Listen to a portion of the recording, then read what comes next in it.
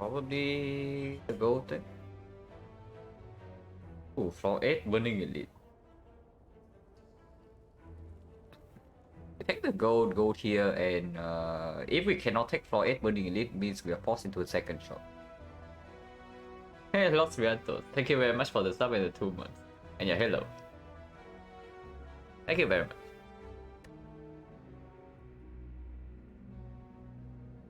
If I have to double shop and avoid this one, there's still only 2 elite. Definitely a little bit weird. The more aggressive line. Okay, the most aggressive line is obviously taking 100 gold. Taking the gold go here, and we take floor 6 elite into floor 8 burning elite, and then another floor 10 elite. That is fairly tough to do, but maybe doable if the shop is good enough. The more aggressive line, okay, no, not more aggressive, but the doable, but also slightly more aggressive line is we actually just go here. We start somewhere here, avoid this floor 6 elite, go to this fire, get an upgrade, and then spend 100 gold here into floor 8 burning elite.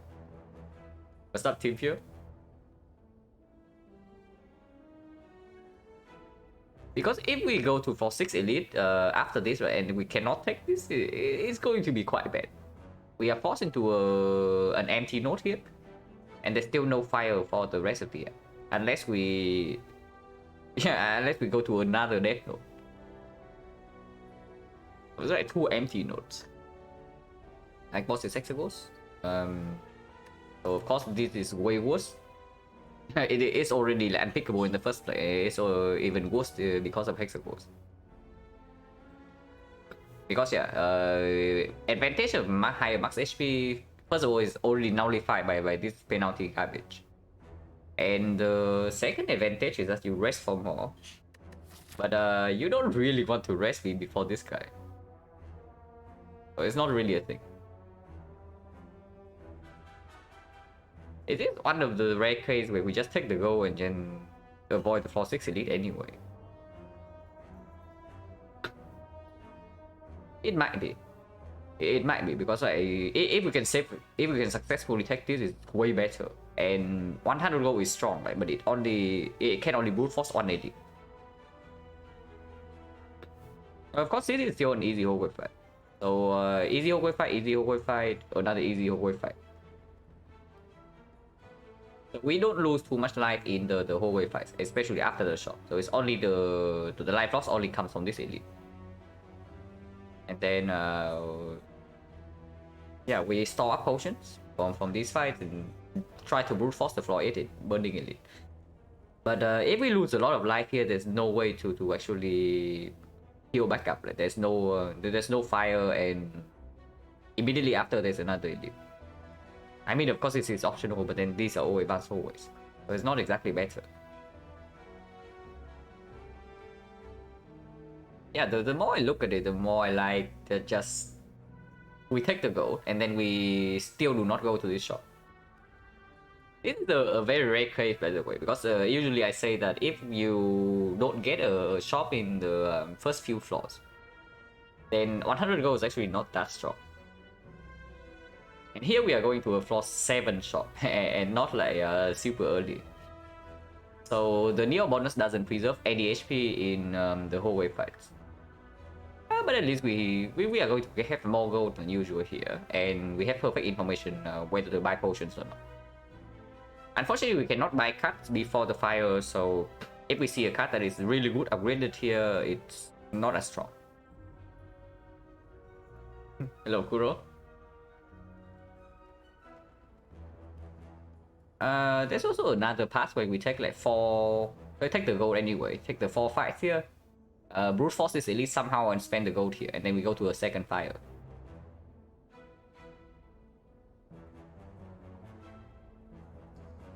Yeah, 100 gold also doesn't give me enough information.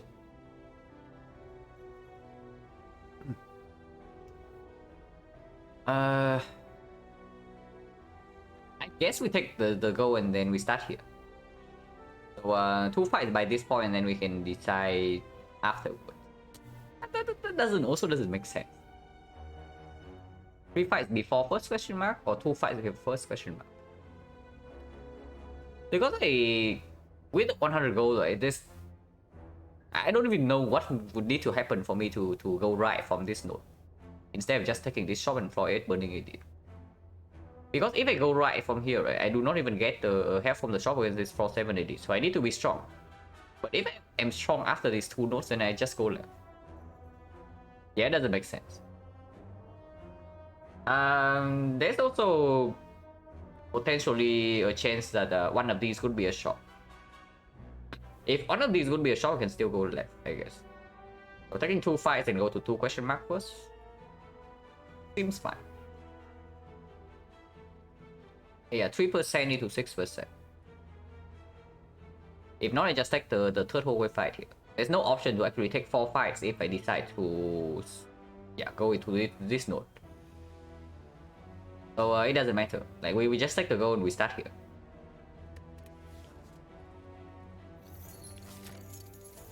We start here.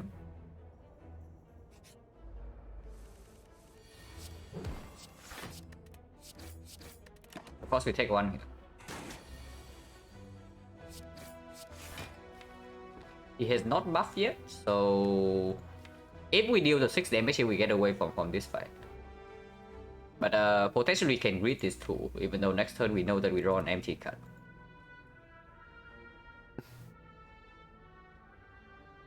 What do I usually look for time runs that have amazing front load, no block, read from AI? AI is not really a thing. AI is only when the entire... The only way you deal damage is with red dance. It's when you specifically look for after image. Otherwise, it's not really an efficient block cut. But yeah, red form is an obvious out, and then you can also do with something like just Nightmare. Nightmare can single-handedly solve your block if you can get it in play. And of course, like deck cycle, a constant deck cycle into 0 cost block card potentially. Or you just front load your way to victory. You can actually front load the entire way until probably the heart. And then the heart you can try to solve with potions. As long as you can safely block the first cycle in the heart fight is like a lot easier than it should be.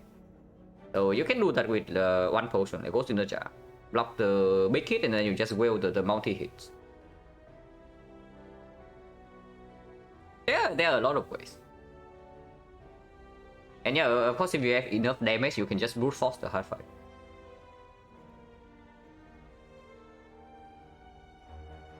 But most common way is just either the red form or potions. So those are the 2 most standard ways. I mean, I have killed hard with basically no block before. Like no red form, no potion. I killed the heart with Nightmare Ritual Dagger. And that's basically how I kill it. Like I just face tank the first 2 hits and then I kill it in 5 turns with a Nightmare Ritual Dagger. So if you have enough front load damage, like anything is possible.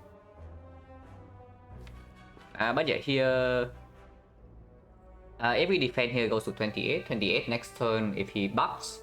Which is probably the more dangerous case. Goes to 28, he buffs and we draw, let's say, 2 strikes. 2 strikes actually is more than expected number, so but let's assume that we don't get too unlucky. So 2 strikes goes to 28, he goes back to 16. 16 he goes up to 25 afterwards and then we can never kill. But that probably means that we should just take this 2. But if we take this 2 right here, he attacks our 12 next turn and we draw no blocks, we still cannot kill him. Like he's at 22 at the moment. If we strike here. So 22 triple strike plus neutralize, not even a kill. Recent run has good front load with dance jack stuff and time death turn to eater. Time eater demands front load block. Time eater demands front load block. If you do not have any front load block with time eater, right, then you better be sure that you do the other 2 fights like, without damage. Or you have to commit potion in the time eater fight. But if your damage is basically blade dance right, against time meter, you need defensive scaling. Or you need like overwhelming damage that you just kill in a few turns. Like the run yesterday, right? We did not have we did not have real defensive scaling, but our ships deals like 31 each. So we just like kill the time meter before he heal back up. Of course it depends on what you see, but if you don't see any defensive scaling, then of course you go for the offense. But like my Malays makes your job like a lot easier, that's clear. But if you don't have a Malays and you also cannot kill quickly, right, then you need a way to reset strength at the halfway point. If you cannot reset strength, if you cannot kill quickly, and if your defense doesn't scale, you die in the time meter fight. It doesn't matter like how you kill every other fight, you are going to die there. If you cannot reset strength and have no defensive scaling. I think we probably just take the two here.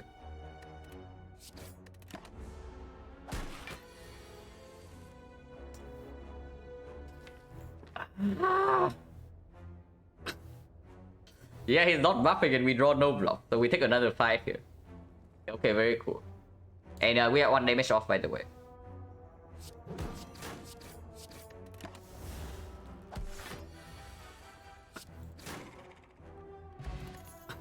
No potion. Poison stab is the best card in vacuum, and it's also the best against the hexagons. I mean, dagger spray is okay against the hallway fights because we just fought the jawworm, so AoE hallway fights coming up, which makes this card a little bit better. But it's not so good against the hexagons, and potentially not so good if we are committed to take the floor 8 burning edit. I mean, it's good against Sentry, but it's terrible against Lagavulin. And Lagavulin is the more dangerous fight here, I have to say. And Poison Stab is also slightly better against the Knob. So yeah, we pick Poison Stab because Poison Stab also opens up potentially a main pick 1 floor after.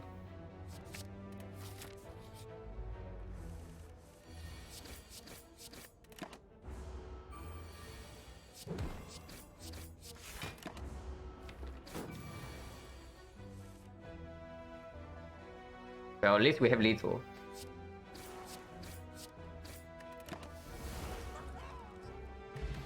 No potion, so ew. It is Hexagons. And we do have a poison staff, so this only gets like slightly better than usual. There's also the Cow Gamble if we want to do that. Cow Gamble is good, but it's not good enough to take floor 8 burning elite. If we are running towards that. If we have this in the deck, right, and the poison sub upgraded, we will not die to the burning Lagavulin. The Knob is a slightly different story, especially since we don't have a potion. Potion chance right now 60%.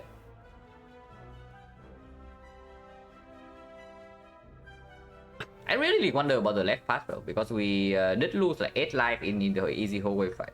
So and we get like no life refill after this burning elite and second elite. Maybe we should just go right from here. Take the deadly poison, go right from here, brute force this fight. If we lose life, so be it. And then actually there's like 1 advanced hallways into 2 advanced hallways.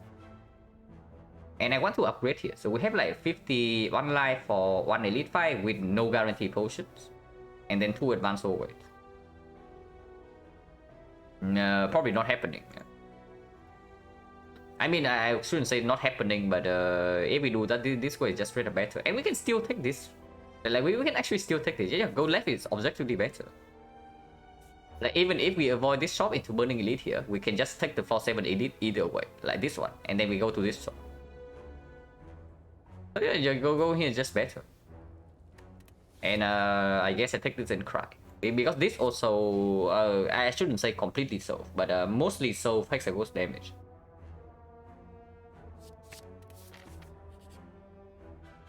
Move a cut, Shrine Garbage, so 2 fights, no potion yet, so with the Shrine, even with the Shrine Garbage, I probably still take the fight. First remove probably still defend even in this spot, because like we added 2 damage cards, right? But this is not exactly super good against the knob either.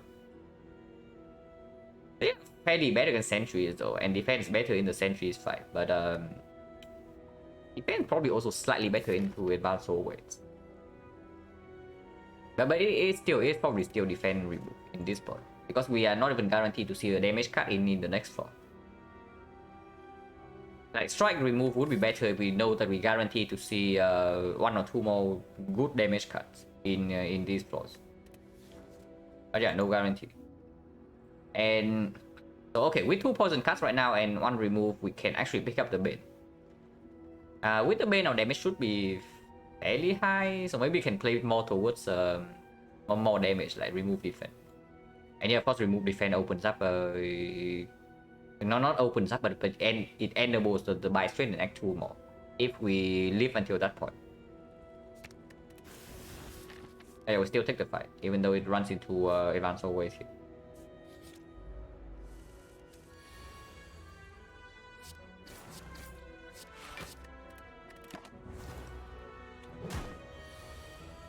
Of damage, and we did not do rune slice. At least we drew 2 defense. -2.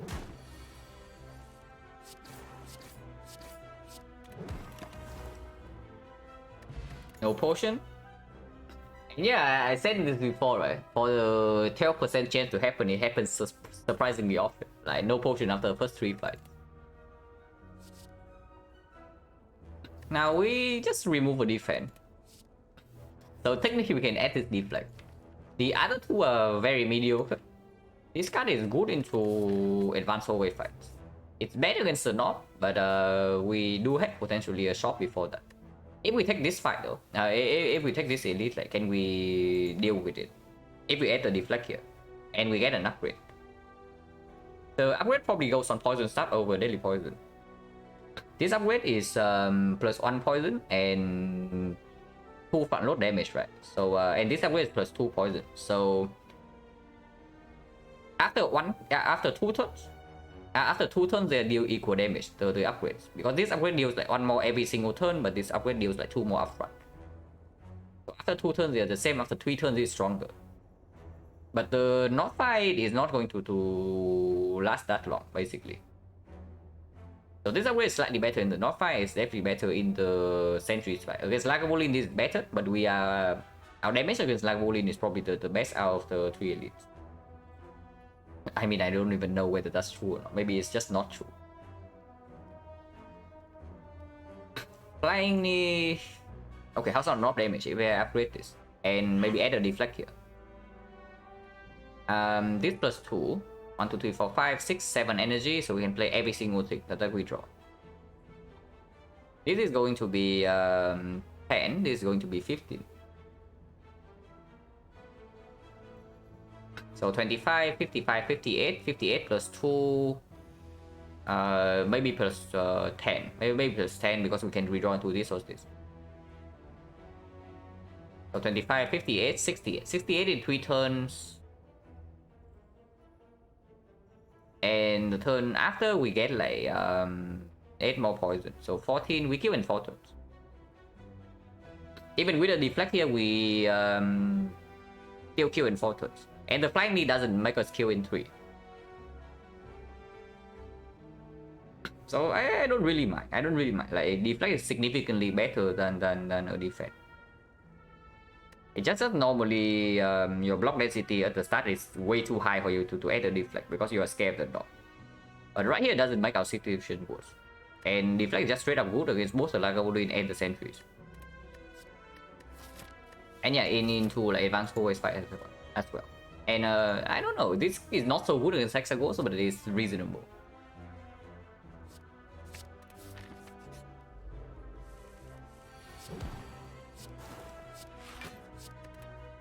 This guy attacks every single turn. Our block density is very high in the draw powder. But maybe we should just take 1 here. Poison is going to tick down like 543, 543, so 12 damage plus this is 12 again, so it's 24, 24, 28. I know 30, so 16, we don't even have a kill in the draw part. But we want to kill in 2 turns, because like if we shuffle out some of these cards, right, we cannot block 2 turns from now. Probably should just take the 1 here. This guy doesn't stop attacking. And yeah, deflect gave us 6 damage here. Don't know how relevant that is. Not relevant at all, apparently. Okay, attack potion is very good. 20 go is strong, and then yeah, all attack we take. Right now, these cards are not exactly good against the sentries, and this is the best card against the sentries on this screen, like by far. Against the Nob, it also much sure that we can kill in 4. And it's not even terrible against Lagavulin, it's good against advanced always. We still upgrade Poison Staff here, and now I wonder whether we want to try for the Burning Elite or not. We do have a fairly big shop. If we go for this shop instead, we are going to have 2 fires, so fairly safe. And with the attack potion, we can actually take this fight even without the shop. Burning Elite with no fire afterwards is... yeah, it's not so good, right? Because if we take the Elite first, we also have at least like 30 more gold here. Potentially another 20 from the chest. Potentially more gold from this question mark. So this shot is going to be huge. And the advantage of the Burning Elite doesn't even come into play until Act 3. So it's a long way away from now. And this, like going here, just give us a stronger opening. Yeah, I'll probably don't take the Burning Elite then. And first upgrade still goes on Poison Staff, or is that true? Or do we take like or attack upgrade now? With the attack potion, okay, in 3 turns maybe you can kill the knock now with the attack potion. So we draw everything here plus 1. And we can still play everything. So it's like 40, 40, 15, 55, 58, 58, 68. 68 plus this plus 1 card. So 74 plus this potion. If this potion give us something good, or if we top deck the poison card, we have a chance to kill the knock in 3. And yeah, this upgrade is definitely better against this upgrade. I mean, it's roughly the same against the knock. This upgrade is better against Lagavulin, this upgrade is better against sentries. But Lagavulin, we definitely still need one of these upgrades against Lagavulin. Like, without this upgrade, our damage against Lagavulin actually is not enough. Oh yeah, we'll probably still upgrade the poison staff first. And observe the situation afterwards.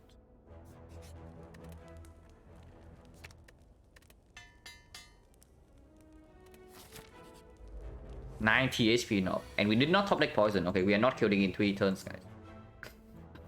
Hopefully we get killed in 4, because if we do not kill in 4, we are dead.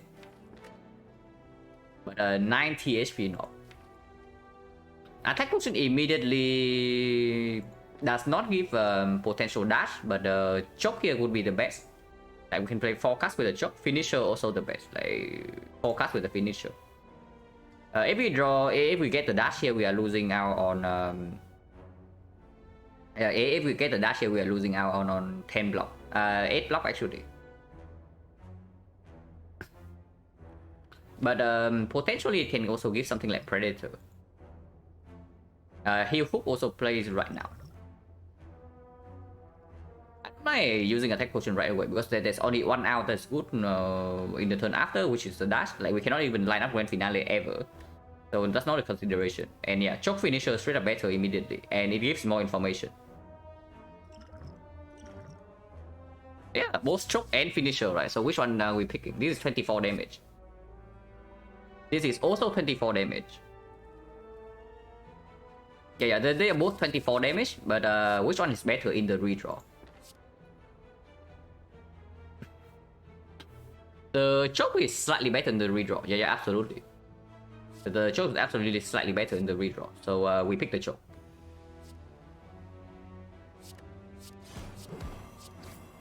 With 24 damage from the attack potion, we might be able to kill in 3 still.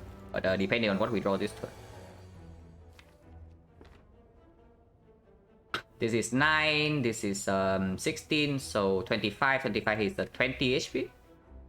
20 and we have 18 right here. So if this is an attack card, we kill. Any damage card will do. Neutralize will do. So the chance that we succeed would be... holy crap, we fail to kill next turn, we are dead, guys. Actually, we are not dead, but it's going to hurt. It's what's going to happen. Like, not playing the Deadly Poison here saves 3 immediately and saves 4 next turn. So it saves like 7, but it does save 7 HP, but it close any possibility of killing. And yeah, of course, we upgrade the Poison Staff, so it's at the bottom. If we upgrade the Deadly Poison, this would be Poison Staff. Just saying. But yeah, the chance that we hit a damage card would be so good. We have 1, 2, 3, 4, yeah, 4 non-damage cards, and we have like 3, 4, 5, 8. So 8 out of 11 that we kill next turn. Like 1 damage card here, anything, even neutralize will kill. So 8 out of 11 we have a kill next turn if we play Deadly Poison here. So we just play Deadly Poison.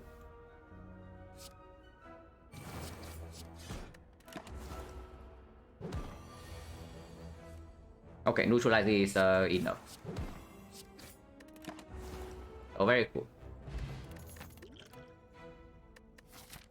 And yeah, that's exactly enough because I use attack potion turn 1. Like we needed the full 24 damage. If I did not use attack potion turn 1, we would fail to kill by turn 3. So rewarded. Masterful Staff is pretty terrible against the Hexagons. It's good against Advanced Hallways. And against Hexagons we do have this. There can also be footwork. Like footwork is good against the second elite, no matter what it is. Like now, especially now that we have a deflect. Footwork not so good against Hexagons, but it does have some synergy with these things. And slight synergy with the other world. Yeah, that's also attack reflex synergy. Okay, how is our Hexagons damage? If we potion chance also 1, 2, 3, 4, 5 fights, 5 fights, 2 potions, so 50%. If we have like Deadly Poison upgraded as well in this node, how's our Hexagons damage? Like we, and let's say we add like maybe 2 more cards. So we have 19, 19. I think we are also going to have a huge shop, right? We are going to have a huge shop, so probably going to improve the deck quality a little bit against Hexagons. And even right now with the Deadly Poison plus Poison Staff, we are almost fine already. Okay, maybe we're not almost fine because like these things stack up to like 10 poison, right? So it's probably 15 poison on average for the fight. 15 poison means that yeah, 15 is like maybe it's not even 15, but on average poison probably deals like 15 every turn. And so that means that we get to deal like 135 damage with poison. Hello, Moon Merchant. Yeah, 135 damage with poison. So we need like 130 still from other things. I mean, we are going to maybe have potion support and we have a huge shop. Like 2 relics coming up, a huge shop with 300 gold. Should be okay. To pick up football on this spot. Because like, this guy's not even good against Hexagons. If we are scared of Hexagons damage, this is not the answer. Absolutely not. Advanced hallway fights. We do have one right here. This is decent against Advanced hallway. I guess this is okay because it does one shot some gremlins and some slimes and maybe some louds. And this is okay.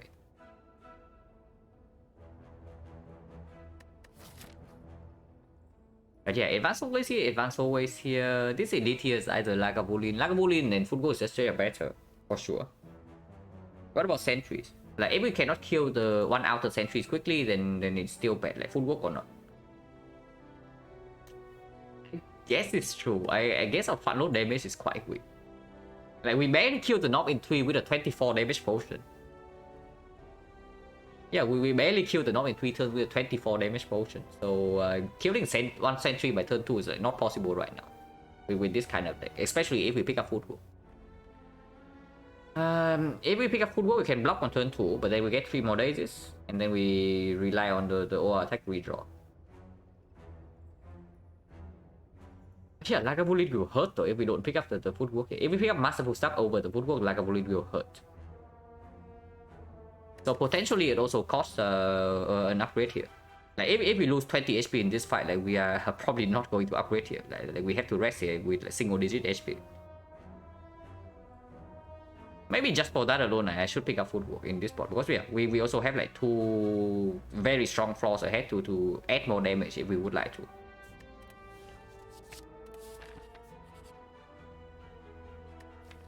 And remove a strike with 7 HP. 7 HP matters, and the shop is right here, so the goal also is stronger. And yeah, right now 5 strikes, right? So buy straight open. Probably just take the gold, and I don't even remove other shop. Taking the gold here means that we can actually buy 2 relics. Yeah, taking the gold means that we can actually buy 2 relics here. And of course we gain 7 HP immediately. And I want to upgrade the both fires if possible. 70 gold. Holy crap, we are high rolling. We got 70. So it's like it's not like super high roll, but it's definitely higher than average. No gold, but paper crane is very nice. Later on though. Right now it's not doing anything. But later on is good, especially with the footwork we just picked up.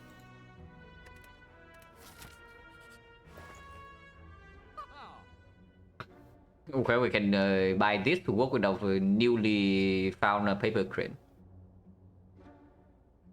Penny is probably clear. Unfortunately, the second relic is this, and it's not exactly very good.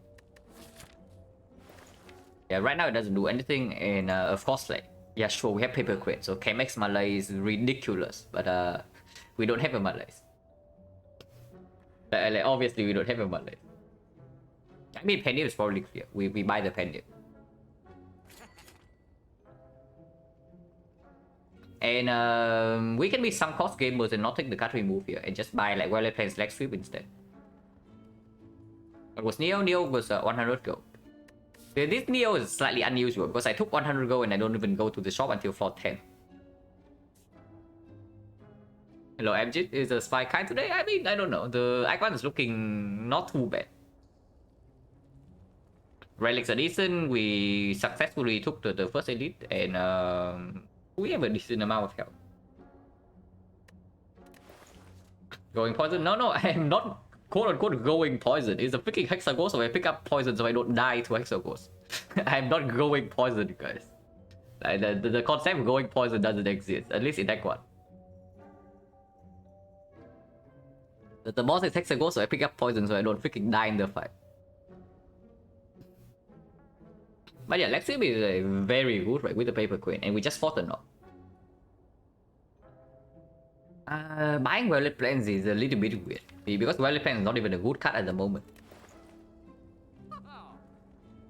Going first, you can see. I think we buy this though. Going first, it doesn't exist, so go play Silent, yeah. The potion chance right now is 50%. So buying potion potentially ways into this fight. If we don't buy a potion, and I don't even want to take a card remove. If we take a strike remove here, first of all, the buy straight in Act 2 is close, and the attack density in our deck is very low at the moment. Is it ever buying Negatron? Well, first elite was not. I'm thinking of a few things here. We can, like, buying the dash is super weird. Buying the dash is super weird because like dash costs 2, so it already conflicts with this first of all. And it's not actually a real damage card. Like it works with the footwork, but it's also not very good against Hexaghost. It's not a real damage card. It's good against sentries though, and we are probably a little bit worried about the sentries. And yeah, it is on sale. And I guess in the vacuum it is better than Negatron. Like the moment we get 4 energy is going to be good, and we do have a footwork to work with it as well. I'm really thinking whether I should buy this attack potion or not. Like we just buy the potion to make sure that we get through the elite fight. I don't care too much about card remove in this spot. I guess dash is also good against advance always. I can probably pick the dash and I probably also take the potion. If I spend all the gold here, right? Dash into potion, we have 24 gold left. So 24, 84, 84, 150. 160. 160, 175. So we probably have like 200 go into early act 2 shop. And remove still cost 75, so we can do it then. And we can still buy any relic. Common shop relic at least. That's not so good with Art of War, yeah, absolutely. That's not so good with Art of War. But the same goes for this thing, right? We are not buying relic plants in this spot. Blood potion value goes down a little bit before the Hexa goes. So attack potion probably is just better. And yeah, block density is good enough against Lagavulin, so attack potion being worse against the Lagavulin doesn't matter too much.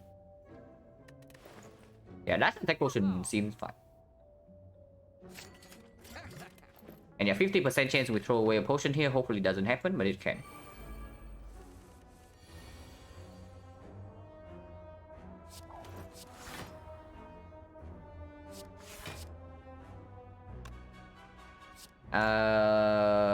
Don't really care about the 7 damage here, right? I want to save 1 HP.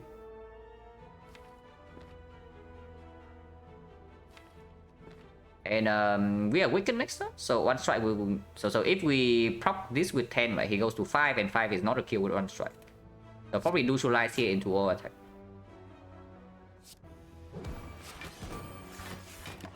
So 1 strike will kill this, 1 strike will kill this, and then this we can block.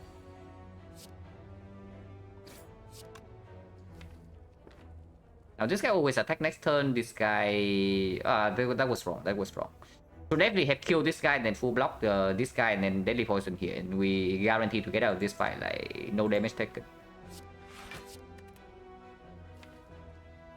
I don't even know, because like, if I have deadly poison right now, we also don't get to advance Pandip, and we are not taking damage after this. So I probably don't even play the deadly poison. Yeah, I want Pandip set up before this fight.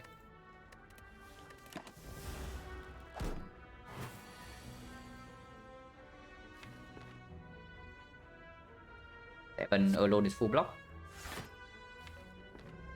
If we really want to advance Pandip, we should not daily poison staff here. So poison staff kill this, then strike goes here.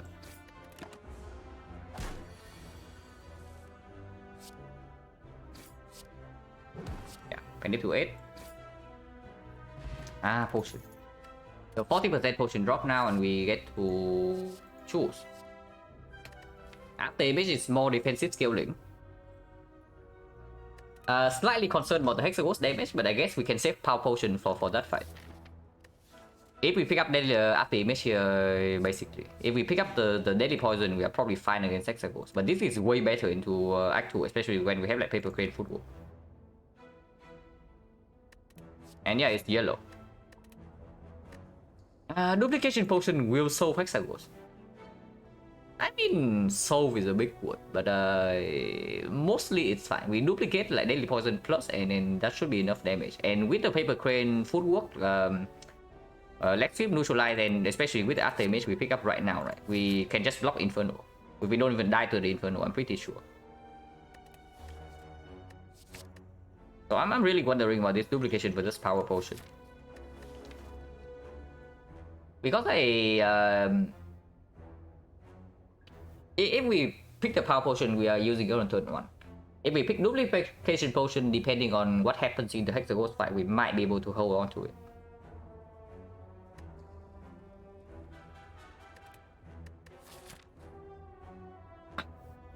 We are never popping both potion in this fight. It doesn't matter what it is. And attack potion with the Pandip is enough to deal with the sentries here. In a vacuum, what is stronger, duplication or power? I mean, if power is Noxious Fume, it's just... or Envenom, right? It's just straight up stronger than the duplication. In the Hexaghost fight, at least. And yes, like duplication is a premium potion for later. But honestly, with the start like this, we don't even we should focus on not dying to Hexagons, is what I would say. And if that's the case, I guess Power Potion is still slightly better. Actually, wait, Power Potion can break. Power Potion can break. Of course, like Envenom or... Yeah, if we see Envenom or 1000 cuts, no, not 1000 cuts, like Envenom or Noxious Fit, then it's better than duplicating Deadly Poison Plus. But Infinite Blade straight up worse. After Image or Footwork, we don't need. Red Form doesn't do anything. Right, 1000 cuts, complete trash. Tools of Trade is okay. Tools of Trade is comparable, maybe even slightly better than looping the Deadly Poison. But basically only 2 hits and then maybe 2.5 hits and everything else is worse. Like, Violet Plans means that we can block the Inferno, but our damage might be too slow.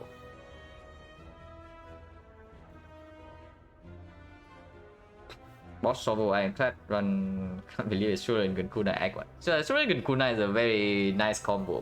Maybe less so on the Ironclad, but no, don't worry, don't worry. Like, throwing runs is a vital part of Spire. But yeah, I guess duplication is still better than this thing. If we say that we don't need the high roll from this, like duplicating Daily Poison should be enough. And yeah, we upgrade Daily Poison here for sure. Good against Lagavulin, good against the Hexagons. We need this into Hexagons. And Sentries, we have this.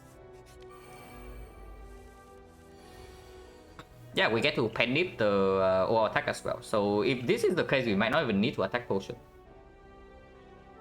Like we just open with dash or attack and that is 30 damage on none of the sentries and it's 20 AoE.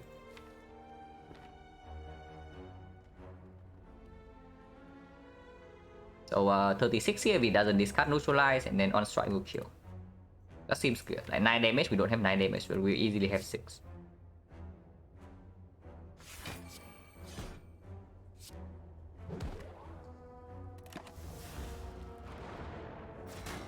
Yeah, Penny already paying off, like the setup.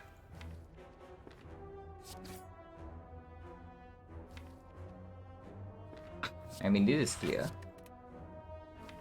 Deal another 6, goes to 16. 16 is like 3 attacks. If we draw Deadly Poison, Poison Staff is 15 damage. But yeah, any 3 attacks will kill, otherwise we have full block. So probably Strike still goes here. Hello, the undo. And yeah, I played Strike here over Saving 2.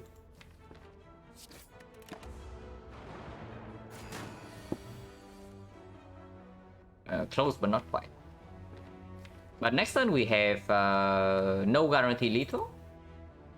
But this blocks are at least 6.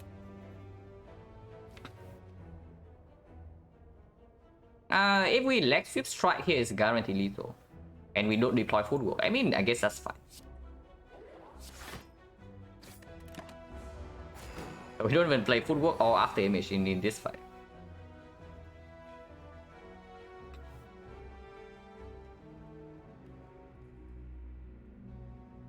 Well, we can guarantee lethal on this instead. By doing leg sweep here. Leg sweep into poison staff here is like 15 only, so it's not even enough.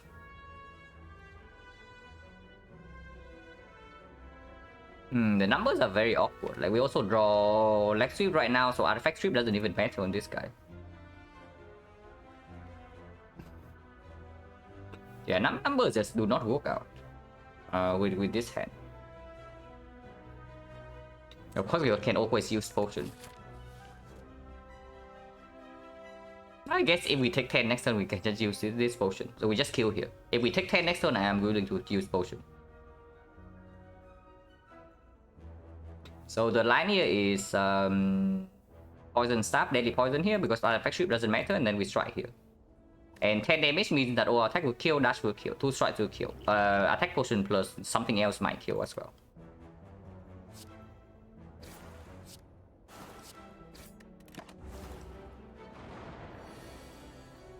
Yeah, with this we can block instead. And we kill in 2 turns. Or 1 turn. No potion? No, we overheal. Silent runs with P-Box fix my deck, fail dual deck, bullet time outmaneuver. Yeah, P-Box is quite strong. But the earlier you get the P-Box is the better it is. Like P-Box after Act 2, not as strong, nearly as strong as Boss Swap or Act 1, but sometimes it's still like absolutely the correct pick. Because you need the you need to fix your deck like somehow, or you just die. And in those cases, you pick the P-Box. Yeah, bullet time outmaneuver with a lot of draw, and you can play the bullet time after card draw. Then it's a very powerful combo for sure. Blade Dance works extremely well with the Panic. Blade Dance works well with the after image. Blade Dance works well with our need of some slightly more front load damage. Like right now, front load damage is completely abysmal. Upgrade neutralize with Crane. Not really. We have the leg sweep, so this upgrade plays a little bit less, even though it is quite strong with the crit. We probably just pick Blade Dance here because like this deck can block, right? This deck can block, but the front load damage is completely abysmal. So running into Act 2 Elite is not really a very nice way to deal with Act 2 Elites. Yeah, Slavers weaken works on one target, and then the other two still hit us. The Gremlin Leader we cannot actually block forever. Like eventually she hits for 48, and even with the Paper Crane is still 30. OL for Act 2 my pick with deep. Yeah, OL attack upgrade is fine.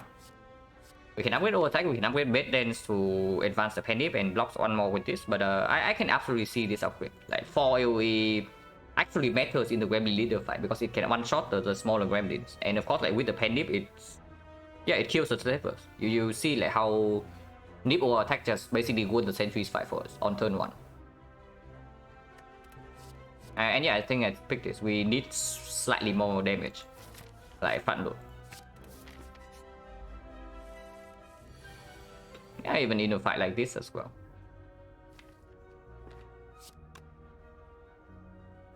Is this too much damage? I want to deploy footwork. Going to be 20, 32 is not too much, and we guarantee a split next turn when he hits for 18. Hello, Drua. Yeah, it's 20, and then yeah, it is not enough damage. It's 36 right now, so I can say we play football. How's the run? The run is going fine. We have a decent medic. It's forced a split right now, and we did not draw enough damage, and then no after image. I guess we are splitting on a bad number. 20. 20 is quite bad. We do have footwork, and we do have Paper Crane after image. And we do have a kill on one of these next turn. So it's not that bad. But we are taking 3 next turn. 3 is fine. The 3 is fine. There are way worse things that we can take here than 3 damage. Hello, Anna. Yeah, that is decent. Absolutely. Unfortunately, we are 1 off and we did not draw an attack that can kill this immediately. So we are taking 3 here.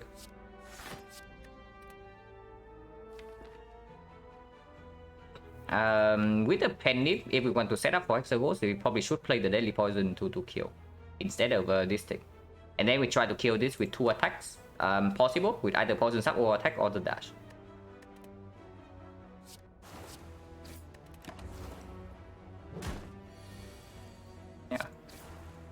Yeah. So strike here would kill next turn. And Penny to 9.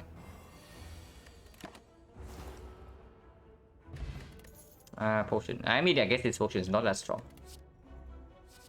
Another Blade then. Now that is slightly pushing it. Is it really? Like we with Penny, the Blade is just so freaking strong. Like seriously. Having more control over the Penny is phenomenal. Of course, the more cards we add to this deck, right, the worse the poison will be.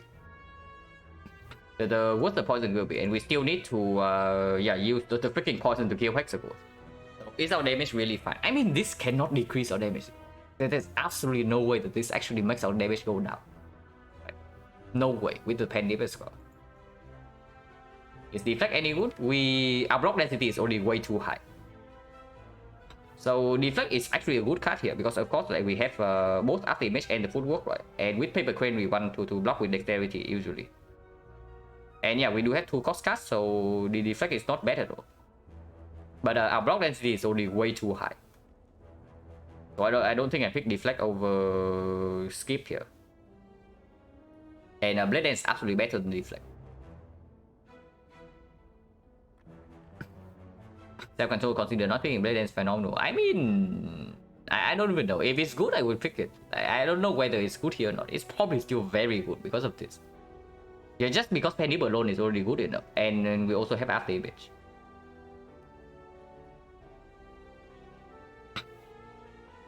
They want another attack for Pandip to actually deal damage. Yeah, we have all attack to Pandip already. We have the dash and we have like maybe this. And even if we Pandip strike, it's still 6 damage. Like it's not like 6 damage, it's nothing. And yeah, this can also block after image. So it doesn't even break the balance about that. 40 HP is way too much. And yeah, we upgrade all attack, like good AoE damage into actual edits. It's the only AoE card we have in our deck at the moment, and a good Pandip target as well. Yeah, thank you for the good luck, bud.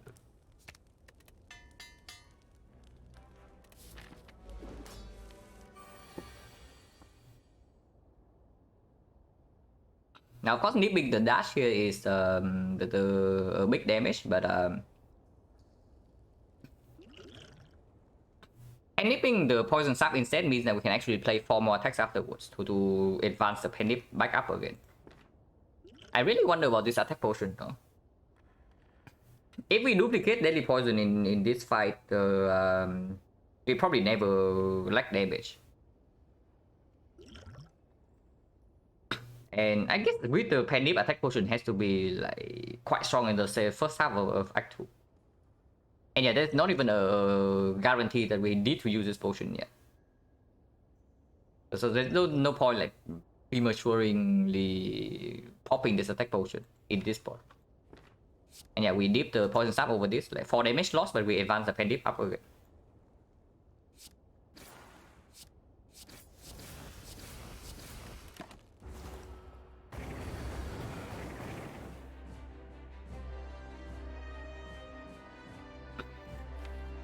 So Lex Sweep right here is full block.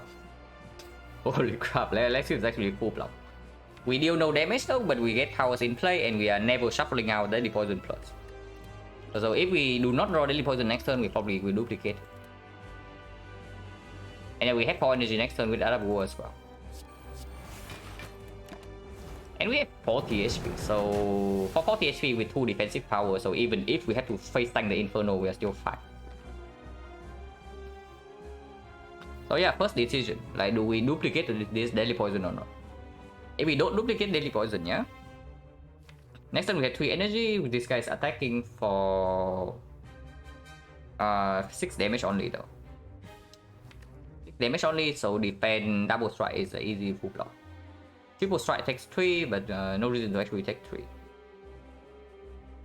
Pandip currently goes to 9, Pandip goes to 7 next turn, and we deploy 9 poison here. So 9 poison is going to be probably roughly 12 on average, and this is turn 3 already. There's like 84. Yeah, it doesn't work out.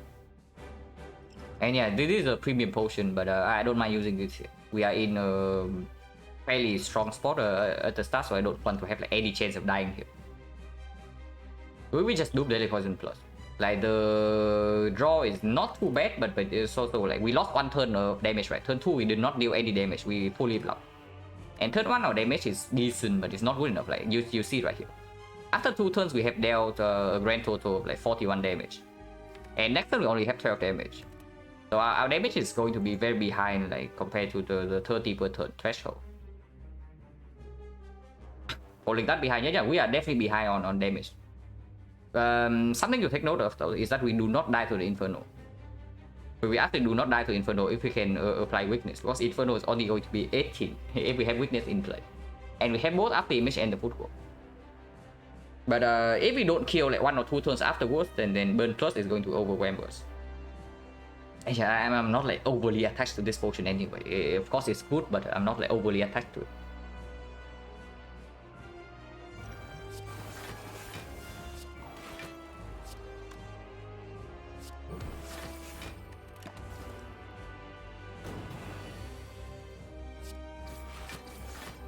And yeah, can defend here or can strike for 3. But if we do daily poison already, we should preserve HP.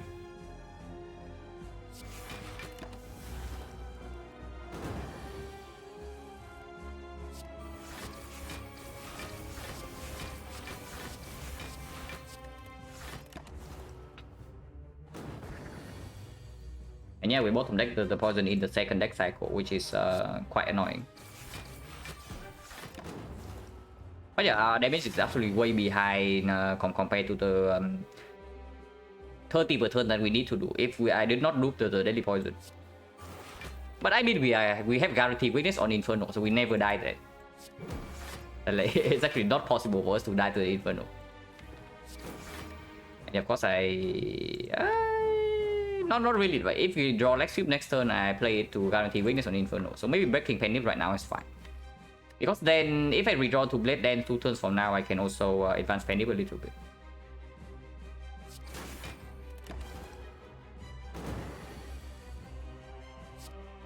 Yeah, this guarantees weakness on the Inferno turn.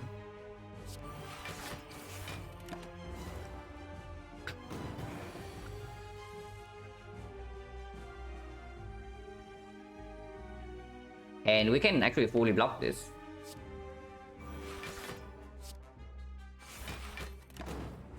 And yeah, we do play Day Poison, we also don't need to rush. We don't actually need to play the Poison Star Plus. And yeah, fight's over. But yeah, even with Loop Deadly Poison, we are still... We are killing by like turn 10. So without the Loop Deadly Poison, we probably are killing on turn 12. We probably also don't die. Because if we fully block the Inferno, then there's no way we die from here. But I guess that's fine. It's just insurance. And yeah, potion drop as well. CE is the only card here. If we would like CE, and yeah, CE does have synergy with this. It has synergy with the Arab War. It has synergy with the fact that we have like no AoE damage beside this thing. It's probably good. Also, have with next act, it's okay. It's not phenomenal into Act 2, but it's good enough to be picked. It's better than skip. Yeah, it's better than skip, and if we don't pick CE, we are skipping.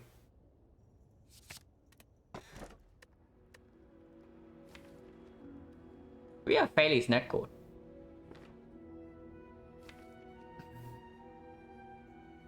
Fusion Hammer is completely pickable, by the way, yeah? Fusion Hammer is completely pickable. First of all, we don't have red form. Secondly, with the Paper Crane, we don't even care too much about red form. And energy definitely plays well with a deck like this. But XecnaR. Backstar, no, you don't pick Backstar in this spot. You pick Backstar, you are throwing the run. I'm just thinking whether XecnaR is throwing the run or not.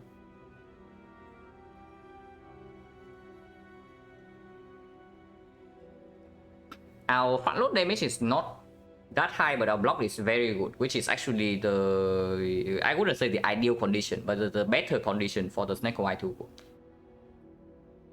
And we do have sustain from Eternal Feather, so even if we low roll a fight once in a while, the XecnaR doesn't kill us on the spot. Yeah, we have both sustain and strong block, and the other war as well. If we roll a complete garbage hand, we get 4 energy the turn after. And yeah, we are going into Act 2 with 2 potions and very high HP. XecnaR will kill Penny? Maybe a little bit, but it is quite strong and easily make the bullet time super mega insane. On the other hand, the fusion hammer is slightly worse than usual because we do have like we be overhealing with the feather, first of all, and by fate like even more overhealing if we are doing that. Make buys a little worse. Most of these make buys are a little worse, so it doesn't. That's not a real argument. Like fusion hammer, we are insanely overhealing if we pick the fusion hammer. So we actually do not need the bites. And XecnaR is exactly the... So XecnaR is like the opposite. We don't overheal with the XecnaR, but with the XecnaR, stalling for bites is more difficult. Like to 100 elites. Yeah, I also want to 100 elites, which is exactly why I don't pick this. Because you see what happens when you pick this. You actually cannot fight elites in Act 2 because you are dying before that. So if you want to actually hunt elites, right, you pick one of these relics. Yeah, Black Star so good for the next run. If you want to the next run to happen quickly, you click this thing here. There are spots for Black Star. This is not it. Black Star is for when you have, first of all, overwhelming front load offense. And secondly, like an ability to play with 3 energy. Right now we don't have both of that. Like we do not have overwhelming strong front load. And we do not have the ability to play purely on 3 energy. So this is like absolutely insanely bad. Yeah, with the Eternal Feather, like Fusion Hammer feels bad and it does make the footwork also slightly worse. And yeah, with the Paper Crane, we also eventually want to upgrade something like maybe upgrade Leg Sweep.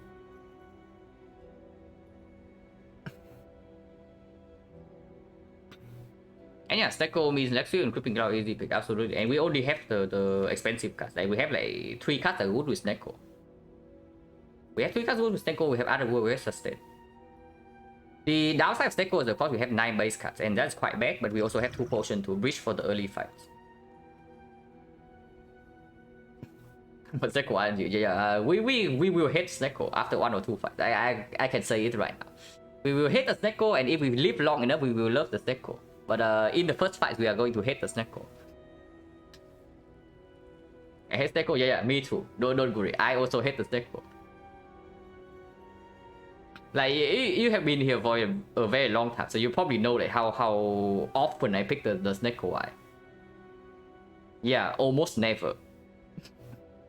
like exactly, because it is usually very bad for silent. But here is the spot where we can actually pick it. And Fusion Hammer is like not as good as usual because of the relics. It's take on 4 energy rocks. Yeah, this take on 4 energy rocks, but it's XecnaR not really 4 energy with these cards. And yeah, we have Sustain. If we live long enough with the XecnaR, it's also very strong. And after this act, there are a bunch of energy relics we can pick. I mean, I don't know about Choker. Normally, XecnaR Choker is a mega combo, but we have 2 Blade Dances. I mean, I guess we can just ignore the Blade Dances if we pick up Choker after the Act 2. If we survive for that long. And Coffee Dripper is quite free. With the Eternal Feather, Master Crown Dome, like, oh bad. Philostone, decent, but not as good with the Paper Crate. Yeah, not a lot of energy relics that I can pick actually. That is not Fusion Hammer. Like only Dripper and maybe the Philostone, maybe the Curse Key.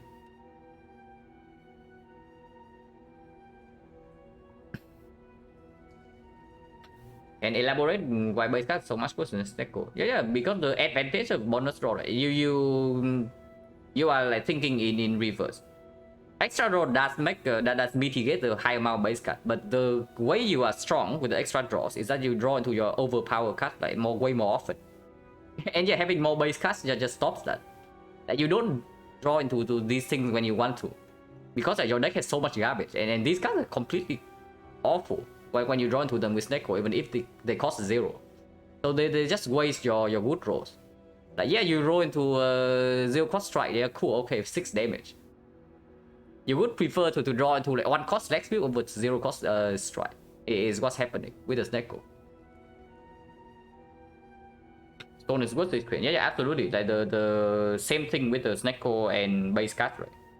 The strong thing of the crane is that you have overwhelming defense, but then it's like counteracted by the Philostone. And that basically just makes this thing worse.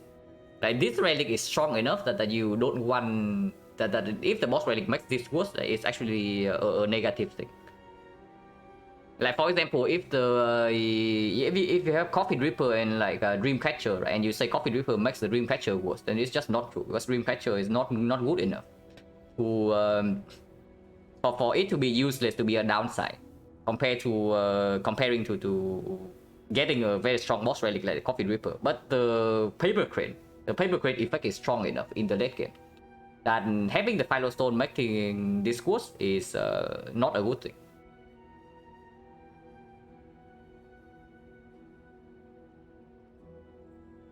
But yeah, Snecko speakable here. We have sustain. I would like a boat relic if possible. Like boat relics is insanely strong.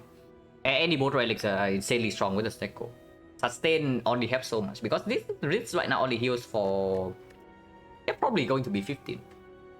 This is probably going to be 15 heal every time we go to fire, and 15 is a decent amount, but it's not like insanely good. It's not meat on the bone. It's not it's not like White Beast Toy only top though. And yeah, if we low roll like 2 fights in a row, we might straight up die on the spot with the Snecko. Yeah, synergy one way, anti-synergy the other. So the whether it's like a bad thing or good thing or not, like it just depends on how much you value the two sides. And yeah, I do value the paper crane more than the I do value this paper crane quite highly in the later portion of the game. So the Philostone making this good is a bad thing for me. It can be a good thing for others if you don't value this as highly. But yeah, Snecko, I mean, the analysis just points to Snecko. Like, everything just points to Snecko. But I just have this feeling that if I pick up the Snecko, I'm going to regret it instantly. Like, I don't know about you guys, but that's just my feeling. Yeah, Fusion Hammer will never kill us instantly. It might kill us later, but definitely not now. And yeah, we have like 3 poison cards right now, so we can also pick up Catalyst. If we have Fusion Hammer, suddenly this is no longer a real out, and we need to figure out damage somehow.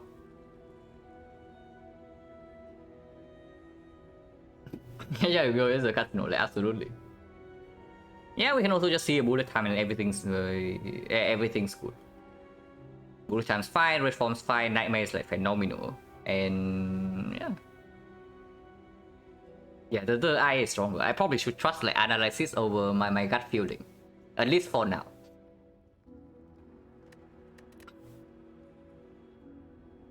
Hopefully we don't die instantly, because that would be sad. No shop. Shop is very late, yeah? Okay.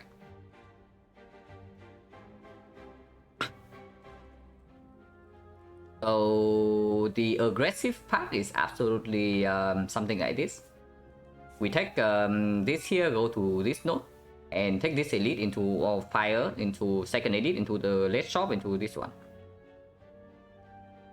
The more conservative part is just going here, take the feather heal if we are not overhealing. If we are overhealing, we can take the elite first into the fire. And then go to this shop here and then this elite. If one of the question marks would be a shop, we can also take a second elite without the shop. Like go to another fire to heal with the feather and take either burning elite or this one. Never take burning elite, not if it doesn't give me the shop. I don't really care about like free pathing for now. But regardless, we start here, go to this node, and then we decide afterwards. It's always this node.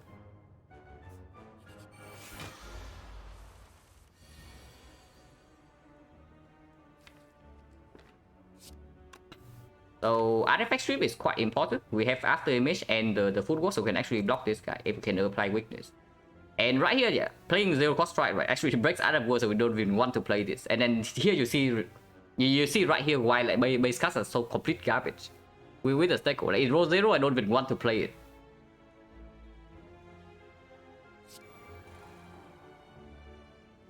Book is dead to Crane, Slave is dead to CE, lead the dead to Crane to CE. Yeah, we died to Snake Kuai. We dead to this thing. Like, how about that? Oh yeah, CE strips 2 layers, preserve Adam War. We just do this. For energy this turn. 3 and 2, so even with energy, we still cannot play that. But Paper Crane is important, so we probably just strip here with the leg sweep.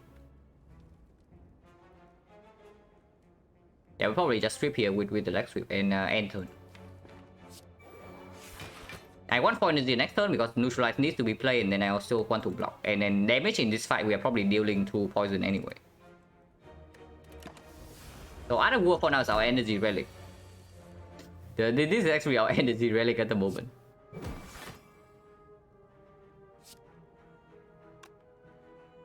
So dash defend or attack.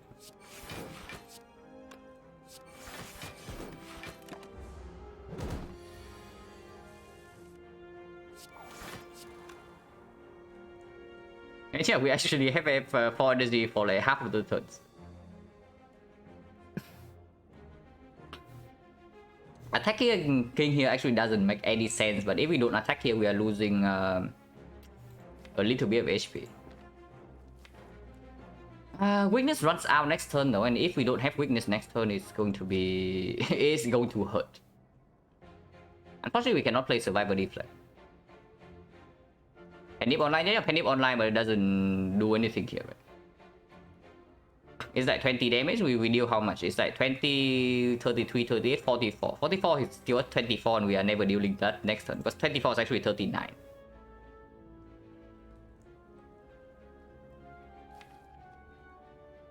Honestly, I think I just want Under War next turn. Play again. So I play Survivor here and end turn.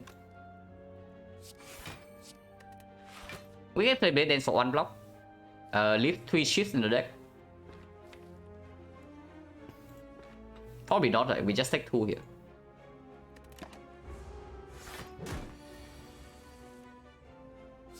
Did not draw into leg sweep or wall block. So we take 9 damage.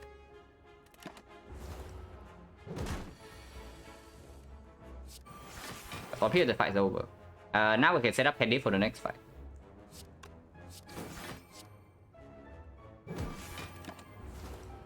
So we lost 11 HP in this fight. It's not so bad. Like Fusion Hammer would not do a lot better in this fight than 11 damage. 11 HP loss. Because we cannot kill this guy normally with our poison anyway.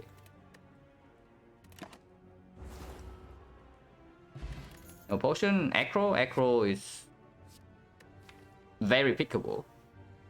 Not too many copies though, but the first one is probably still good. And yeah, it also has some synergy with the other pool. The only problem with this thing is that like in a fight where something like CE is crucial, like for example Slavers, and we play this and then CE cost 3, we cannot play it. We die instantly. But we do have potion to maybe bail ourselves out of the situations. Avocado. Let's be costing 3. But we are fine. This is easily full block. Unfortunately, we cannot deploy after image. So the question here is again like, do I want after image or not? Do I want the other war or not? I mean, this is clear. Is it actually clear? Wait, after image into neutralize blade and survivor is actually also full block. This way we don't have weakness for the next 2 turns, but we have after image online.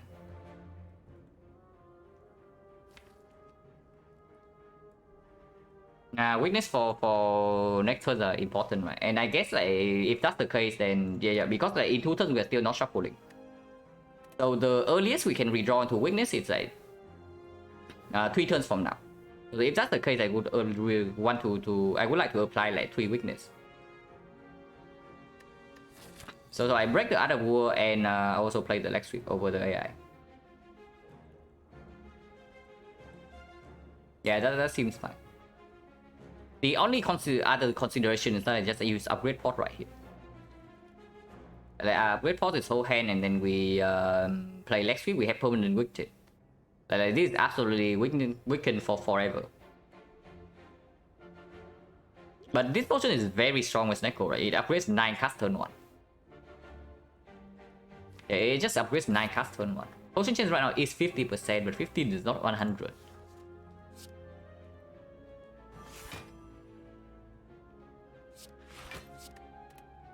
And yeah, we I guess we back Penip to make sure that this guy is weakened in this whole deck cycle. Yeah, this auto swift 2 plated.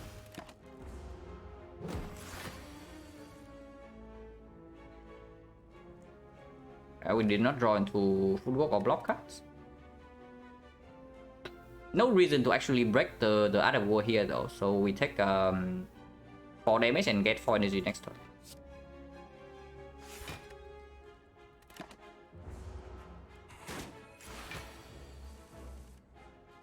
Yeah, this one we can play footwork, even if it costs 3.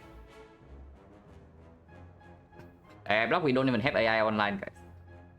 We did not play the AI on turn 1 in favor of weakness. And yeah, no reason to play this, so we preserve other war yet again. And holy crap, it's other wars, the other wars giving us so much energy.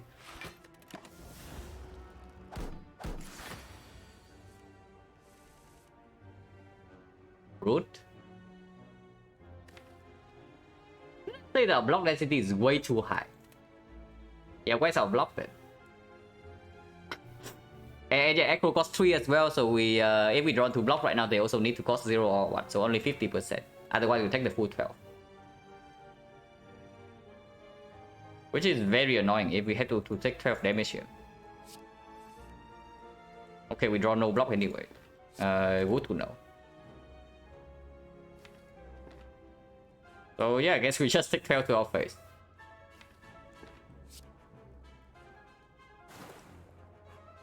Also no reason to break out of war still. If some form of fast front load feels way too slow. Yeah, it's true. Absolutely true. But we know that already, right? That's why we rely on like Eternal Feather and Paper Crate for now. And we don't forget, we still have not used a single potion.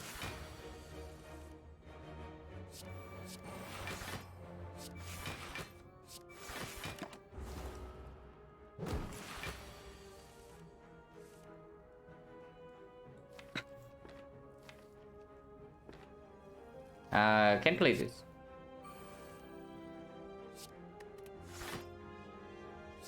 And yeah, can break out of war here because next turn, like reapply weakness is more important next turn. We are not guaranteed to redraw to leg sweep.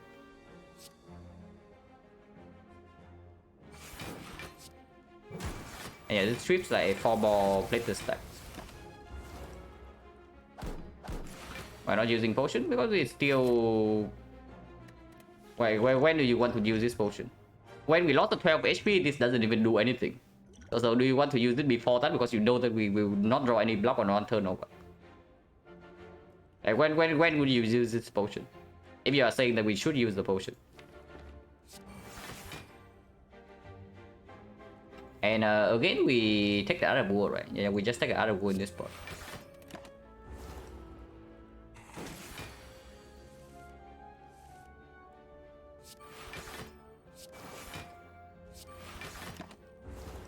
Penip can be set up for the next fight.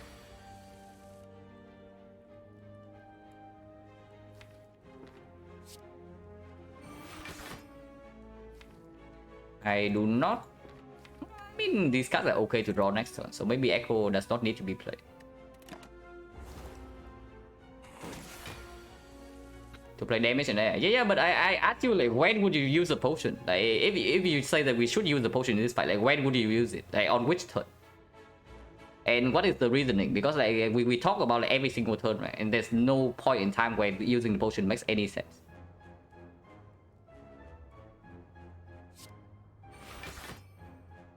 And that's the main thing.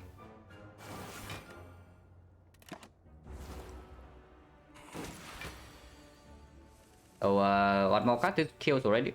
So we can play one more attack. And no potion, so 60% now. That's a bit of damage. It says 3 is upgraded. It goes with the pendant. A potion, how much HP try to save potion, attack for or upgrade for? Depending on what the potion chance is and where the elite is. But usually 10 is okay.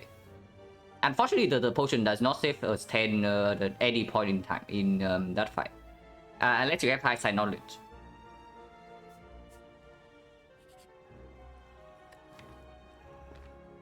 I mean, removing is strong with the XecnaR, but we don't turn down 9 upgrades.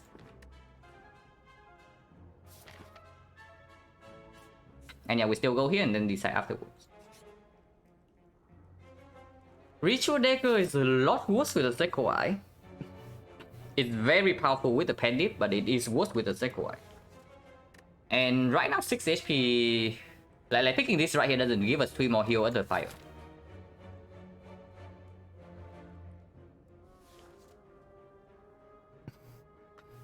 We can upgrade the Ritual Dagger right away though if we pick it up. If we pick it up, go to 27 and we heal 15 here, so we go to 42. Man, Pendant Dagger is so ridiculously strong. With a XecnaR, it actually gets worse.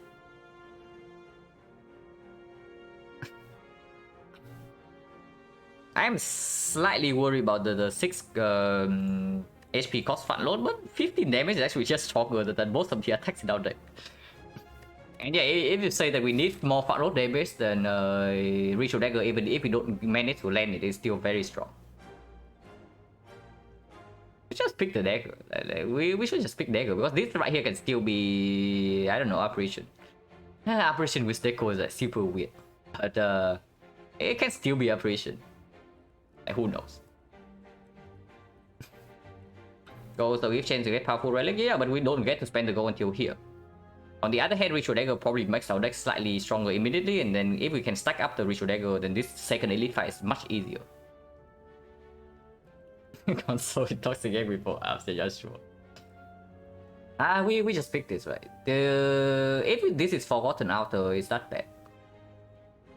Yeah, I guess that we just rest here. We do not need to upgrade the dagger. Like, upgrade the dagger is nice and all, but if it's Forgotten Outer, we can just rest here.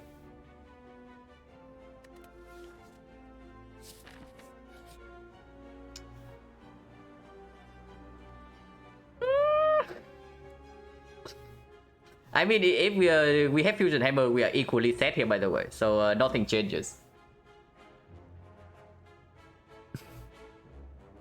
But okay, so what are we doing in this spot? We lose no current HP. Actually, we do. We lose 9 current HP because the Feather heals for 15. Yeah, XecnaR operation is like... Holy crap, it's so bad. It's really bad, guys. Like, it's a XecnaR operation. But yeah, if we have Fusion Hammer, this spot is exactly the same because unupgraded operation also kind of weird. And operation is not even good with the paper crane, is the main thing.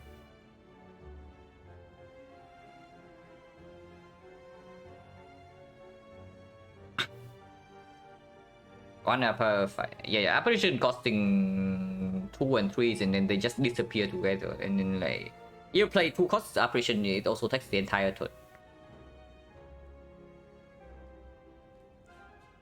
And yeah, operation does not even, it doesn't even preserve HP if we.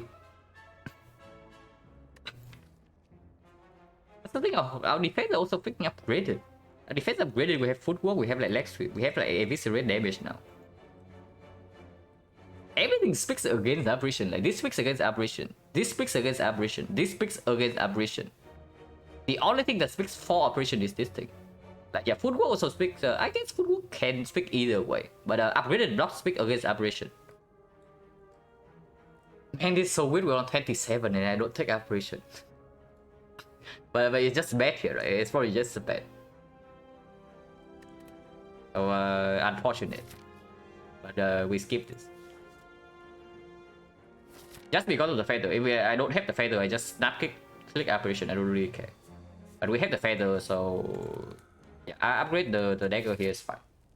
we do have to we do have like penny attack potion for one fight.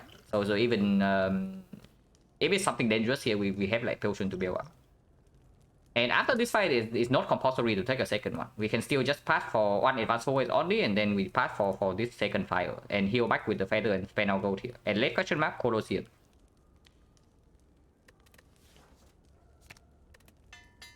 So we can make the greedy upgrade.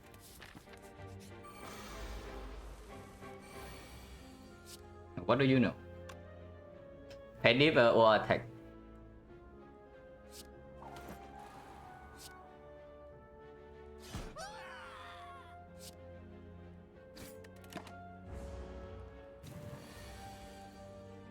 Unfortunately, everything costs 3.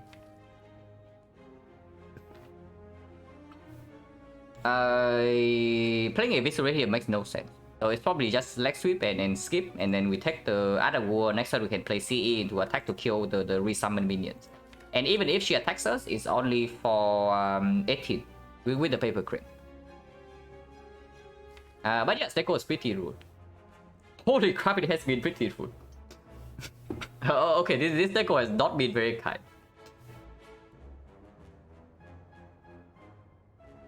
But it's fine. We will play leg sweep and skip.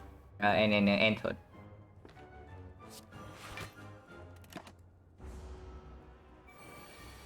There's an attack buffing again. We did not draw to CE. That is a slight problem. Maybe a little bit more than slight. But we can still play 2 attacks into neutralize to make sure she's weakened again next turn. So if she attacks next turn, it's for how much? It's 16, right? 16 weakens now to 9, so it's actually 27. 27, and we know the 3 of our cards do not block. Taking 27 to the face would not be a very good thing to do. Honestly, I'm down to just pop the attack potion here, like immediately, because like, if we can kill both the gremlins right now, right, we also can deal more damage to the leader. We shuffle in this attack. It gives information if its finisher right now is strong, if it's choke right now is strong, like as usual. And this fight is messy. This fight is messy. We have not put any poison on the leader.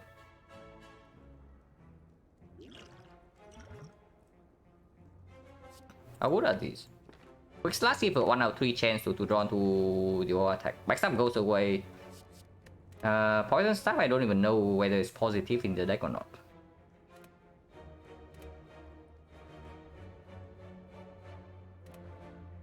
Quick slash right now deal 6 more, so 1 shift of this, and then we do 1 shift from this is 2 damage off. Backstab gives a clean kill on both gremlins. The backstab gives a clean kill on both gremlins. But then CE draw next turn is going to be wasted.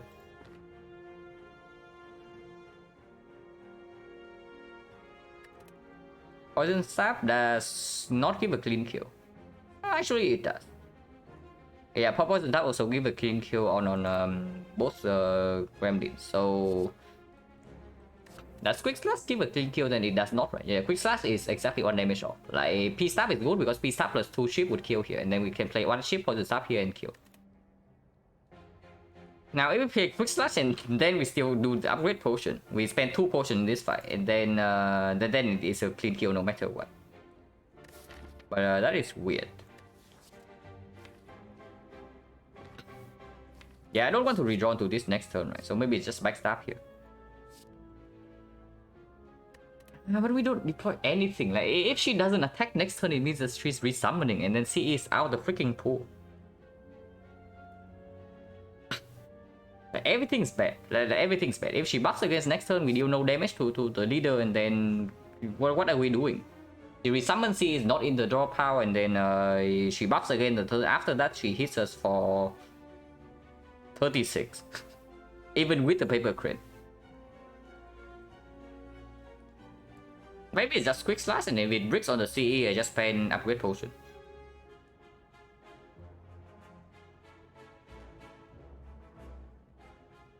Yeah. Maybe it's just that. Upgrade potion right now sucks though. Yeah, upgrade potion right now also sucks. Maybe I just upgrade next turn. Yeah, if she doesn't attack, maybe I just upgrade next turn to deploy like 9 poison on the leader. I don't want to redraw this. It's probably just backstab then. Like betting on 1 out of 3, not really a real thing.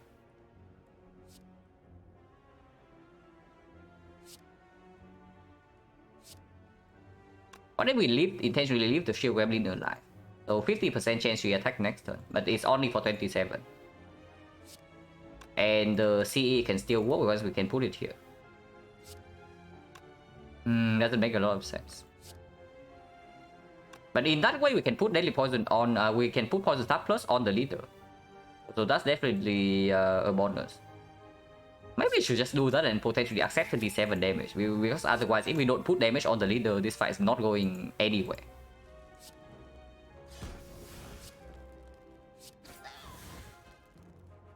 But 2 shifts can go here. Because it opens up potentially CE and a kill next turn. Or CE kills in 2 if she decides to resummon.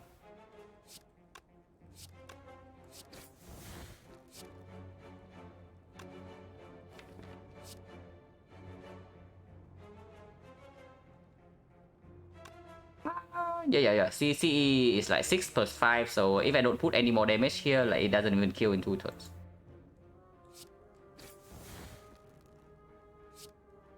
So yeah, if she attacks next turn, we are facing 27 to our face. Potentially can buff a little bit with the other thing.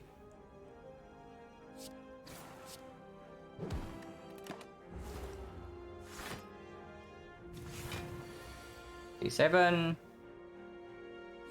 No, can block a little bit. We block for 10 and we take 17.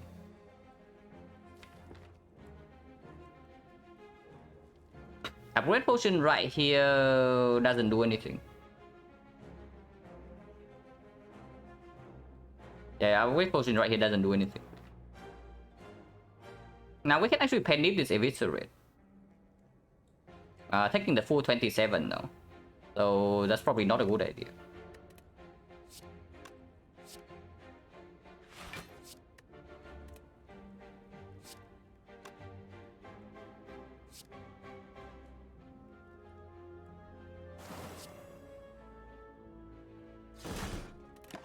Like 17. She never attacks next turn.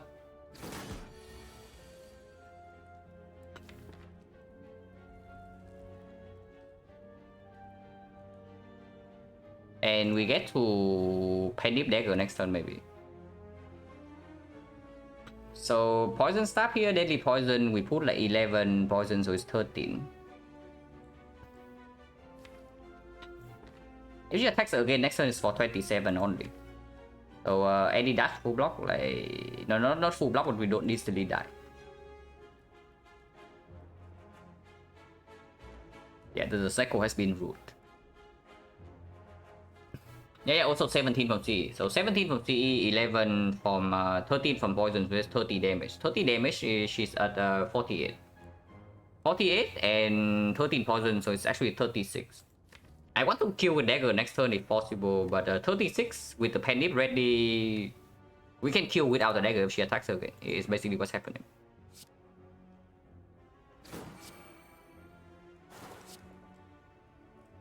Oh yeah, Lexi is definitely better than AI.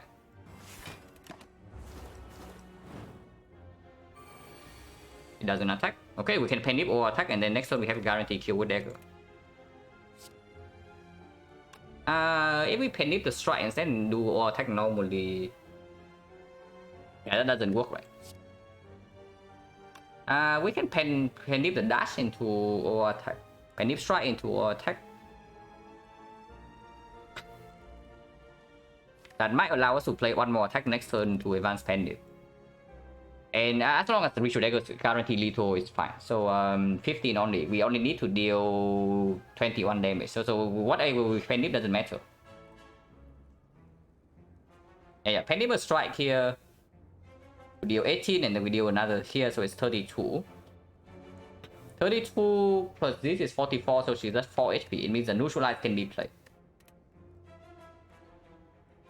Yeah, if we don't put the Pendeep attack on the leader herself though, then it doesn't work. It's fine. Pendeep strike into or attack.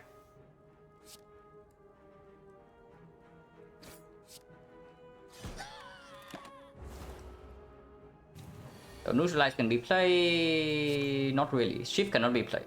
So we just take the dagger and move on. Holy crap, this XecnaR. The XecnaR has been very good. So if we are winning this run anyway, right, even with these XecnaR rolls, it means the XecnaR is definitely correct. If we manage to survive and win this run. Tornado. Tornado is not so good. Bottling footwork, I guess it's okay. It's definitely not after image with the XecnaR, but bottling footwork is okay because this is also something that we want to upgrade eventually.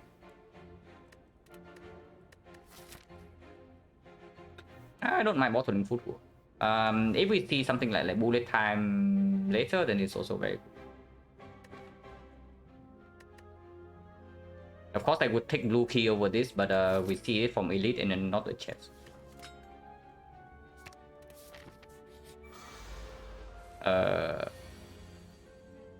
Please no. We did not draw into weakness on turn 1, and we did not. We can only block for with 2 cards. Oh, that's not good. We are facing. I mean, only 6 damage currently. Potion chance is at 50%.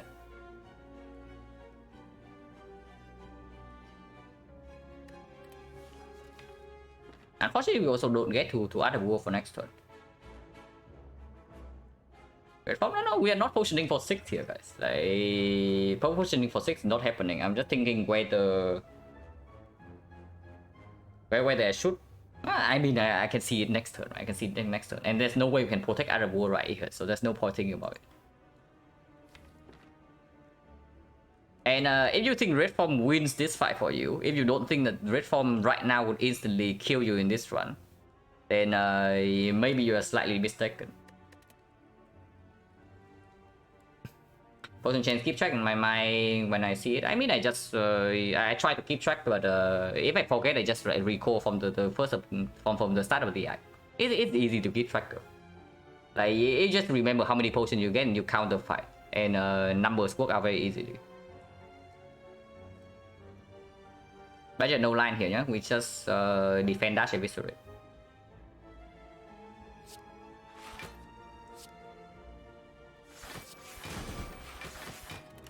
Six. The chance on 4-0 is 40%.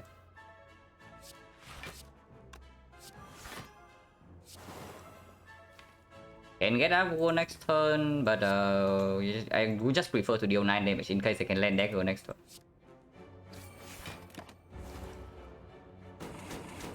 I blade dancers.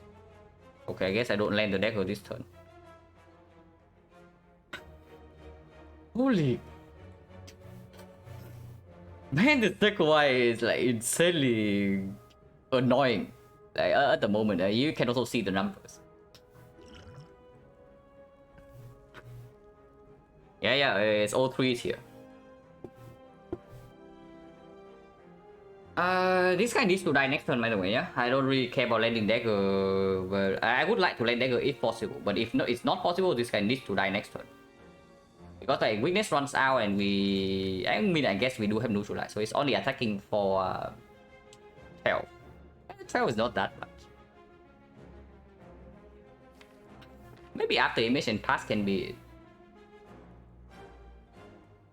Yeah, maybe after image and pass for other war energy can be it. Like that is very optimistic, but it's possible. We break the other war here to deal 10 damage, and it goes down to 15, 17. This does not kill. If we redraw into it. If we play Poison Staff, it deals 12 damage though. So it's 15 if we play Poison Staff. So if we play Poison Staff right here, nothing else, right? And next turn we redraw to dagger, it kills.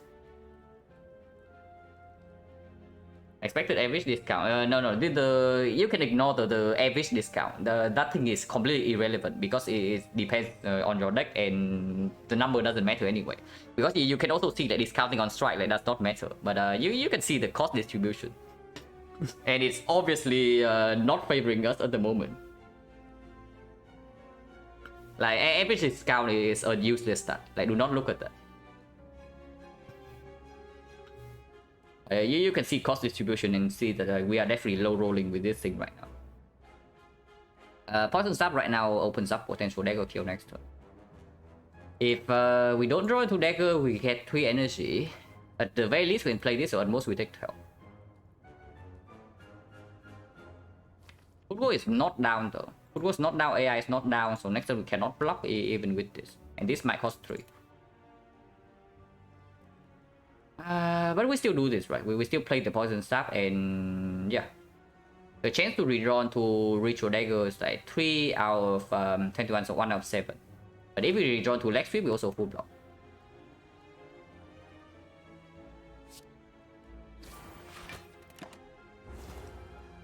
And we only need 7 damage if we cannot do anything. So Eviscerate is a kill here. Of course, I would like to draw into dagger if I can. So we aggro first. Is this block enough block? No, we cannot apply weakness, so I guess we kill here without the dagger.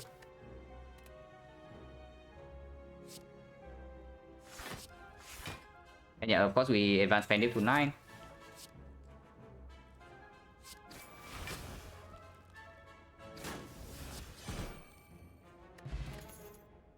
Backflip is okay. Yeah, slightly more block with the bottle of football that we are not even guaranteed to be able to play. But card draw is not too bad with the cycle. And yeah, 19 HP. No potions of 60% right now. With 19 HP, depending on what this relic is, we are probably taking on Elite Act 2. And then we go to this fire to heal with the feather and then go to this shop.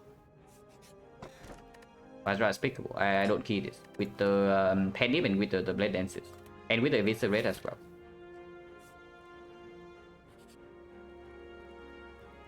Oof, we can't take this. We can't take this. Holy crap, we lose 1 more HP, then we cannot take this. Now that was close, but we can still take this and then do not have to take the garbage curse. And yeah, we only lose 18 here, so we are all at 1 HP, and then we can rest at the fire.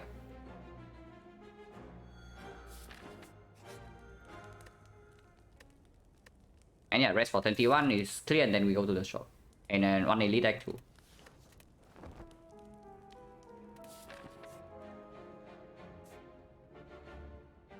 It heals first, yeah, it happens in exactly in the order it says. It says gain HP first and then take the damage. So the game is usually very clear about the order of things happening.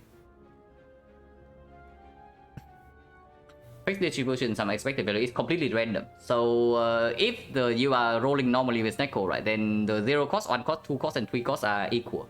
But here you can see that we are rolling like way more 2 and 3s compared to 1 and 0 and 1. So we are just low rolling here. It's just completely random. We go to the shop, and instead at least we try for Colosseum. Then we just saw we saw the Forgotten Altar here already, so this cannot be that bad, surely.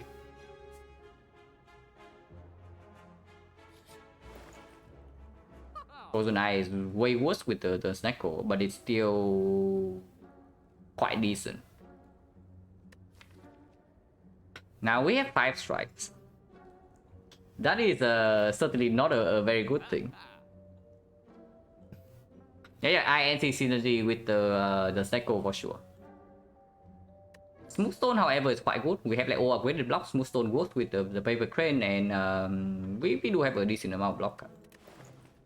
It also is cheaper than the Eye. And there are no cards worth buying here.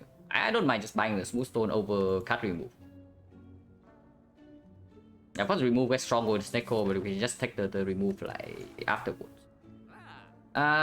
This turns off the cleric here, so we cannot see the cleric. We can still see the vagrant. Honestly, I don't even know whether I would take the curse in the vagrant or not. I don't mind the curse that much if we are behind relics like this. But yeah, Smoothstone over removes is probably just good.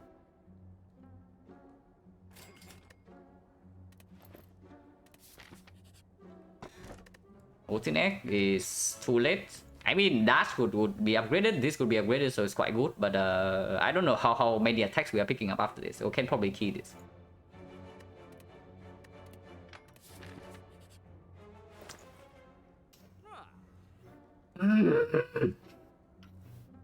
Okay, that's not good. That's definitely not good. So we are low rolling Snecko and low rolling event. Very cool. But I mean, there's nothing to do here, right? We are absolutely not buying anything here. And we cannot afford anything anyway. We get another heal with the feather, and into collector we can probably upgrade. The upgrade can go on CE, can go on the footwork, can go on the leg sweep.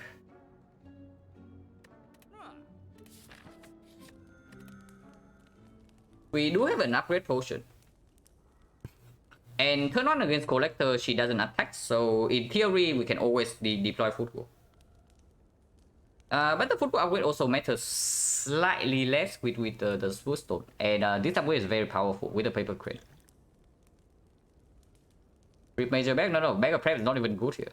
Like bag of prep you overdraw on turn 1 already. So bag of prep only draws 1 card turn 1.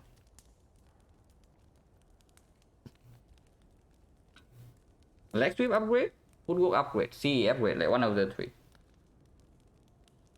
Was there a point? Yeah, there was no point, and it was a freaking question mark. I did not choose to go to the shop, guys. Of course, if I have a choice, I would not go here. Like, if I know this is the freaking shop. So of course, it was not a point because I did not choose to do it. Entering the shop, yeah, entering the shop is still fine. You know what you are missing out on. Like so that if you are counting, for example, right, you are counting on potential dead range to bail you out of Act 3. But yeah, dead range in the freaking shop. So that is no longer a strategy, so you need to revise the pathing. Therefore, that's just one extreme example.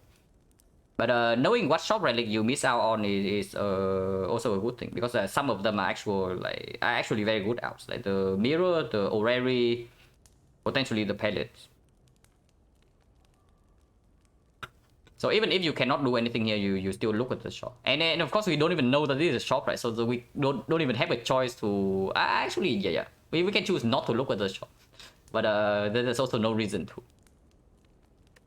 Yeah, not looking at the shop is just giving up free information. There's no point in doing that. How is our collector damage? It's terrible. It's what I would say. But with the paper crane, with the footwork, with smooth stone, maybe we can wait the fight out. And if that's the case, we actually need to apply weakness on the collector. So I guess leg sweep is fine. And if we say that we are super lacking on damage, we can blessing with the force like some of the damage cards. I'm willing to pop both potions here, by the way, yeah. Yeah, of course. Yeah, of course. This deck is like it's killing me, man. It's actually just killing me. And yeah, that's not that's very bad. That's extremely bad. We cannot deploy footwork. We cannot deploy leg sweep, or we lose out on a 60 damage. Power potion probably opens immediately. I want to know what this is. Actually, not really, right? Power potion can happen next turn, because if I say that I upgrade the CE with this thing, then I wait until CE before I pop this potion. Not deploying footwork, the leg sweep plus is so freaking bad, but not playing 60 damage is also freaking bad, you know. Yeah, I don't even know. Like, what are we doing here with this garbage head? Like, holy crap! Like, I told you already. Like, every single time, I just have a gut feeling that if I pick this up, I'm going to regret it. And yeah, of course, we are like absolutely low rolling with this garbage, but I'm still regretting it. On 4 energy. No. If we have 4 energy and we still roll like this, 4 energy doesn't do anything for us. Aggro, you play aggro, you instantly give up on the leg sweep.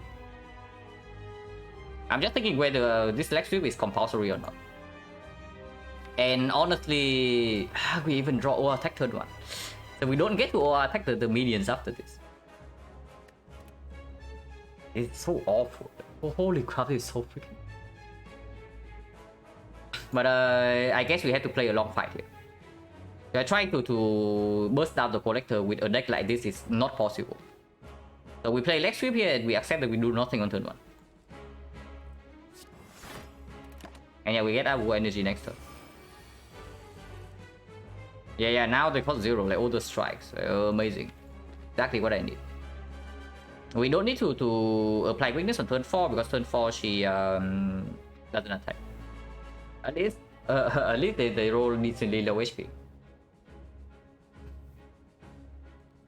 Cool, games are random. Yeah, random, but random you expect it to be average, right? We are actually not facing the freaking average here, which is what is annoying me a little bit.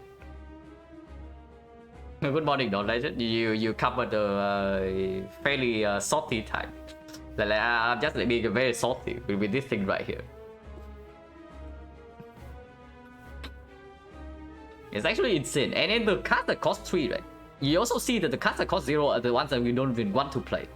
The ones that cost 3 are the ones we want to play. And so it's like even worse than the stats are suggesting. Holy crap, is it bad? I can totally understand the thought. Yeah. It's ridiculous. But yeah, I still do not pop power potion here. I want to upgrade the CE. And yeah, I want to upgrade the power. Whatever it is from the thing. So I guess we pen nip this. And yeah, we soften these things down so that CE kills instantly.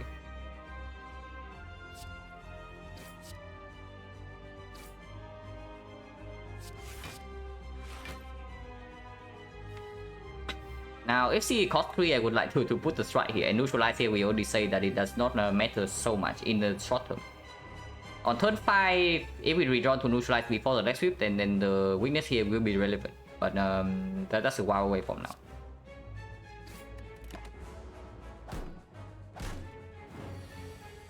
CE is here, everything costs 0, so now we can play power potion into upgrade. Relevance very strong, accuracy plus with 2 blade dances in the deck, and the pendant makes the makes the thing a real makes the blade dance a real damage card. But Relevance with Ritual Dagger plus and Relevance with the XencaR is probably just straight up better, and this is Relevance plus. And yeah, blade dance might also cost freaking 3 and we don't want to play it. Like we turn down like 60 damage eviscerate on turn 1. So even if the blade dance deals like this is plus 6, right? Plus 7, so it's 33 damage blade dance. We might not even play it if it costs too much.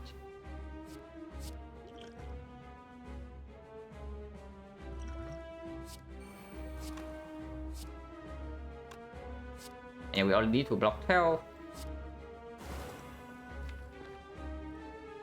So dash is full block, and then we can keep defend Ritual Dagger or something. I'll keep double defense and then don't care about the 0 cost dagger for now. I mean, we can also just not play the dash, but then we commit 2 defense. Or should just do this.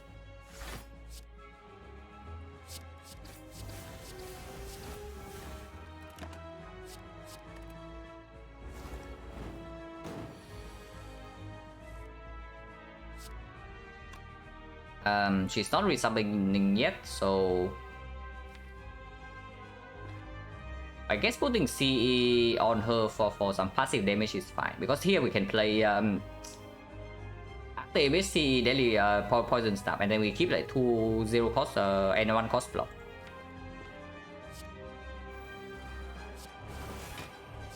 Yeah, she might never resummon is another thing.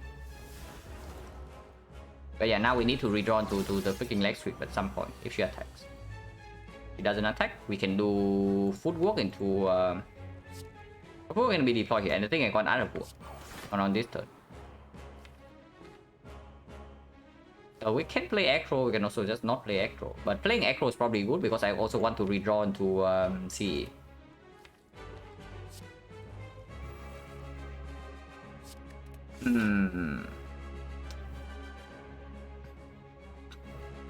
Eviscerate is 0 cost.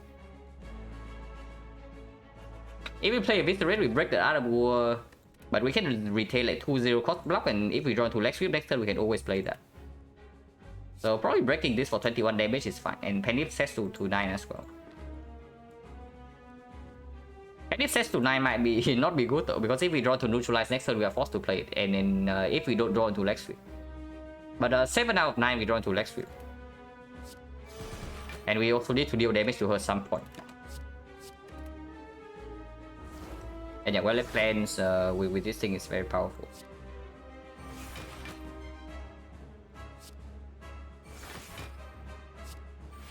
And yeah, well plans with Snecko is very strong. We already know that.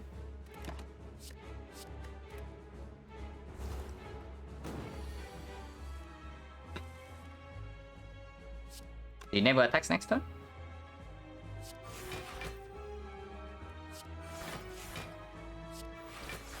We can safely put damage in here, and maybe Ritual Dagger can be held now.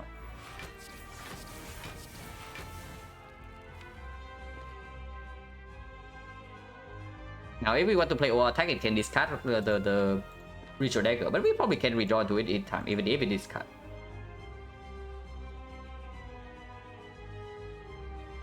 But yeah, all attack strike seems fine.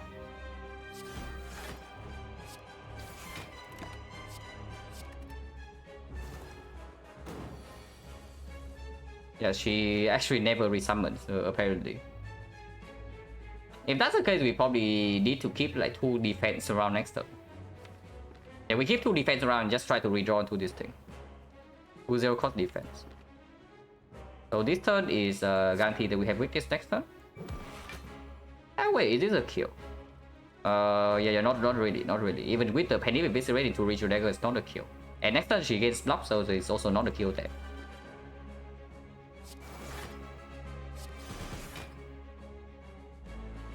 Even if we put the 7 damage here, 65 we still have 4 turns to redraw into Dagger, so that's fine. Penny to 8 though, if we live 3 turns and then Dagger we redraw to Dagger, we are going to kill in 1 attack. So maybe that's just better to do not play this here.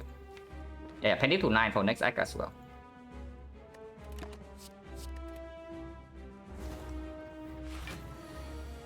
Yeah, she never resummons. That's good, I guess.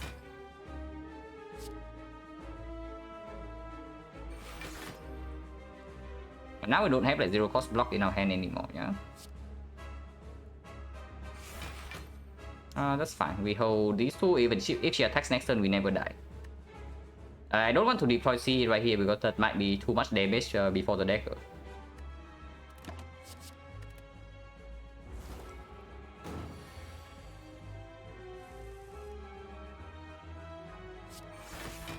We always redraw to Dagger next turn. Okay, not always, but most of the time. But they deal too much damage already. Please. Please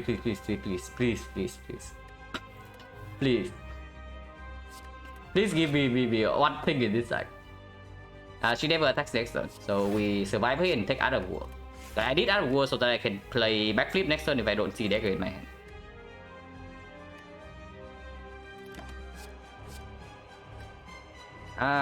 If I do not draw into Dagger, then any attack would do. But I still keep this in my hand, just in case.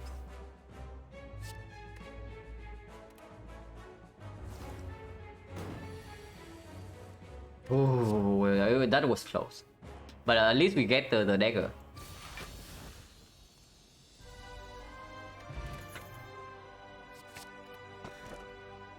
Okay, things got a little bit better, guys. Unfortunately, this is a freaking choker. Unfortunately, this is a freaking choker. This is our energy relic. And yeah, choker bullet time, choker choker bullet time, choker blade dance. Yeah, okay, cool. Normally choker with Snecko is a mega synergy, but in our case, not really. P-Box is straight up worse than Astrolabe. P-Box, no, we have all upgraded defense. We have all upgraded defense with footwork, with smooth stone. We are not like transforming these cards. If we take anything, if we don't take the energy, we take Astrolabe and 3 strikes. Yeah, Snecko on 3 energy, but I do have bullet time. But only 1 bullet time. Like 2 bullet times would make me feel quite safe. I guess we do have other war for some turns. And your choker just sucks completely, right? The choker is just insanely bad. Do we ever Astro Blade Dance? Why would you Astro Blade Dance? Like we don't have a choker. If we have both Joker and the choice to pick up Astrolabe, then sure. But we don't have Joker here. Like don't forget.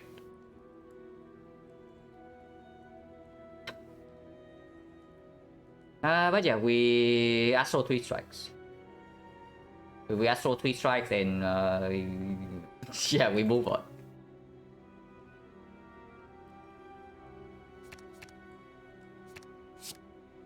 Okay. That's actually very good. They are definitely better rolls, but this one is like very good. This card is good, right? This card is very good with if we are stuck on 3 energy, especially with bullet time. And Sucker Punch Plus with Paper Crane, like absolutely fine. Arm Maneuver is not bad. All 3 cards are not bad. Like Sucker Punch Plus with the Paper Crane. Arm Maneuver Plus with XecnaR, and we can play it with the bullet time to have 2 big turns in a row.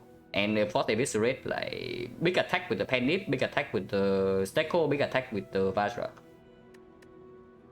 Of course, we can also get like a red form nightmare right here instead, but that's dreaming too big.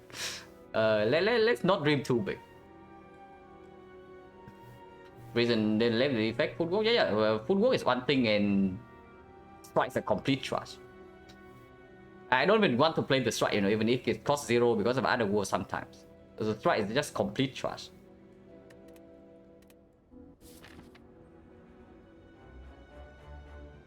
Okay, force passing. Where we going? Can only get 2 elites, but force or not is still the same. Can not go to a shop, not a huge problem. Do we have any upgrade at all? Football upgrade is fine, I guess. Yeah, football upgrade is actually quite good. The upgrade is reasonable. Have a cut tier list for Silent? No, and I probably will never make one. I talked about this before, right? I have thought about like making an Act 1 tier list for Silent before, like the cut tier list. But I gave up after like 5 minutes because the even from the very first floor there are way too many branches. So like you say that this card is S tier before potential floor 6 elite, and then it suddenly is A tier if you also get to see a shop beforehand. It becomes S tier again if you have this kind of Neo bonus, and it like again it goes down to A tier if the elite after floor 6 is like on floor 10, or it changes again if it's on floor 8. It changes if the boss is Slime boss or the Guardian or the Hexagons. And like way too many things, so I just give up after 5 minutes. Yeah, make a tier list go card in defense. Like, absolutely.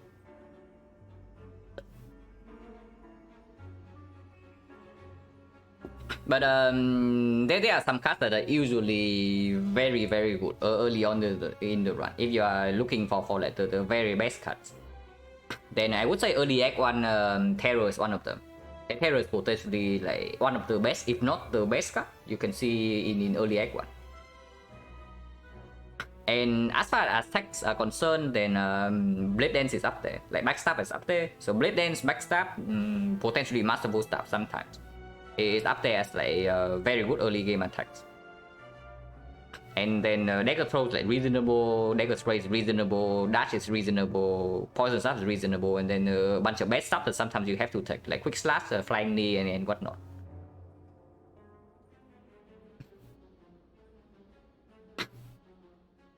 Because runs in the shit, can't win percentage, yeah.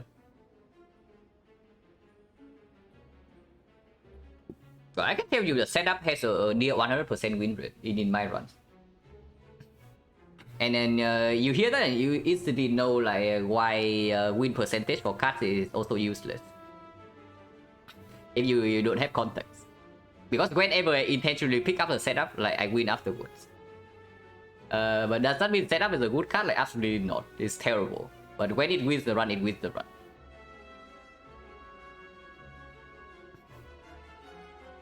Right, mate? 7 Ascension Run learning I'm trying to get for. No problem, man. It's a very common question. Like because the tier list is just an. Like having tier list is basically just an easy way to make yourself familiar with the cards, right? It is the easiest way to form a basic understanding of things. Of course, the understanding is going to be wrong, but that's how you start out, right? You have the wrong understanding, and then you change up things bit by bit. And having a tier list is like just building the foundation for that. But I cannot bring myself to do it because I know like whatever tier list I end up making is going to be misleading, and it's just going to be not true in all the cases. Losing more runs with red form instead of honestly not even wrong. Like setup probably has a higher win rate than red form for me.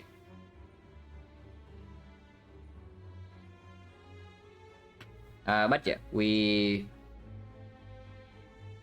have to go here, and we do have some upgrades. We cannot pass for we cannot pass for 2 fires. It's 1 fire at most, so we can only get 1 upgrade in this side.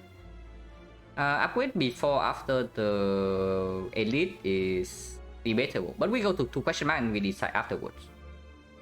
And yeah, after the burning elite, we also get to choose whether to take fires or the question mark. But yeah, we can start here. Hallway fights are also a little bit better with the dagger, but not by much. Dagger's 52 only. Holy crap, that's so small. We have dagger plus and it's like 25 damage at the start of Act 3. But that's pretty bad. But I mean, yeah, could be worse. Drawing dagger turn 1 also quite bad, by the way, because this fight we cannot like store for too long, so... I mean, maybe with the paper crane we can store this guy to draw back into this.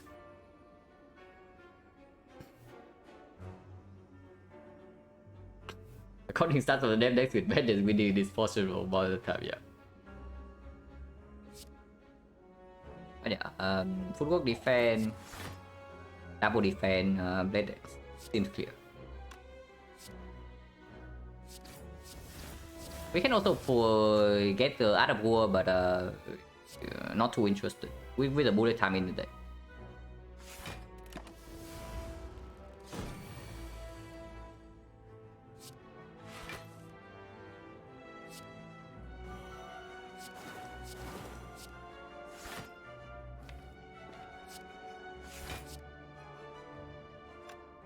We can kill this guy right now, but we don't get to dagger.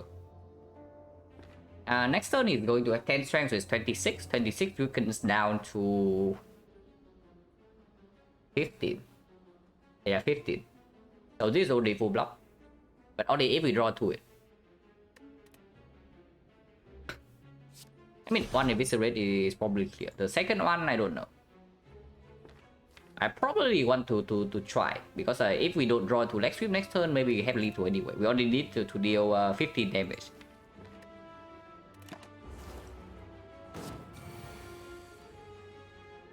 Yeah, it'll cost leg sweep, and we also get to arm maneuver plus for next turn.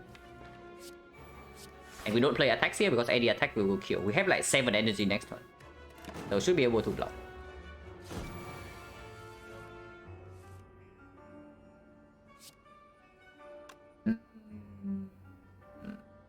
We are taking a little bit of damage here, but want another chance to get dagger.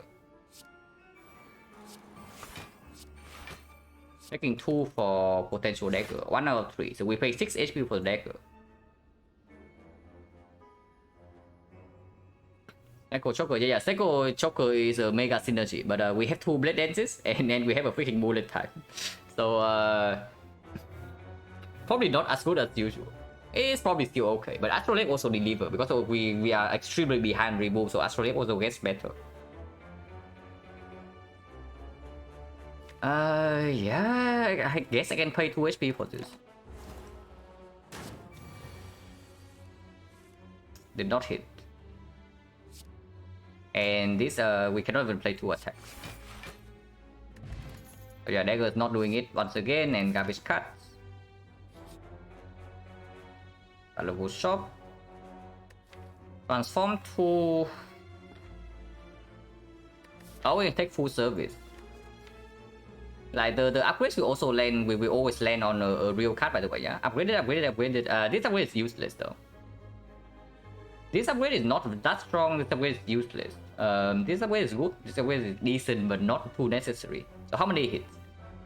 I guess it's okay. So 1, maybe 2, maybe 3, maybe 4, 5, 6, 7, 8. So 8 hits and 1, 2, 3 misses. So 8 hits, 3 misses. Random upgrade is not too bad. Yeah, we do have 2 strikes, so we can also just transform 2 strike. Maybe we should just do that. Like there are so many cards that are good with XecnaR. And we don't have, I mean, we don't have any X, so it's slightly worse, but that's fine, right? Strikes are just complete trash. Yeah, remove 1 strike and upgrade a random card is also reasonable. But Transform can give some very good things.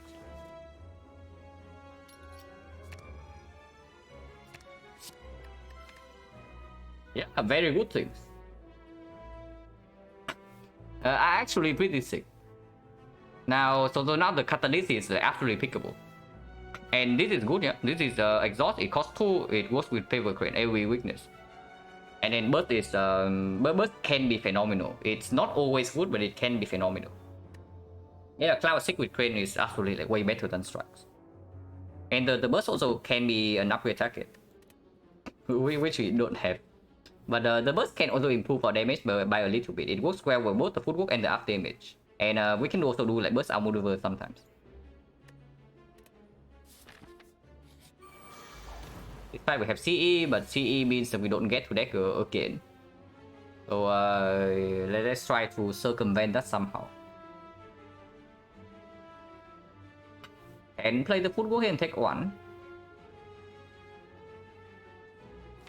Can aggro first and overdraw by 1, but if we draw to bullet time, we can still play everything. And if we can draw to outmaneuver, maybe we want to play that over the thing. If we draw to Creeping Cloud, maybe we want to play that. Hello, Timur. The schedule is stinky ships. I mean, no, ships are fine. This is like 15 damage on energy. It advanced Penny like 3 charges and can work with the burst now. So I'm echoing first. Yeah, bullet time. Exactly.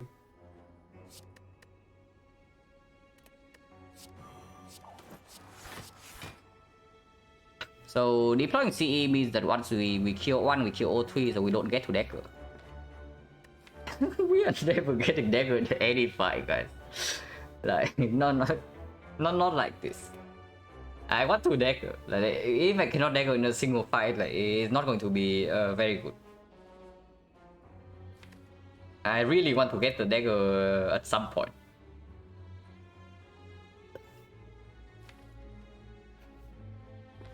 And yeah, drawing into bullet time right now, I don't even know if it's a good thing or not.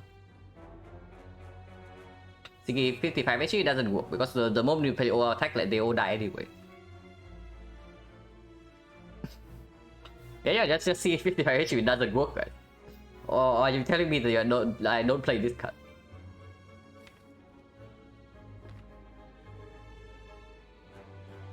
Not playing C. We can also play C and then kill the other 2. We can also just not dagger this fight, and then man, this dagger will be so freaking sad.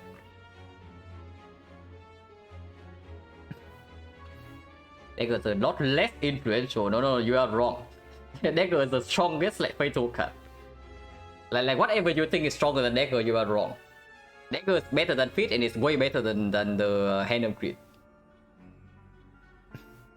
Cap dagger in hand was it not lethal? No. If you kill with CE into dagger, it doesn't proc. Lesson learned. Okay, lesson learned may be debatable, but even on Watcher, I still take dagger over lesson learned. I still take the dagger upgrade over the lesson learned because like you understand how ridiculous dagger on Watcher is. It basically wins every single fight for your acceptor heart. Yeah, it one-shots every single fight, I'm not even kidding.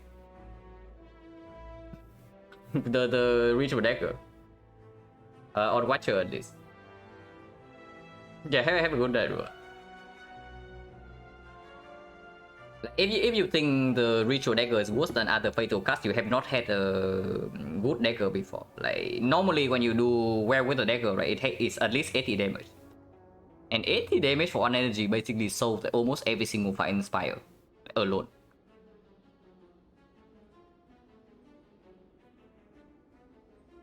But yeah, here what are we doing? Stack one probably has to go here because this guy is guaranteed to attack next turn. And before I try to prop the dagger, I try to not take like 30 damage in this fight. So stack one has to go here. And then neutralize goes onto one of these. Doesn't matter which one.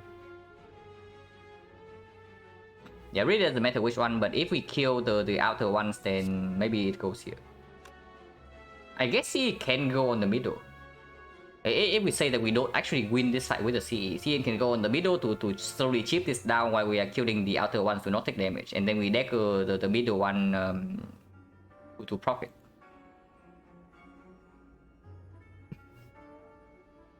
Yeah, what's better? We're killing the enemies, absolutely.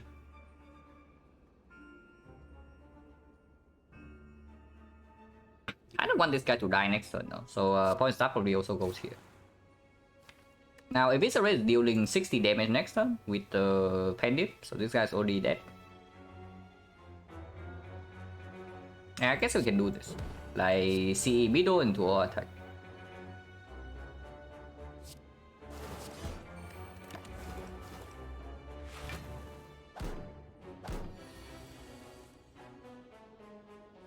Quite rude, but we can kill both the outer ones and we cannot defend alone is full block. So yeah, we can actually kill both of them and then defend middle. Unfortunately, that means that the revive before we redraw to dagger. But we can have outmaneuver, so maybe we can figure something out.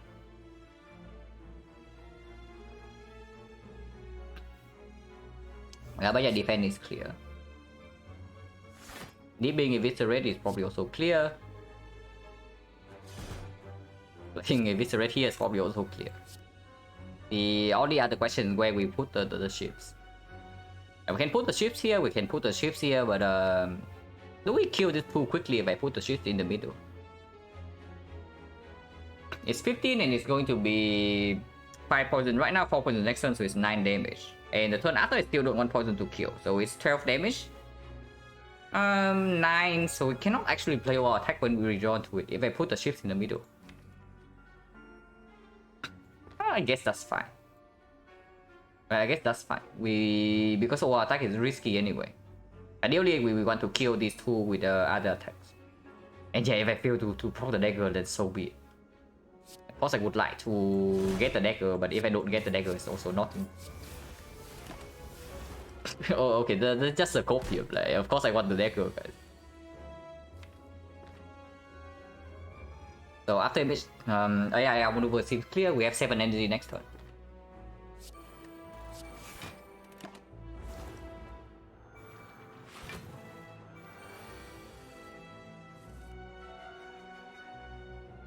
Creeping Cloud will kill this over 2. So before I play Creeping Cloud, I want probably more information.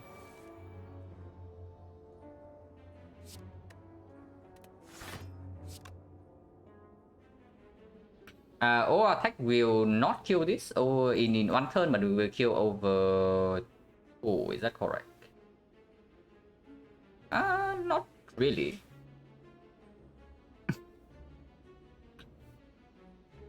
Yeah, our attack right now only deals 3 damage to this, so it goes to 9 and 9 poison 3 turns, still not killing.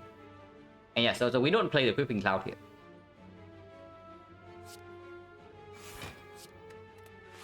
And can freely kill this.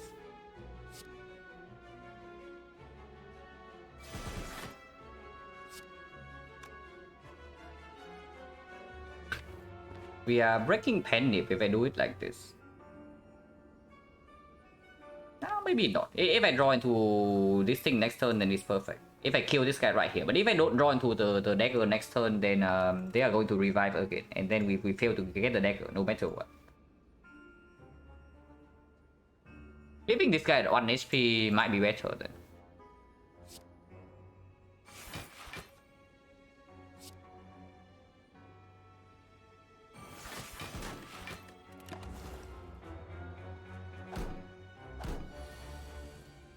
Okay, we get Pendant to 9, we dagger this fight.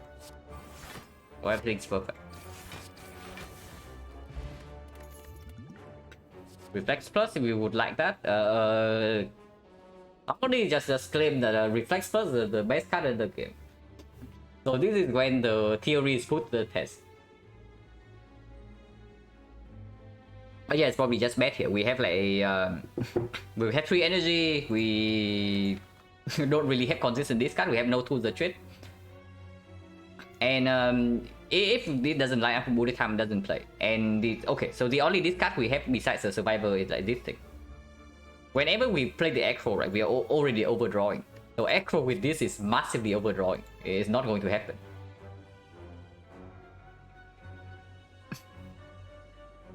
So probably skip. Potion change right now, 2 fights, 1 potion, so 40%.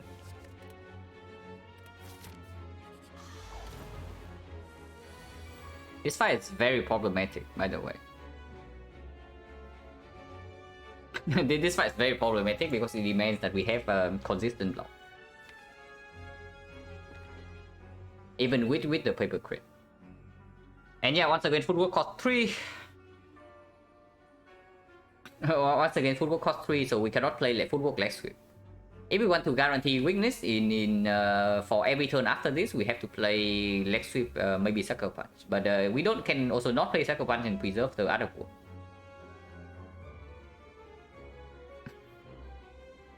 Yeah, weak doesn't go on the debuff.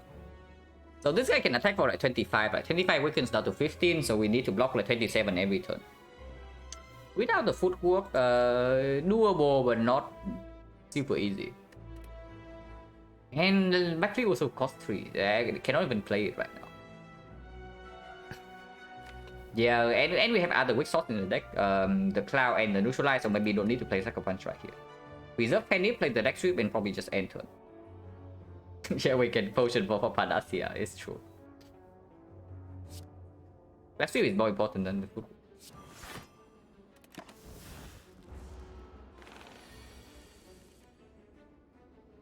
Ouch. Oh, it doesn't hurt that much, it's 4 damage. And we get to outmaneuver this.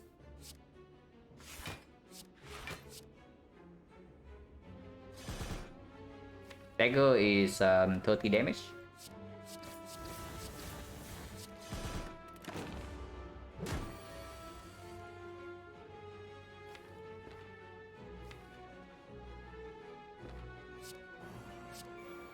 And I want energy next turn, so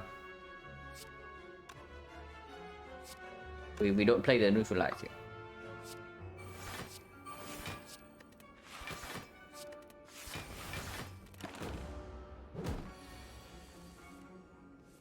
Cloud cost 3. Okay, let's do cost 0. At least something goes right. We are never playing the defense. Yeah, we're just bursting leg sweep here in this spot.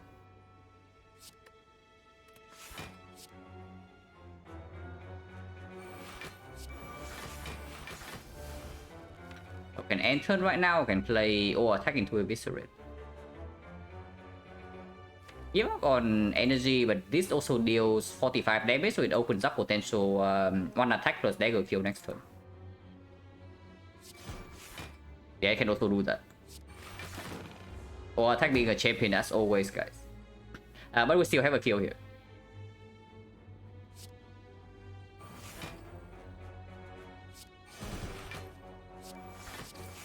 Yeah, I need to 9 again. I think we'll first copy, sure. It's slightly less effective with the paper crane, but having something to potentially reset strength in the time meter / the awaken 1 fight is like, quite cool.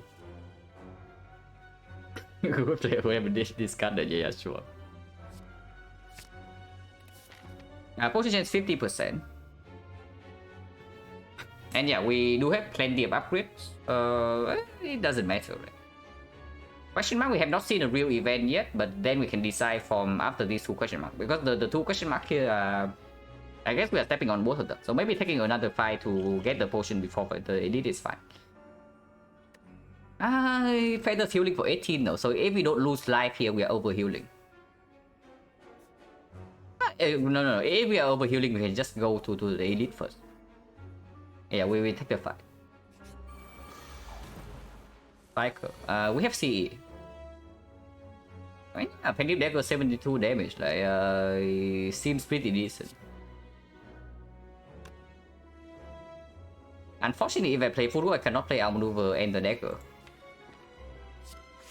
So how important is that? We can also kill both. Yeah, we can kill both and play Outmaneuver. Don't need to play Leg Sweep. It's just rare battle. So we can nip this and then we Dagger kill the other one.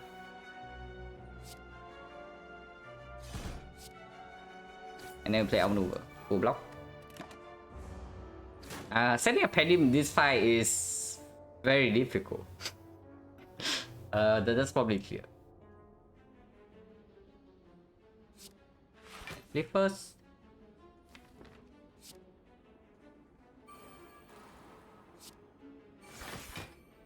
Yeah, setting up Penny in this fight is going to be a massive hit, and I kind of want to do it before the elite as well. How do I set up Penny in this fight? We can only play the dash, right? Maybe one big turn with the bullet time and we can play like the ships. Seiko started even now, really?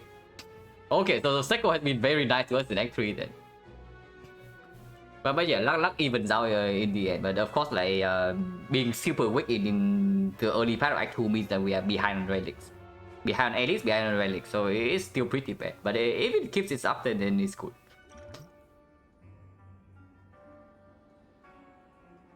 If we CE is on either one because the cloud also kills both. So Dash can go here.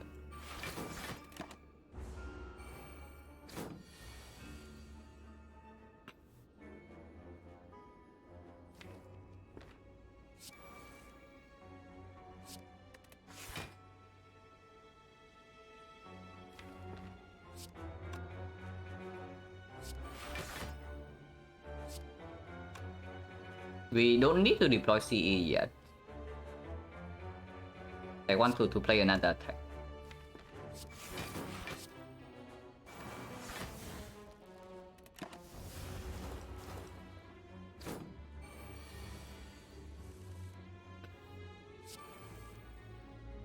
Okay, we can maybe play a lot of attacks here.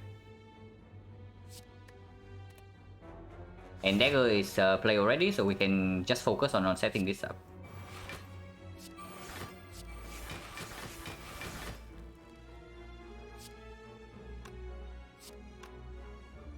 Playing 3 attacks here means that we are still fine. Yeah, we can play 3 attacks here without any issue.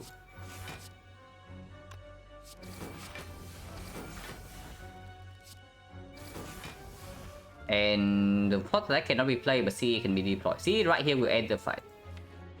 We probably see this one. This guy is already dead to poison next turn.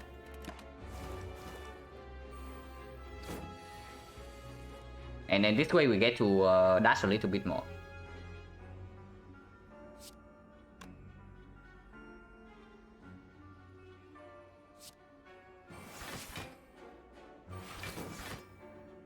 Want to play one more attack?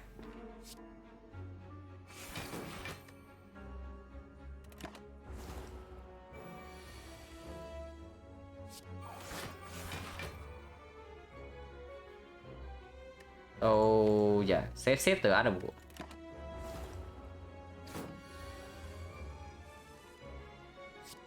And yeah, dash can be played. So need to 9, potion, no potion. So 4 fights, 1 potion, 60%. Yeah, to the trip. Very good with 2 eviscerate in our deck. Very good with the XecnaR in the first place. Improved draw consistency for the ritual dagger. It's no well plans, but it's decent. Unfortunately, it's another power into this fight. I don't know how well we are doing in that fight. I mean, we do have leg sweep and the paper crane, so maybe not too badly. But the awakened one can be annoying. But yeah, we are currently over healing if we go here. So do we need the upgrade before the edit? The upgrade would go on most likely the footwork over the sea in this spot because the dagger is also building up. Footwork upgrade it's okay. It's not that crucial into the edit fight.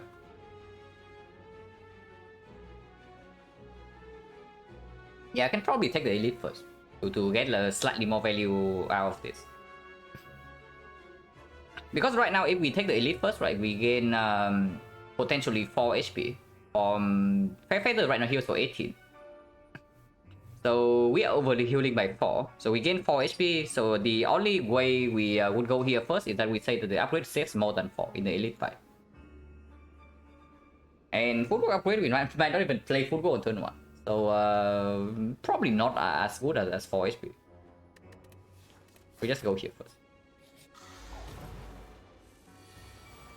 Yes, the one time we don't do it, it costs 0. But yeah, costing 0 is fine. We don't complain too much. Can burst leg sweep for permanent weak, but I think I just want to eviscerate Pendip here and we deploy these two. Now next turn can be 45, but even if it's 45, it's only 27, right? Yeah, it's only 27. Unfortunately, the best block card is already in our hand. So, and we are having 3 energy next turn if I attack here. But we still need to attack, right? 60 damage is too much. And the longer we stay in this fight, the more chance that we have to be like 45 to our face. So let's just attack. And yeah, reapply weakness is probably stronger than this. Because otherwise we might also be forced to play the neutral life. Sacrifice in our hand already, so more weakness is just good. Also get out of the deck. Actually 27, and we cannot backflip before bullet time, so we are taking 6 damage here.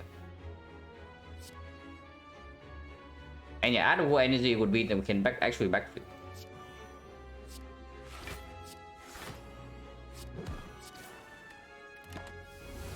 Like 6. Echo is not big enough. And we cannot play AI plus unblock card. Well, that is pretty annoying. I have to say that we cannot play AI and unblock card. And yeah, if we want to full block this here, we also have to play the dash to break the other wall. So 1 HP has to be 1 energy has to be better than 1 HP, right? Because this guy can also 45 us again, and they want to play outmaneuver next turn. Yeah, dagger in this fight is super annoying. I can also see that, but that doesn't mean that play dagger right away. Because like, I don't even want to break out of war.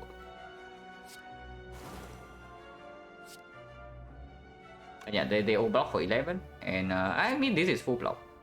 This is full block, so we'll probably just play this one. Because yeah, get that thing out of the deck as well. That's ugly. I say I want to play outmaneuver, but playing outmaneuver right now costs me 5 HP. You can play a double defense instead and take the other war again.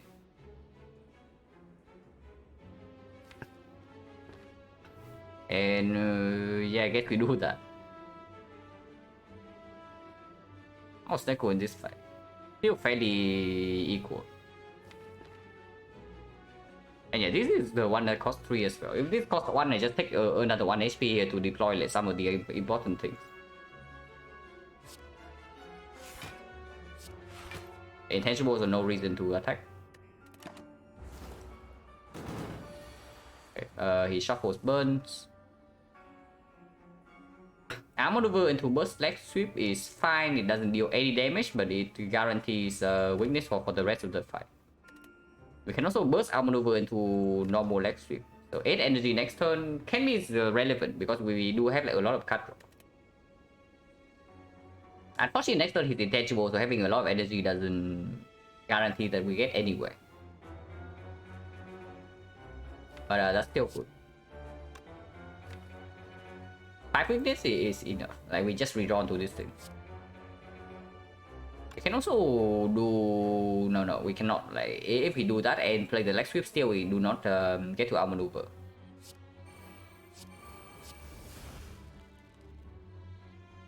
Can play this to break out war, deal 10 damage and 1 less weakness.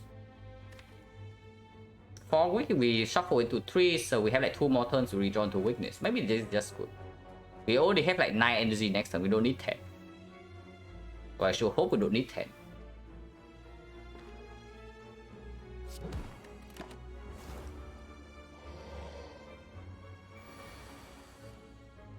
We actually do not need 10. And unfortunately, dagger this turn means that we don't need, we cannot line up dagger in this deck cycle. And well, plans would be so sick.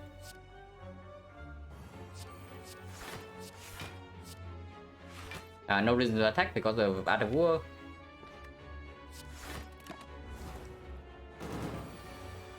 $37 here, but maybe you can block this because we do have 4 energy. We can also just kill.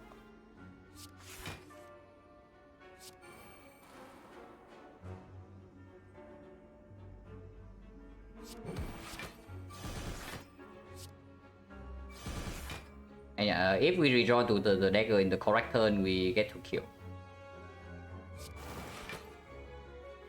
This is not full block, but it's close.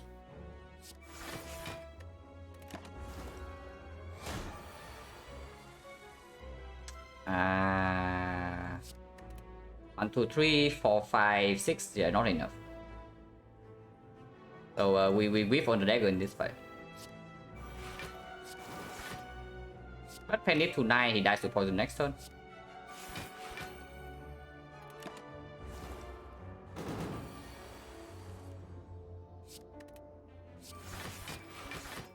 Could be better, could be worse.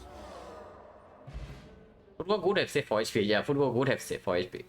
Blood Vial though. Blood Vial. We heal for 18, so we are only losing like 1 HP.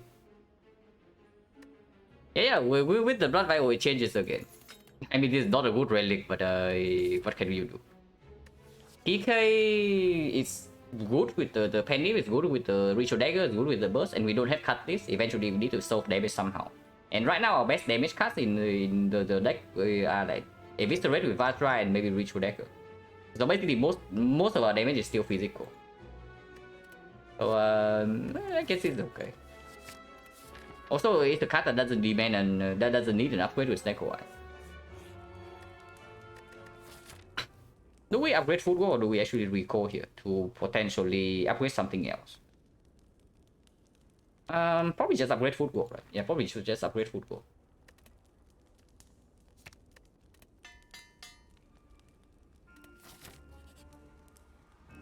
Madness is completely worthless, so of course we take the -4.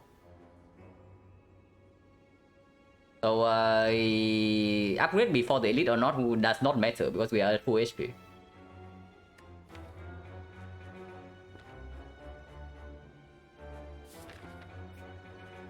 So only bad events, right? We have seen like Designer Inspire into a fight here into Madness, so only good events left and the Red Mask.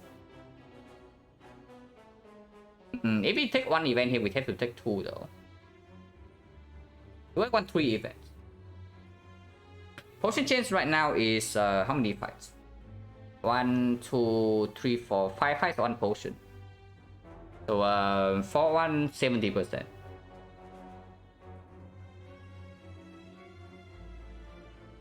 Do I want 3 question marks? It's probably good. Yeah, it's probably good. We have seen just seen the Madness, so that's only Red Mask that's bad. Folding can be bad. I guess with folding we can give it can ask for the tools though. So attacks can land on very bad things. It can ask for freaking Ritual Dagger or Eviscerate, so it's very bad. Skill can ask for like bullet time, and power it asks for either the tools or the after image. After image I don't mind giving up, but the giving up the tools is not super good.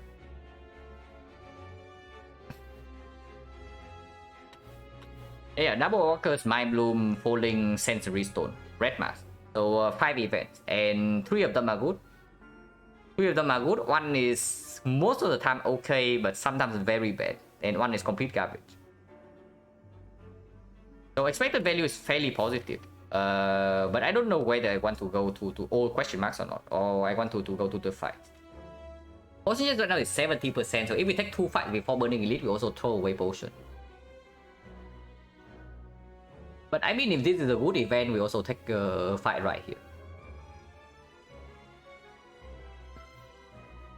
Sensory Stone Snecko is not great, it's still very acceptable. It's not as good as normally is, but it's still like quite decent. The Dark Snecko is as good as ever. I don't really care whether it costs 0 or not. Apotheosis doesn't demand an upgrade. And yeah, it's still fairly excellent. The bomb with the Snake Eye is actually just good. Especially when we have the burst. And things like Secret Technique is still decent. Master Strategy not as good, but Panic Button is still okay. Oh, the Finesse Plus still a complete trash though. I can agree with that.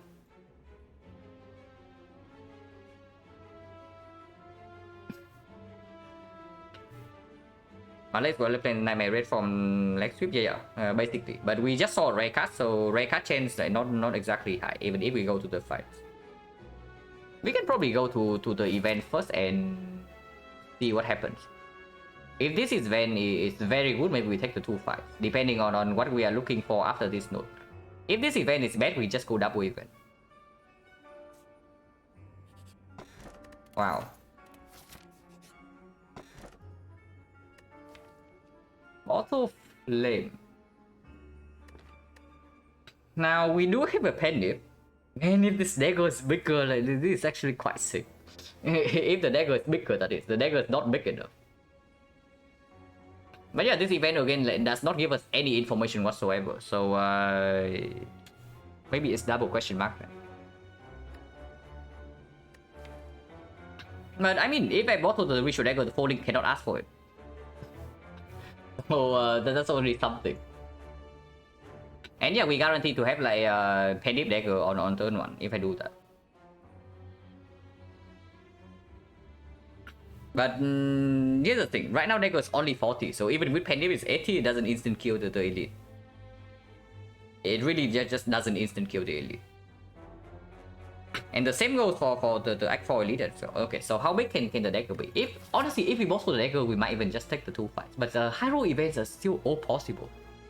Like we have not seen any high roll event yet. Red Relic has to be better than this because the Red Relic is also a 5. Maybe bottling Eviscerate is just better. Yeah, maybe bottling Eviscerate is just straight up better.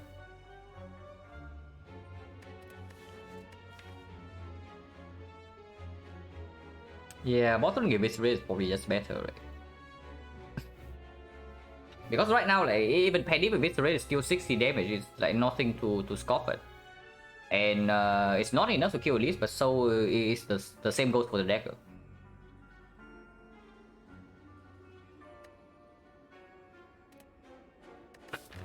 Of course, like falling protection is one thing, but if falling ask for Eviscerate is also like not very good. It's not like we are happy to ever give up Eviscerate plus in a deck like this. Yeah, bottling Eviscerate is probably okay.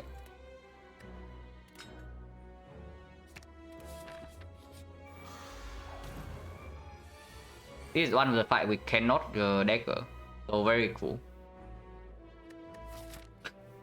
In fact, it's probably the only advanced hallway fight where we cannot Dagger. I mean, no, it's not true. Because if we see the freaking writing mask, like, it's not even a guarantee that we can do it. But this fight, we actually cannot do it. Unfortunately.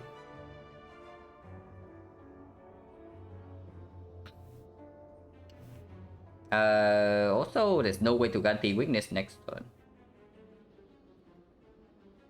If we do Footwork, Leg Sweep, and Pendip the Poison Staff instead, like, is that enough damage? We block for 17 and we deal 22. Yeah, that's enough. That's full block. And that would be very nice. A lot of things would be very nice, like, for sure. Yeah, this also gets Footwork out of the deck. And guarantee weakness for the next 2 turns, which is important.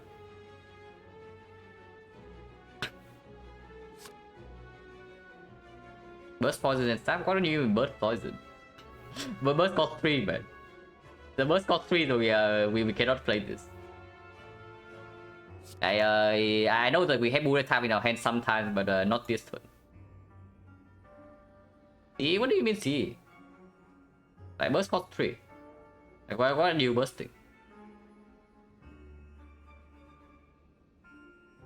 Are you saying that we do like Pendip into what? Yeah, I'm confused. Doesn't matter, we do the live.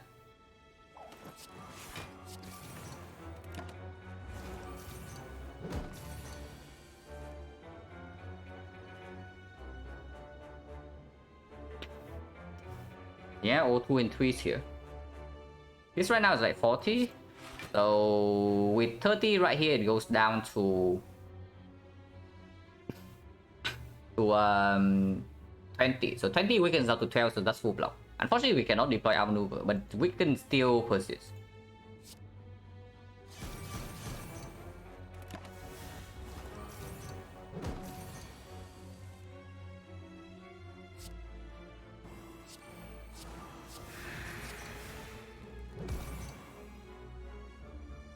Uh, 12 block is actually worth more than 15 damage. I'm pretty sure with the paper crate.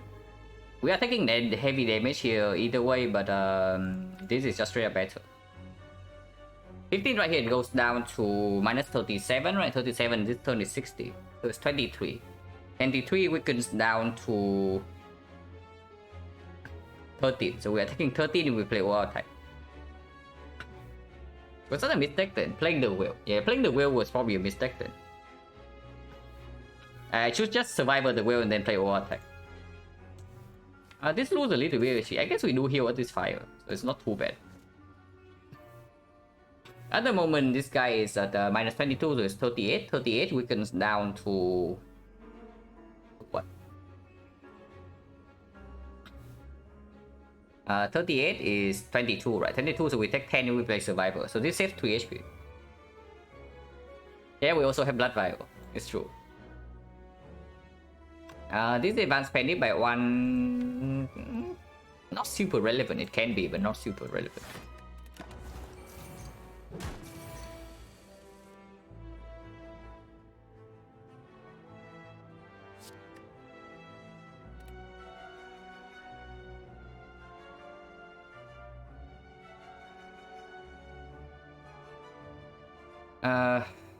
Defend... double blade dance. Deals 30, he goes down to 40. 40 is actually 5, so there's like 35, 35 weakens down to 21, so we take another 9 damage. And that should be enough to go back HP. I don't know, we are taking like 10 every turn here. This guy, this fight is like nowhere near over yet. We are taking 9 against this turn, guys.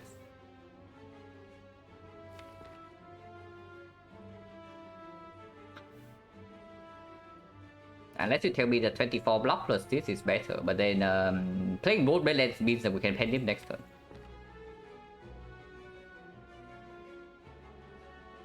If we double block here and play one blade dance, it's going to be 17, so it's 53. 53 weakens down to 31. So we take 7.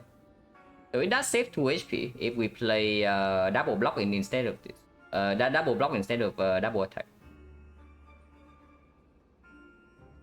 But we don't get to pen him next turn. We get to pen him like 2 turns from now, when it hits us for 90 though. But again, next turn we are going blind with 3 energy. I mean, regardless, this is play, and we never play after image here. And this is also always play.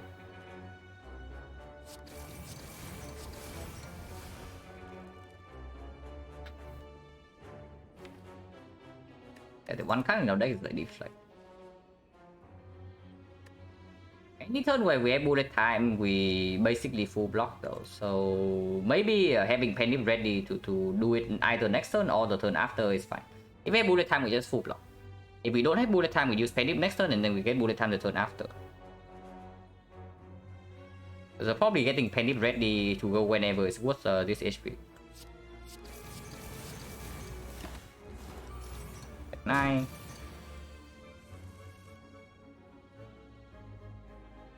Wow, it's calling my bluff, guys. We have bullet time in hand, but we are not full blocking.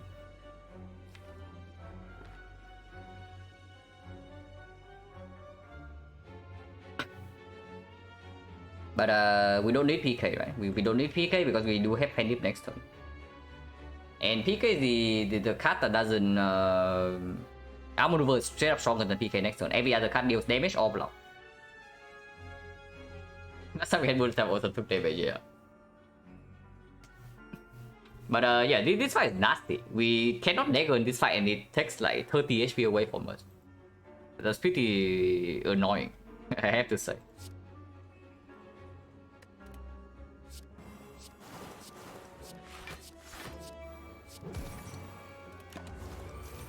Another 15, holy crap.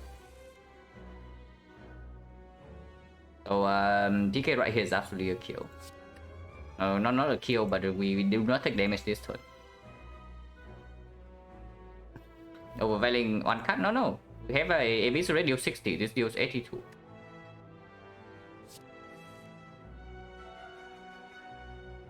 Can I preserve Penny here somehow? If I cannot preserve Penny, then I just like try to go over. But other moment, how much do I need to block for?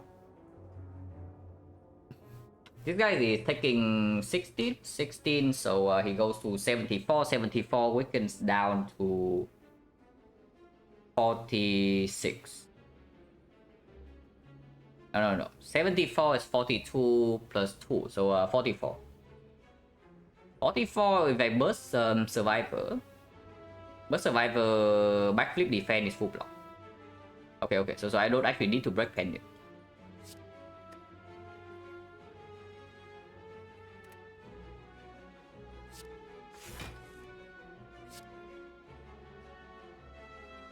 Double check, 74 weakens down to...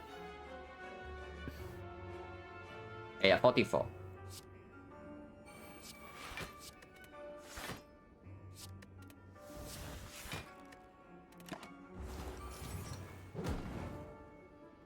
No potion.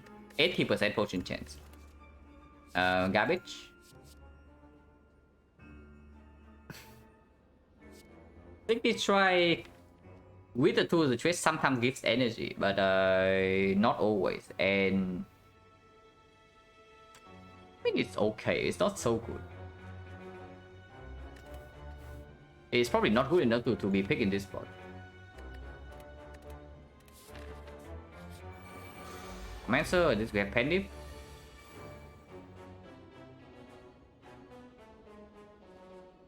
I sure hope we don't die here. I sure hope we don't die here because like this hand is not making me optimistic. We cannot play any of the powers. And all attack is like one time kill the daggers, but then we stop. Catalyst Potion right now for Secret Technique would be completely insane because we get to bullet time this whole hand. But only the Secret Technique. If not, just straight up battle next turn potentially for Dark Shackles or Panic Button. And yeah, Snecko giving us a good time in Act 3 and it is one of the most dangerous fight. It comes back. In one of the most dangerous fights in the whole run, it comes back to haunt us. And yeah, it once again is like gearing up towards 2 and 3. It was looking normal for a while, and now it's back to like 2 and 3 and not a lot of 1 cost. And yeah, in a whole head we draw 9 cards and we don't have a single 0. Oh, very cool.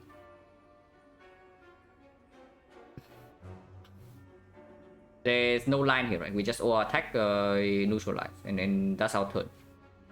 There's no line here.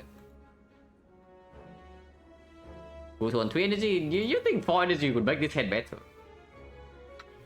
Like, yeah, 4 energy, I guess you can play Eviscerate here for 30 damage. But if Snecko rolls like this, right, 4 energy, you would still get wrecked. With 5 energy, maybe. But yeah, there's nothing to do here. We all attack, kill the minions, and then we neutralize the Retromancer. If this doesn't discard, neutralize, that is. Yeah, okay, cool.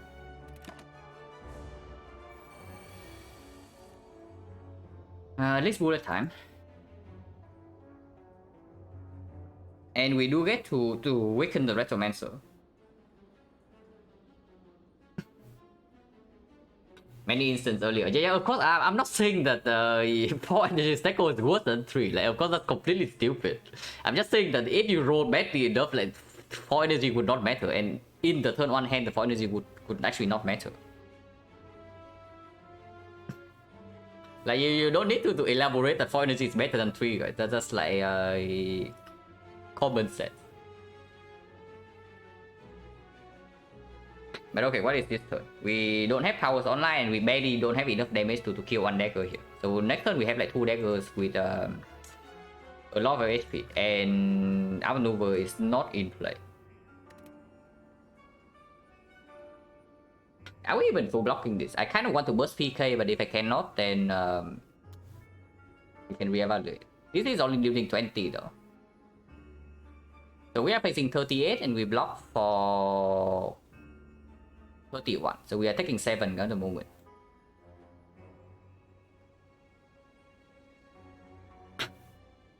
Finish the section up to 11 now. Congratulations. Too many practice that acro deck control reflex transition. Yeah, cut draw and acro transition is like a very good way to make your deck strong. Absolutely. Every potion we still potion next turn. Right? Ideally we draw to CE, she doesn't attack next turn or something. I don't even know what would need to happen next turn for this fight to be good from here. But I guess burst PK is what I want to do, because then it means that we can actually get the PK on the dagger guarantee. And maybe you can line up Penny and this can one shot. In the good cases. Oh yeah, we draw another 7 cards and none of them are zeros. So we have drawn 16 cards from the start of this fight and no zeros, yeah? Good thing we have bullet time.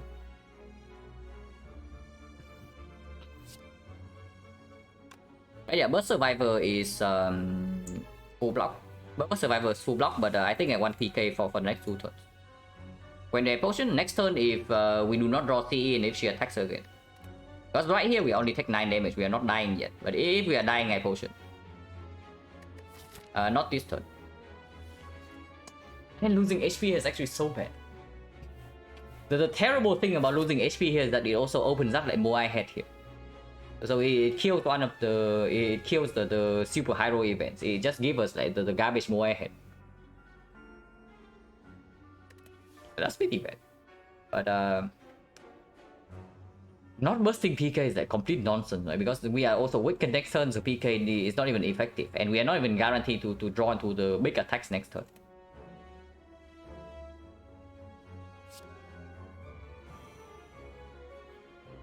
This has to go here, that's super clear.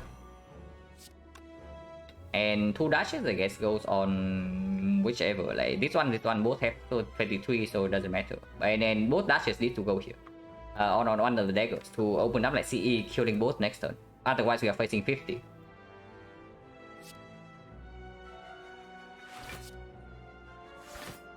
And yeah, bursting PK and then play the survivor. And take actually only 5 damage. But yeah, 5 damage still opens up to the Moai Head.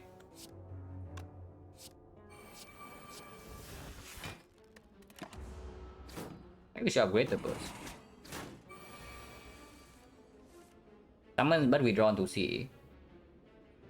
Yeah, okay, Snecko. I understand.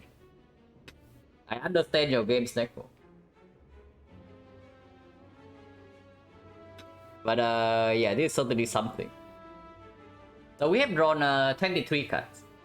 We have drawn 23 cards, ignoring the Ascender's bane is 22. We do not see a single 0 cost in 22 cards. So very cool. And yeah, we cannot even play a second card here. Even though this is a decent amount of damage. At least we get up.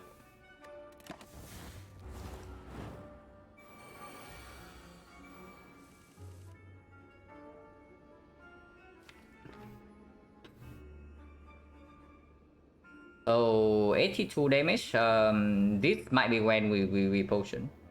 Otherwise, we lose out on the PK. We cannot play dagger on Retromancer. Next turn, this guy both attack and we cry. But yeah, colorless spot. Bullet time cost 2. So if this colorless spot gives me secret technique, I can actually aggro into aggro to reshuffle, and then I play the secret technique on the bullet time costing 2 and play our whole hand.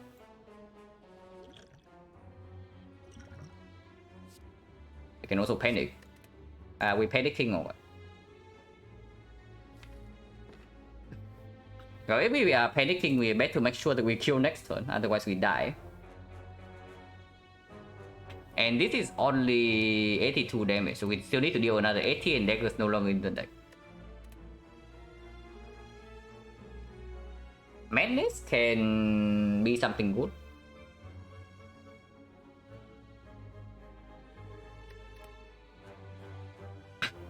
If Madness hits one of the 3 costs,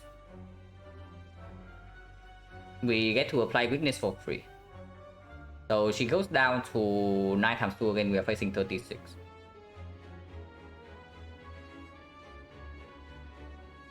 As the Madness, I don't know. How bad is the panic button? Because okay.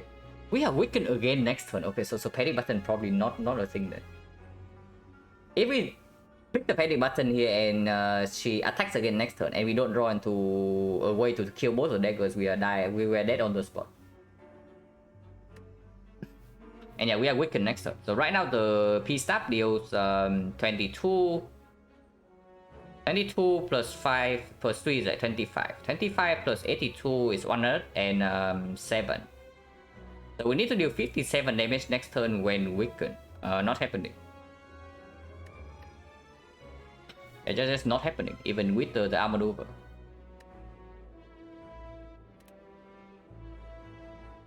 Madness, if it hits the... I guess we can always open with arm maneuver. We open with arm maneuver and we see what the Madness hits. Because the panic button doesn't win this fight. And Finesse is also not cutting it.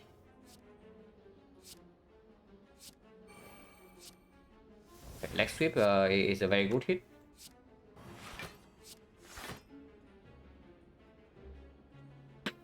We can actually play the cloud here. If we play the cloud, we are taking... It goes to 5, right? So it's like we are taking 4 damage, and we also put the poison on the daggers. Of course, we don't get to PK the dagger, but yeah, not playing ritual for 80 damage is also the problem for sure. But even with 80 damage, we're not killing next turn. And these guys need to die next turn if we're not killing next turn. And we are weakened. This deals 7 AoE damage. I'm even thinking of doing something like Creeping Cloud and then P-Stab one of the smaller guys. But that is also not winning. Man, XecnaR like rolling bad in this fight is so freaking awful. It has to be this one. It actually just has to be this one.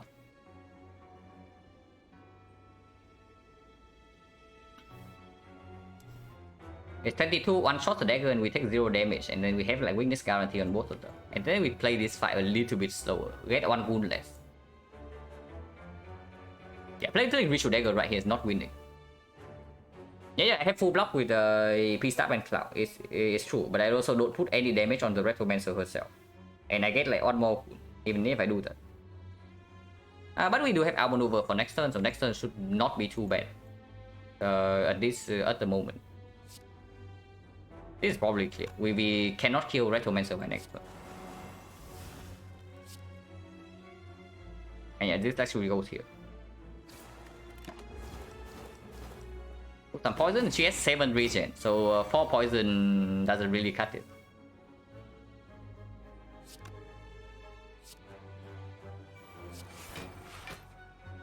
But bullet time here. Bullet time here is very bad.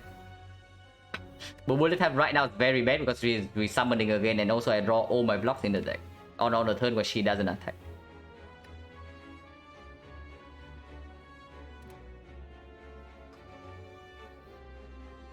Jesus. We cannot break out of war here, by the way. Yeah, this guy died on his own, so we just block here and we take the other war. It's actually horrendous. It's not even just the XecnaR. Like draw order and the XecnaR. Like XecnaR, of course, is absolutely screwing us, but the draw order is also like horrid. At least there is AI. Yeah, AI, but this fight also doesn't advance, and we are getting like overwhelming wounds. And yeah, to the trade is not down, PK is not down, full works not down.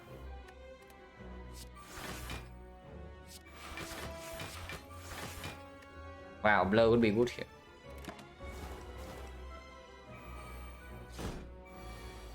It summons again. At least we have the CE.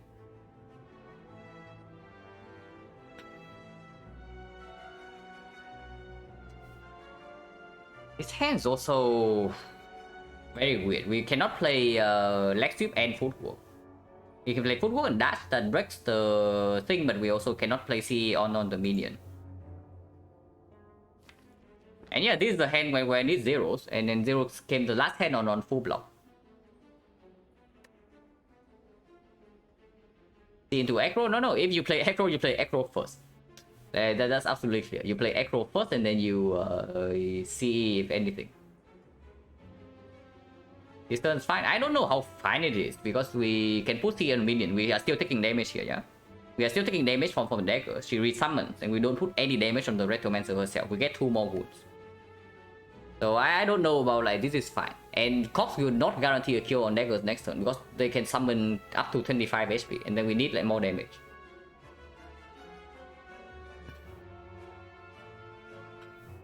But probably play the aggro right now.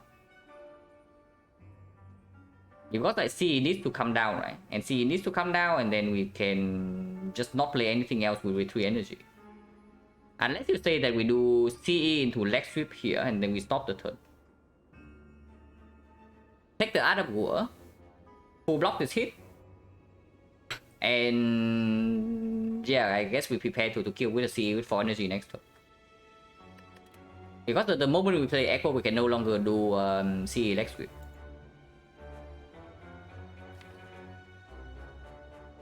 And yeah, I guess we have to take other war here then. Because the O attack is still in the deck for next turn, and O attack will kill all of them. If we draw right now and we draw into O attack, like next turn is insanely bad. And she is still weakened, so not putting leg sweep on the Retromancer doesn't hurt us like for now.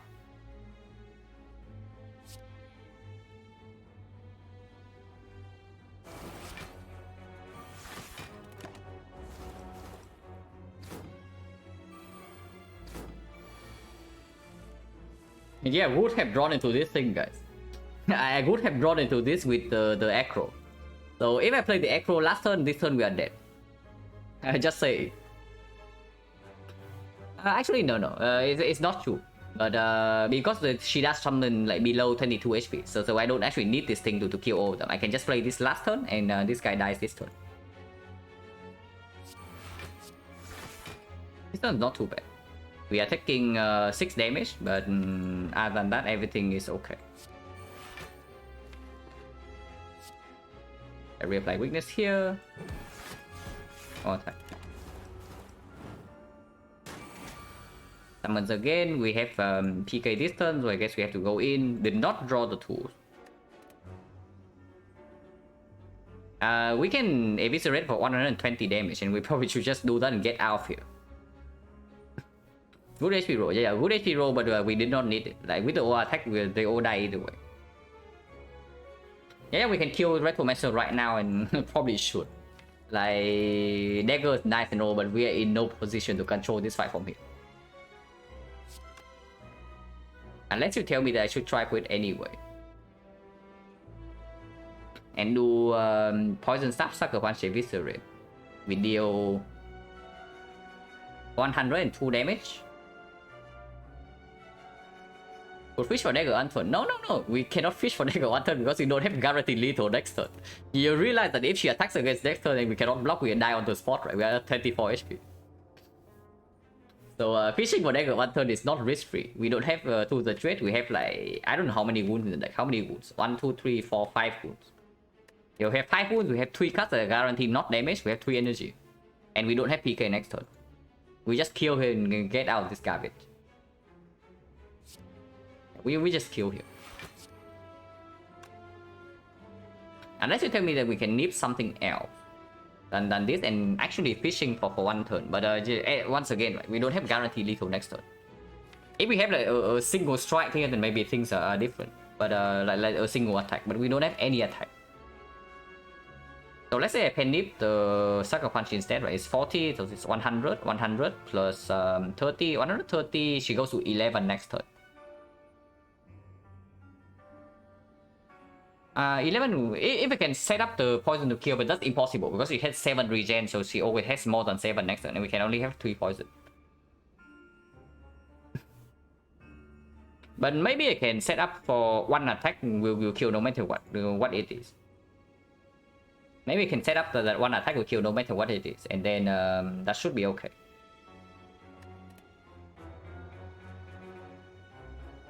So 60 damage here, and let's say we penip the poison staff. So it becomes 40, 100, 130, 130. She goes down to 4. She heals back to 11, but then poison to 3. So we need 8 damage next turn. And this is 8 damage. Any attack is 8 damage besides the C or the neutralize, or the deadly poison plus. So 3 misses. Taking some risk dying to set up dagger seems like bad risk. Yeah, but we are like behind enough that maybe it's still worth it, because the feeding the dagger also matters in the boss fight, like for sure. Especially when we have a way to quadruple its damage. And yeah, she might not even attack next turn.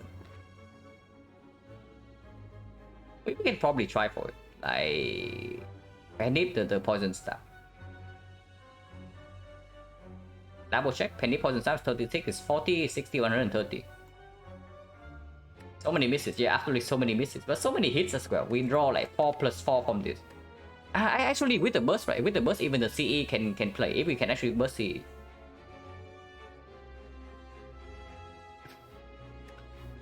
Blocking in probably doesn't happen. But she is still weaker next turn, it's true. Yeah, we try for it, because this way we also get to advance Penib a little bit if we draw a little next turn. We go for it. We go for it.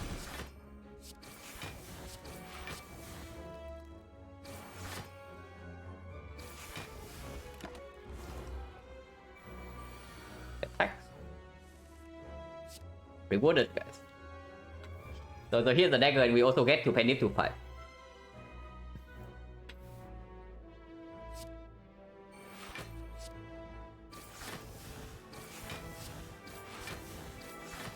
Oh yeah, no potion. What the hell is this? Like, potion chance right now is 90%. Or am I like crazy? Is it 80 or 90? 1, 2, 3, 4, 5, 6, 7. 7 fights and 1 potion, so it's 6-1.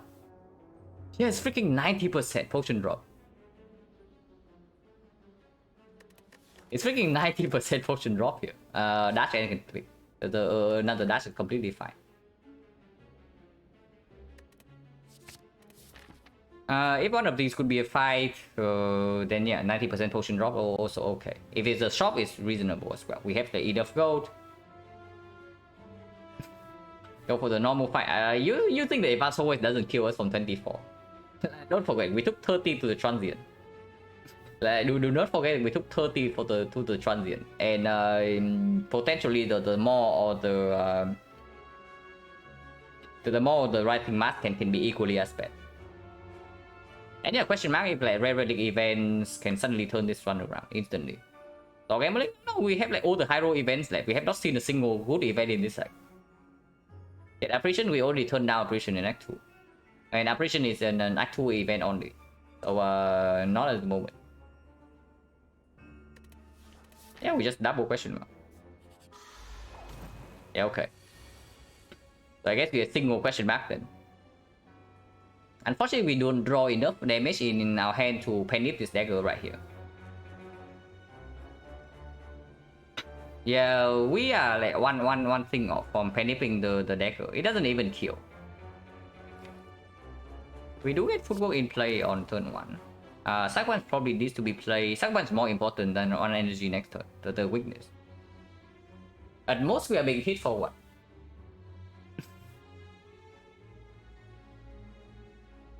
At most, we are being hit for 27 next turn with weakness, and we have 4 dexterity. Could be worse. And yeah, block density in the deck fairly high. This guy is completely worthless in this fight, so we'll probably just do that. Probably just use it right away. And dagger can be safe, I guess, if we cannot nip dagger and we don't need to kill immediately.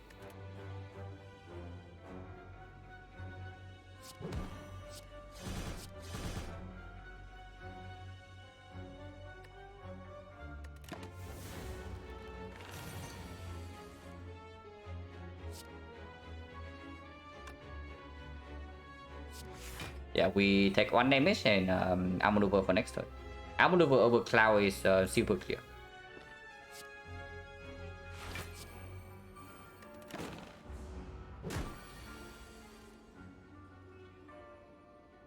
Maybe it was not super clear because we also failed to draw into leg sweep or neutralize.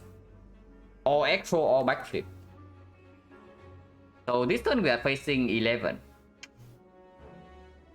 And also drawing like absolute trash. Well, that's annoying. But there's no line here. Yeah? And we had to break out of war here, so next turn we only have 3 energy. Potentially having to block again 37.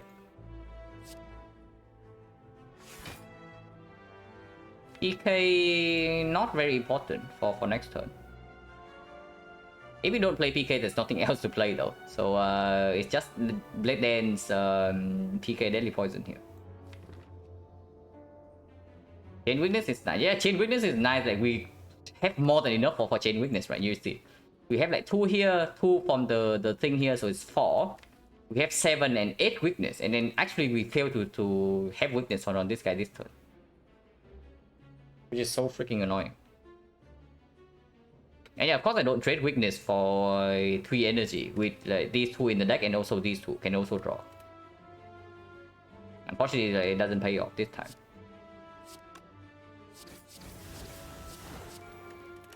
Take 11.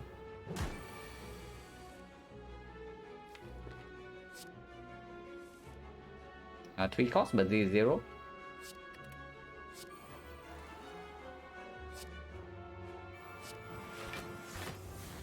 And shuffle out all of these cards.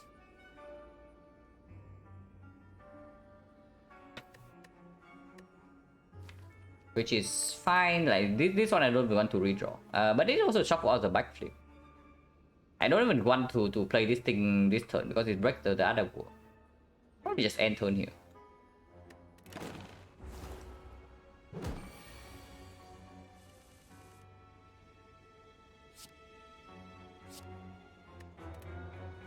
Yeah, once again we can do burst flag sweep, which is full block. And do PK next turn if we draw 2 daggers or kill. And this is not set up, but also not needed.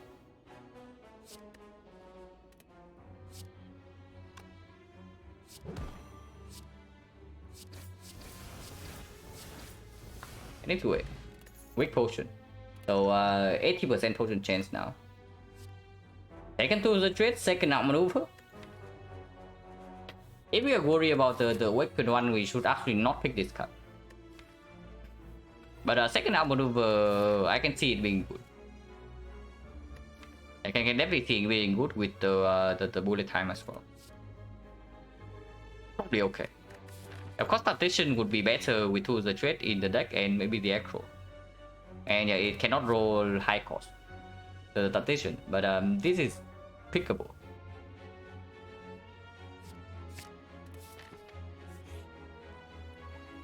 Wow.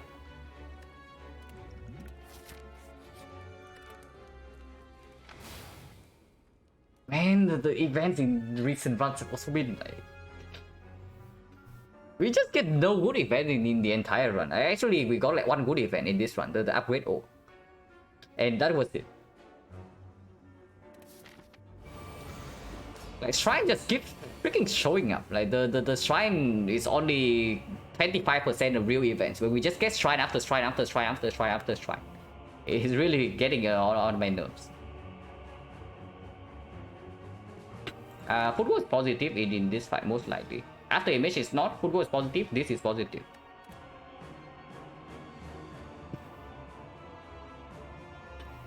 I want to all attack with the Pandip if possible, but we cannot do that here.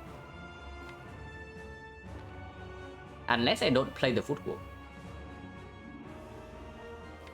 Not playing football, how bad is it? I mean, maybe it's not so bad. We do have a permanent weak chain here.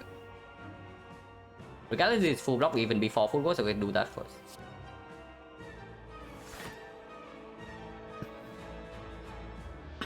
Like, if I play No, Blade Dance or attack is a terrible idea. Like we get to nip the or attack, but then you can discard a shift and then we get a bad redraw. So dash into Panic or attack. Maybe it's fine. We do break the Art of War for next turn, but this guy's still weakened. We have not played a power, and these guys are almost dead. Yeah, I guess dash or attack is okay. CE kills both, so maybe you can dash the smaller one. It's 41 damage, it goes to 13, 14. Yeah, no real threshold there because Blade Dance 15 and everything else, it makes no difference. Probably can still do it on this guy. Wow, epic. Or attack like a champion as always, guys. 1 out of 6.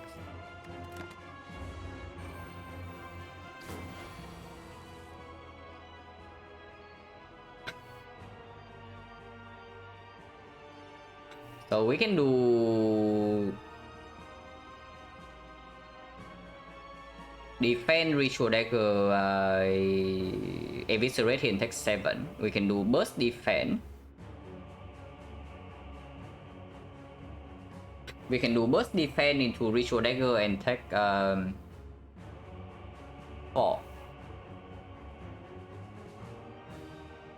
Yeah, I guess that's fine. Taking 4 is probably acceptable.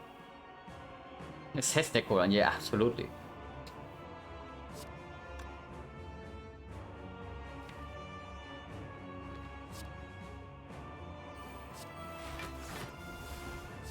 And Ritual Dagger works on these guys, so no reason not to use it.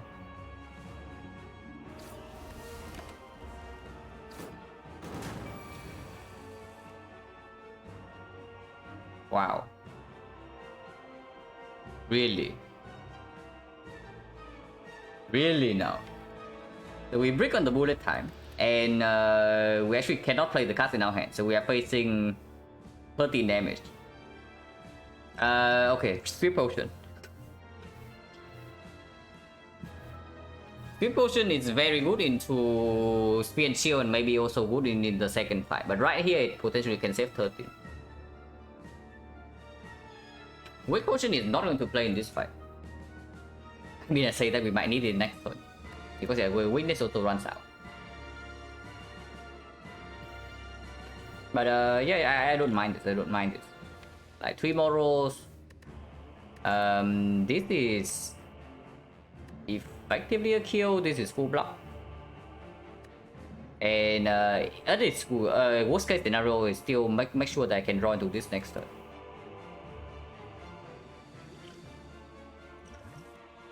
Yeah, okay. Much better. Yeah, much better. Unfortunately, that means that I shuffle out the bullet time. Unless I play the Echo right now.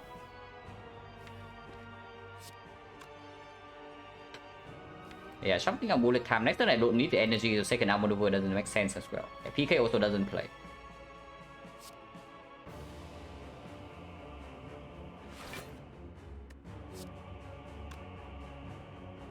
But I guess that's fine.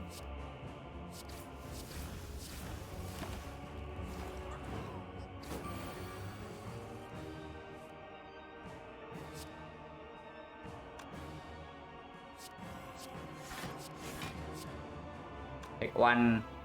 After the image is not worth playing.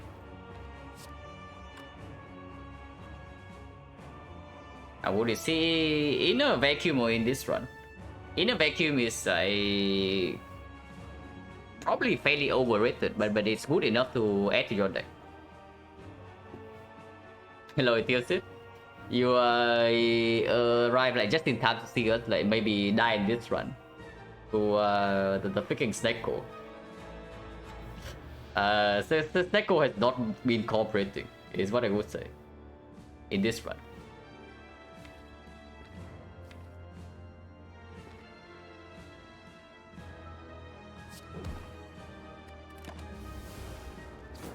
Yeah, we're floating 5 energy. Tools the trade is worth playing, but we take more damage here immediately. If I play the tools.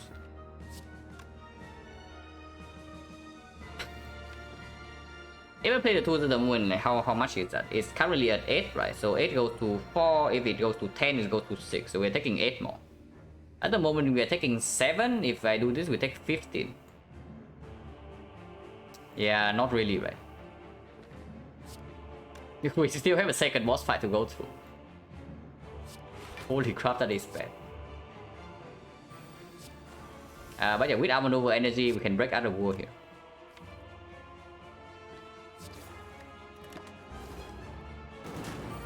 Hello, my philosopher. And yeah, you arrive at a pretty unfortunate time.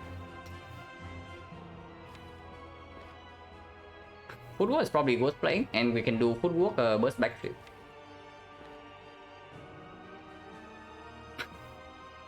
Footwork, this guy goes up to... How big is the base? It's 20, yeah? It's 20, so it goes up to 24. 24 weakens down to 14. So this is full block.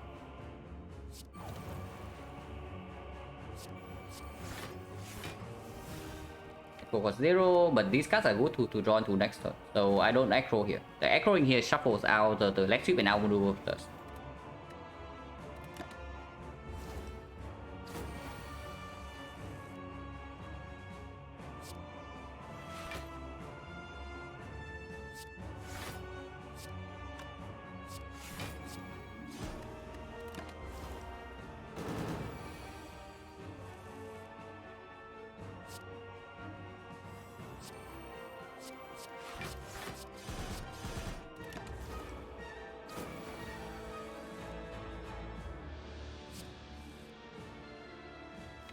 And play the tools here, and this turn I want to preserve other pool.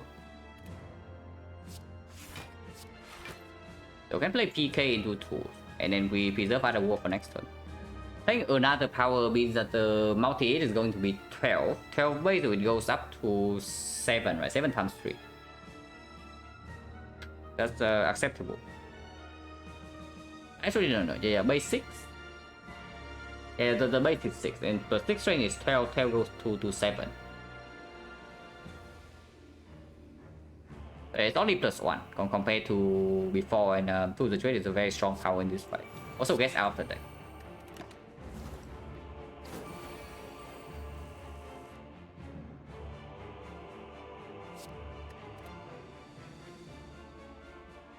We cannot block this here at the moment. Actually, we can. We can do this and take 2 damage. Playing backflip, we can no longer survive. This shuffles out the leg sweep, but I guess that's fine. Because if we backflip right now into a 3-cost leg sweep, we also don't get weakness for the next 3 turns. So we just accept another 2 damage here. 1, 2, 3, 4, 5, 6, 7, so it's not enough for Pendil.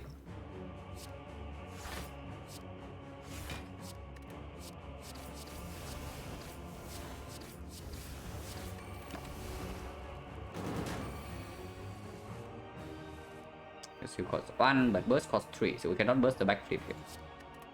Also, shuffling out the wheel means that we need to redraw into this again to reset strength for second phase. Man, second phase will suck in this fight when he shuffles in voids, and we have like 3 energy snack go.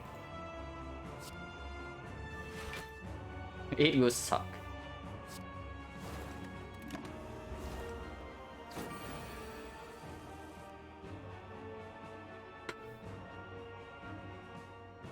We only have 1 block card in 8 draws. So we are taking another 3. Unless we kill this turn. We can kill this turn, but then we don't reset strength. So I guess taking 3 is what we have to do. 1 energy, 2 energy here. Actually, no, this costs 0. So 1 energy, you can spend 3 energy on something else, so that's Sucker Punch.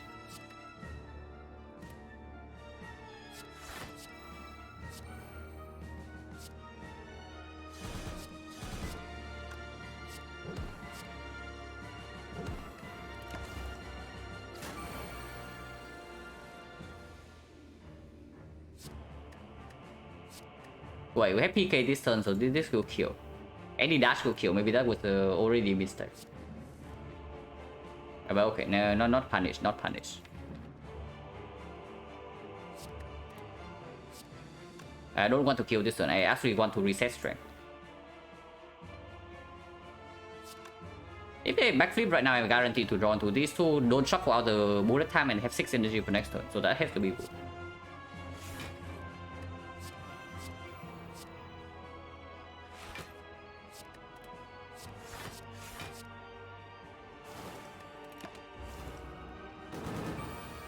And yeah, we leave this guy in a state where we can always kill whenever we choose to do so. To reset with Piercing Will the moment we draw into it.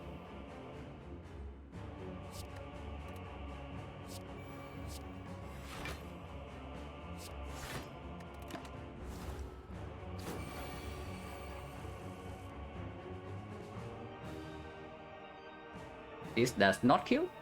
So we can do dash defense to full block into our maneuver.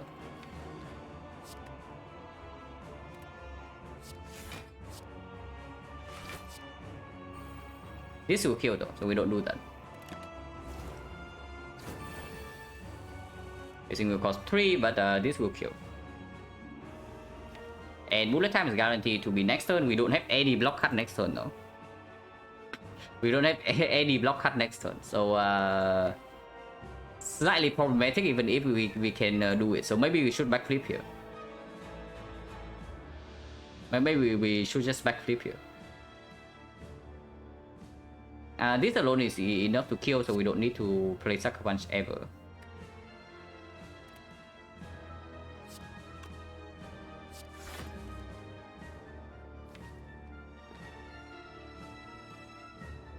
We go for the next cycle or what? Because our maneuver costing 3 right here. Next turn we have like these cuts.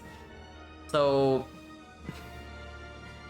weakness, with weakness this guy goes from 40 to 24, right? 24 and we guarantee to have like at least 5 blocks. Any block cut we draw would be enough. Yeah, probably should not wait. Like waiting from here is actually because next turn we also guarantee to have like both weakness and the after image in play.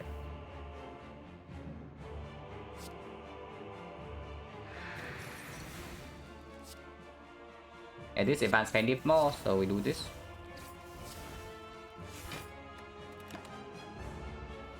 Yeah, we draw 8 cards. Definitely have some blocking. And we only need to block for 24, right? So... And but neutralize needs to be played, so we are breaking Other World no matter what. I mean, we don't need to play the neutralize. We can also save the Other World because the arm maneuver is not in play yet and we need to consistently block this. And by this way, we also get to PK Penip next turn. I want to burst PK though. Yeah, if I do not play neutralize here, I cannot burst PK. I have to burst the defense. We can, I guess, discarding the dash and playing this means that we still have Penip and then burst PK for the next 2 turns. 3 energy though, so it's going to be scary.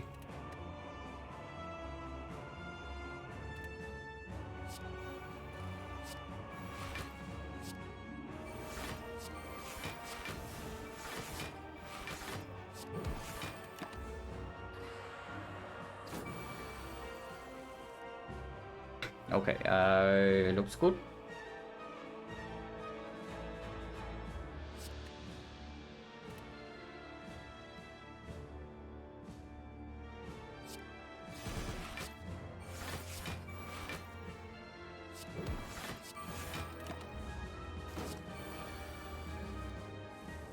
Running to void doesn't matter, we have 8 energy.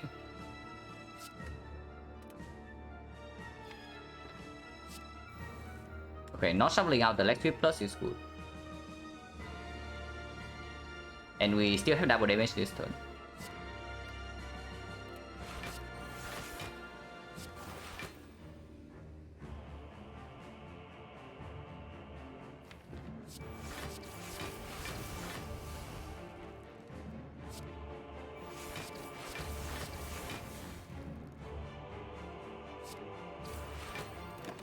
We have 2 energy next turn only though, So slightly scary. Okay, maybe it's more than slightly scary. Can we kill here? 75, 81. We are 8 damage short. Yeah, we are 8 damage short. We take a little bit more here.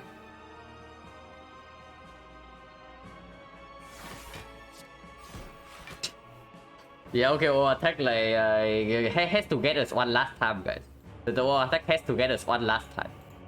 I mean, it's not over yet, by the way. Next turn we still have all the 3 energy and this guy's not dead yet. But yeah, -4.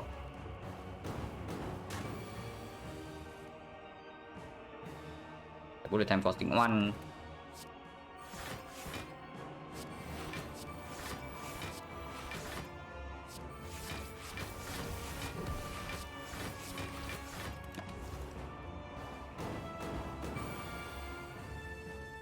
So now it's over, yeah.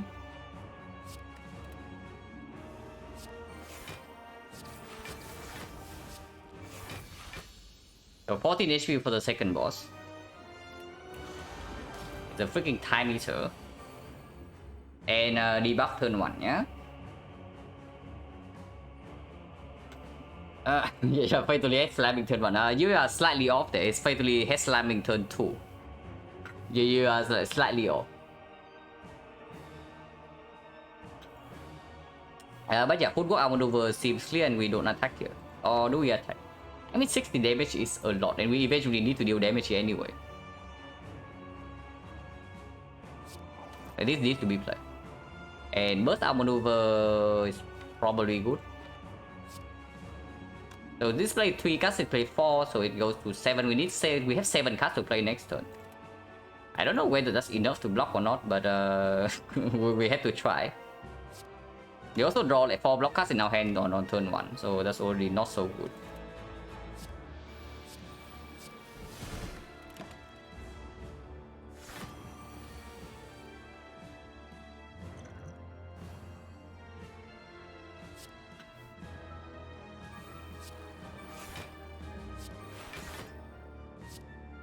So we have 3 cards next turn.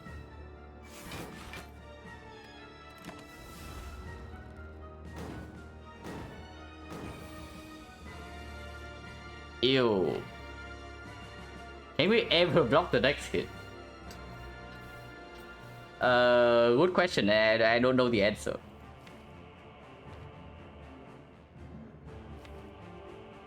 If he keeps changing debuffs like this, if we fail to reset strength in the halfway point, it's over. Yeah. So hopefully that doesn't come down to that. But leg sweep is clear. We play 3 cards, so it's just leg sweep, deadly poison, and probably PK, even though PK is useless next turn. Yeah, PK is useless next turn, but it gives us 1 energy. So in case I don't draw into bullet time, I can maybe steal Acro or backflip into it.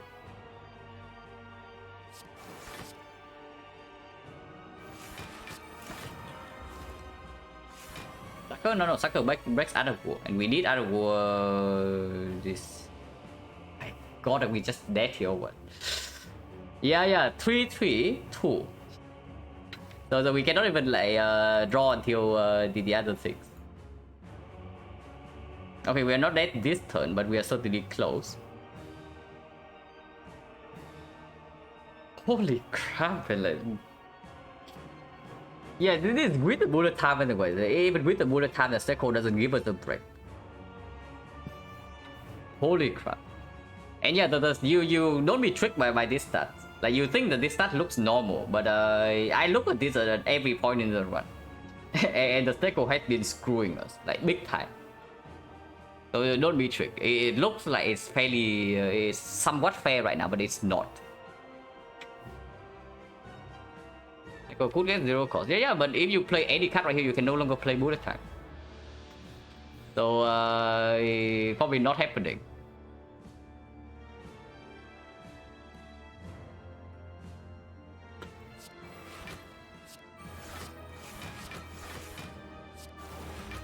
Attack 10.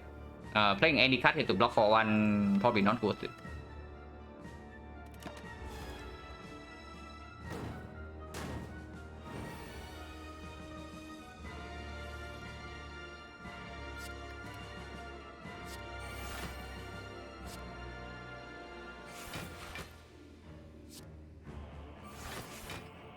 don't want to play this, I need to play forecast next turn. And we have 6 energy next turn, so forecast should be doable. We can also just play forecast this turn and proc immediately. Maybe that's better because it also advance panic and increase weakness. So what is the plan in this fight? We probably aim to kill through one turn of a panic ritual dagger, right? Panic PK ritual dagger is times 4 damage, is 220, and then that's basically our out in this fight. Like trying to reset strength and playing from 6 HP probably is not going to win. And yeah, forecast next turn also doesn't work, right? I just proc this turn.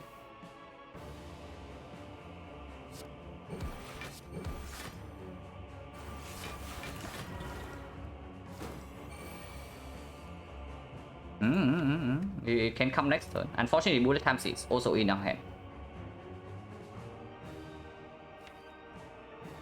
Yeah, bullet times in our hand and Abunper is not, so we need like fairly good luck for something like this to line up next turn. But it can happen. 5 attacks though. If I don't play the Blade Dance here, we cannot panic this thing. But if I play the Blade Dance, we don't have other war energy.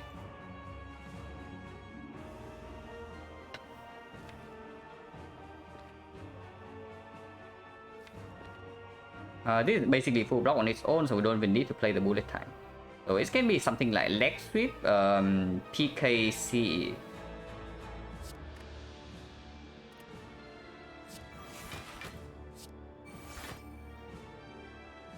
Do we bet on Steko being nice for one turn or what? If we bet on Steko being nice for one turn, we play the Blade Dance here and play 3 attacks. If not, how much damage is this? We cannot pen this, so this 110 is on the 60 each. Yeah, it doesn't work if we cannot pen it with the PK, right? So we probably have to play Blade Dance this turn, and then hopefully good things happen.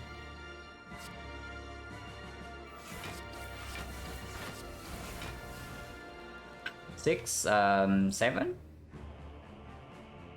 This is probably okay.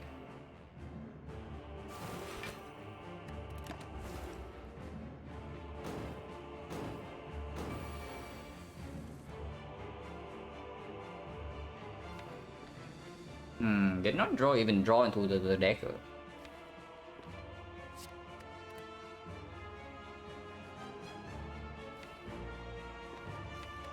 $60, 220 is 280. If we burst backflip right now, right, and we draw into a Eviscerate Ritual Dagger, we can do it.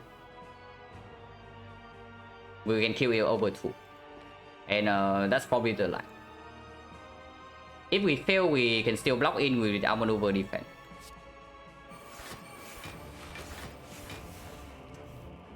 Close but not quite. We do it to pen dip this thing next turn, it's only 130.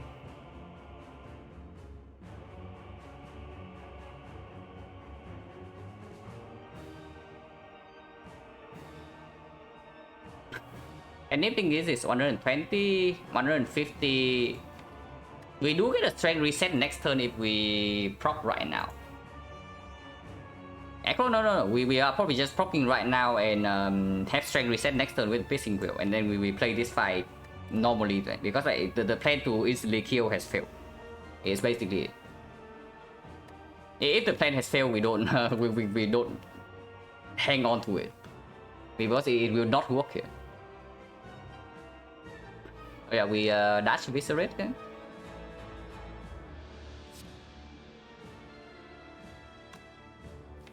Next time we only need to play this one card.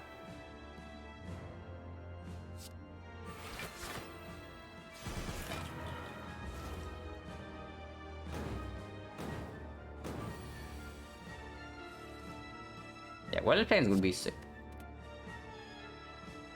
We ever have a kill here is 86. It's close but not quite. If we draw into the other Eviscerate right now with the backflip,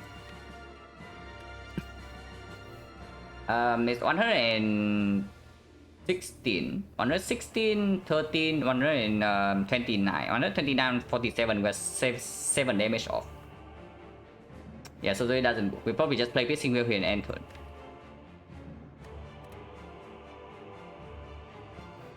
Bullet time will do it with backflip to something else. We need the second eviscerate.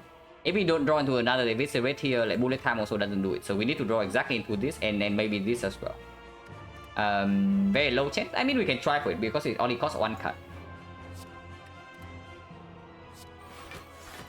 But yeah, this will not. So we piercing weapon and turn.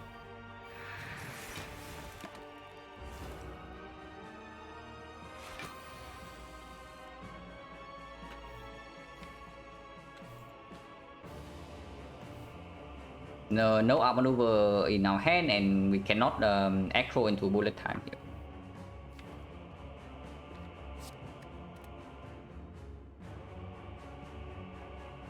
We don't even need to play bullet time here, yeah? We can do leg sweep burst PK.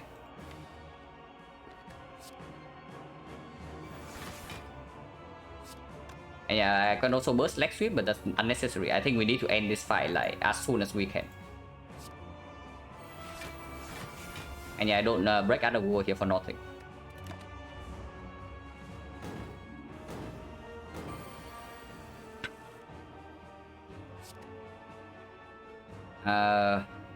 One cut, 2 cuts, 3 cuts, 4 cuts, 5 and 6. And that is full block, so we don't need to play blade and we don't need to play deflect. I mean, we cannot ever play deflect, so it doesn't even make sense in the first place.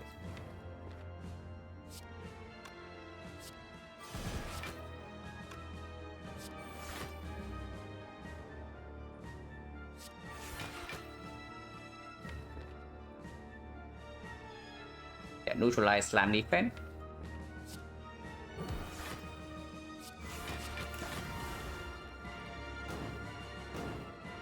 We still have a PK turn here.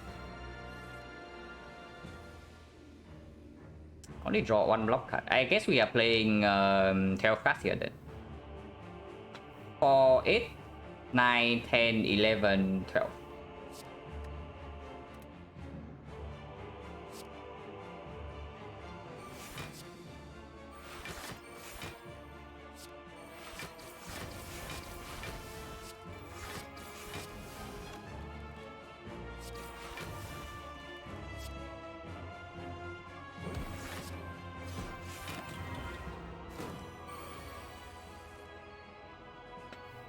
And if it's here, so we can win this fight right now, but we can also wait 1 more turn for the dagger.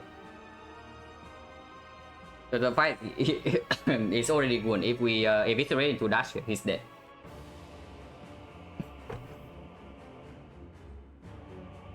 Great, block beautifully 300 damage, yeah, absolutely.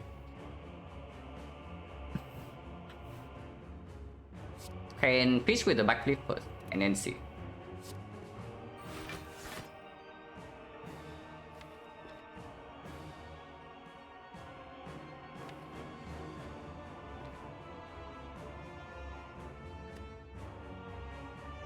Yeah, that eviscerate is fine. We don't need to actually pen this thing. But if we fail to draw dagger next turn, I would like still to have lethal. If I can, yeah, if he attacks, then we cannot block. Burst backflip could have, maybe should have.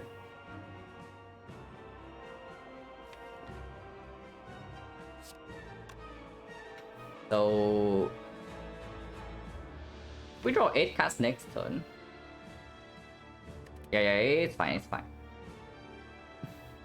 We don't even need to pen nip this, because if possible I also want to maybe advance nip by like 1 or 2 more.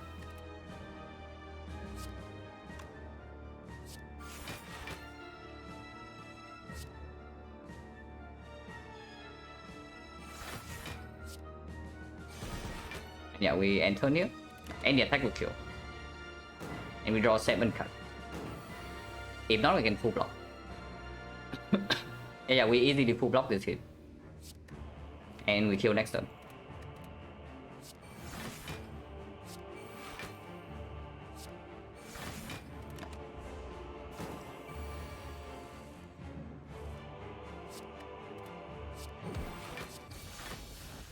Oof. Okay, we are alive.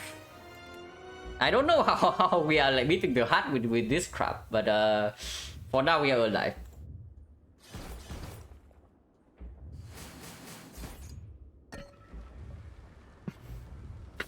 And yeah, we get a full heal with the feather. So the upgrade most likely goes on burst. Bit time to this crowd. Yeah, the PK is definitely insane. PK allowing to us to push damage quickly to the first half, and then we also line up the reset strength is really powerful. And yeah, like honestly, I would say we are strong after we get play the powers. The only problem is that with the XecnaR we cannot even play the powers half of the time. Don't underestimate Crane versus Hard. Yeah, but against the Hard we also need like consistent block. When we have one piercing wheel, no well defense. We cannot consistently block when we are base 3. The Ross Steko, yeah, Steko has been very kind to us, surely. If we are still alive now. But yeah, the upgrade here has to go on burst, right? Like nothing else makes sense. Maybe outmaneuver, but this upgrade is way stronger. This upgrade has to be way stronger.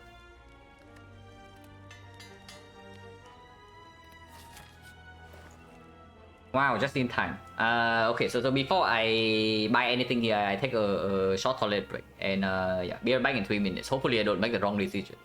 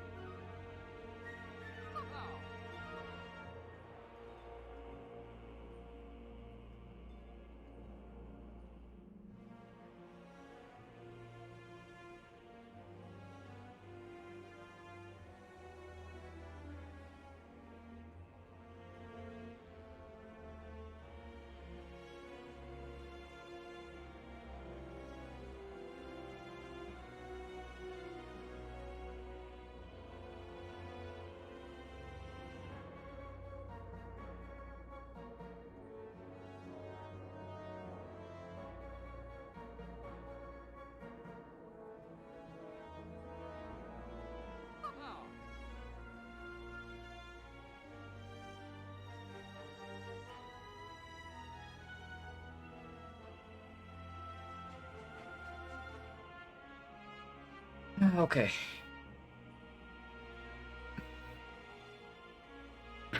So I'm looking at buying 2 potions. I'm definitely looking at buying 2 potions, buying Enlightenment, and taking card remove. So can I do everything? Enlightenment is pretty bad. No, Enlightenment is not that bad at all in this spot. It's not like insanely good, but it's definitely not negative. It's not horrid. Like, it's not horrid. Like, don't think that Enlightenment is terrible in 3 energy Snecko. Energy force remove. You don't want flex potion. You don't want flex potion with the Penlip, the PK, and we try to burst speed and shield down with 5 energy turn 1. Like, why do you want upgrade potion? Like, what are we upgrading? Yeah, nothing, right? Maybe maybe the maneuver, maybe some dashes, maybe PK for 1 turn, maybe the tools for 1 turn. CE can also go. So I guess the upgrade potion is not that bad. But all our defense are already upgraded. This upgraded. This upgrade irrelevant. Attacks upgraded. This upgrade doesn't matter because we don't play this in the hard fight. Upgraded. Also irrelevant besides 1 turn, but this upgrade is good. Using force rod on this is very good because it makes sure that we can deploy this. But this upgrade also irrelevant. This upgrade also doesn't matter.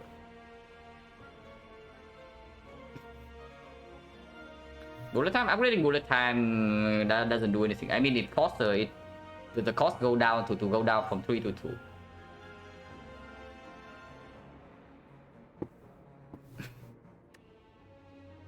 They want to set up fast. Yeah, absolutely. But as to this is to speed up the setup, right? And this is to kill spear and shield. Into spear and shield, right? We do not play a setup game. We into spear and shield, we try to burst them down as soon as possible because the longer we stay in that fight, the more we get screwed. Like trying to play all the powers and relying on paper crane is not going to work unless we immediately kill the spear. And yeah, we do have like potential penny. We have 5 energy on turn 1, and if we buy this, we can maybe try to burst down with the penny turn.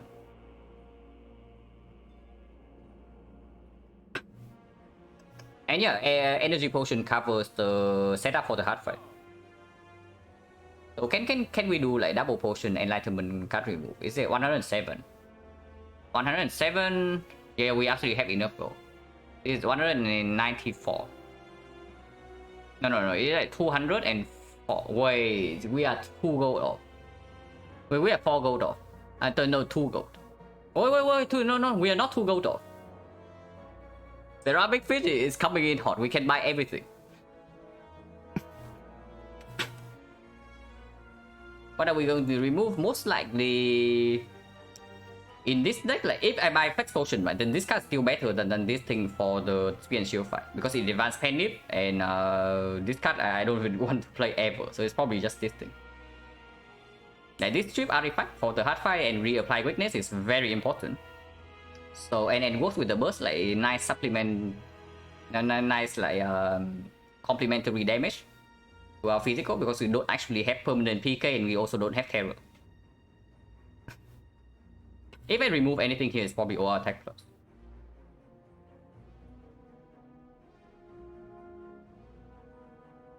Enlightenment don't know how strong it is on 3 initiatives go. Half of the time it's not negative.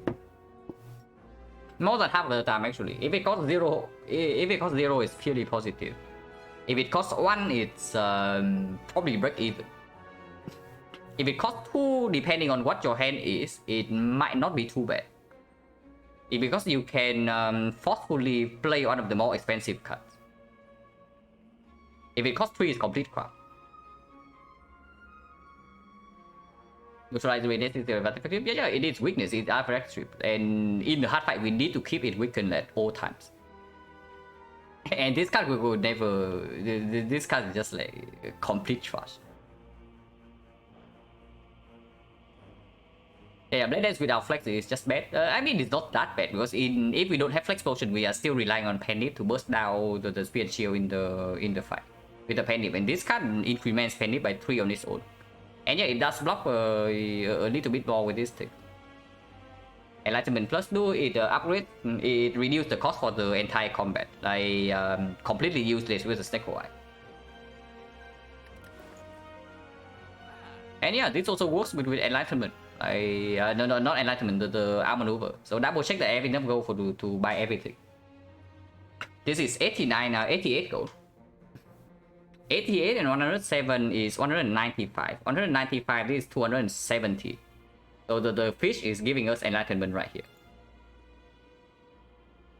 The other line is that we actually buy couch shops. There's another line where we buy couch shops, upgrade pot, and energy pot. And then we say that we win the spear and shield fight without potions. If you say that we can win spear and shield fight without potion, right, then buying couch shops and upgrading it in the hard fight is going to be massive. It deals 240 damage with one cut.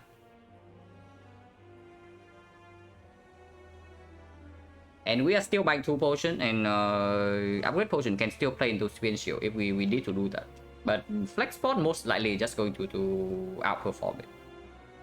Because they have 180 HP is a lot to go through.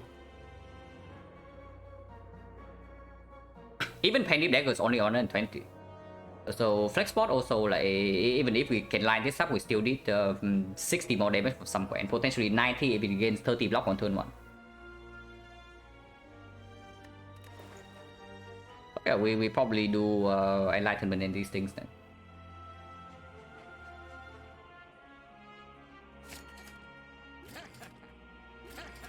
And yeah, cut remove is stronger than couch shops. Is that true?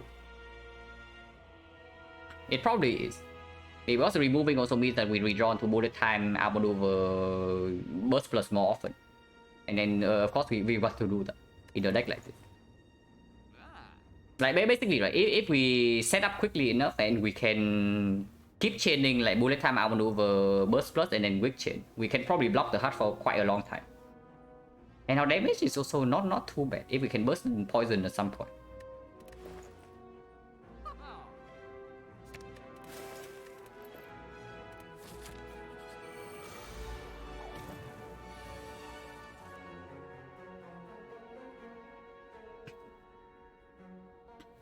So here we get to strip artifact and apply weakness on both of them.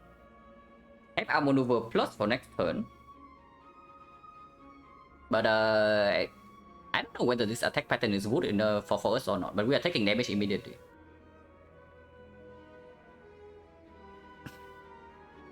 This is only 5 charges for Penip, so Flex Potion right now only deals 25. It actually doesn't deal 25, it deals 35.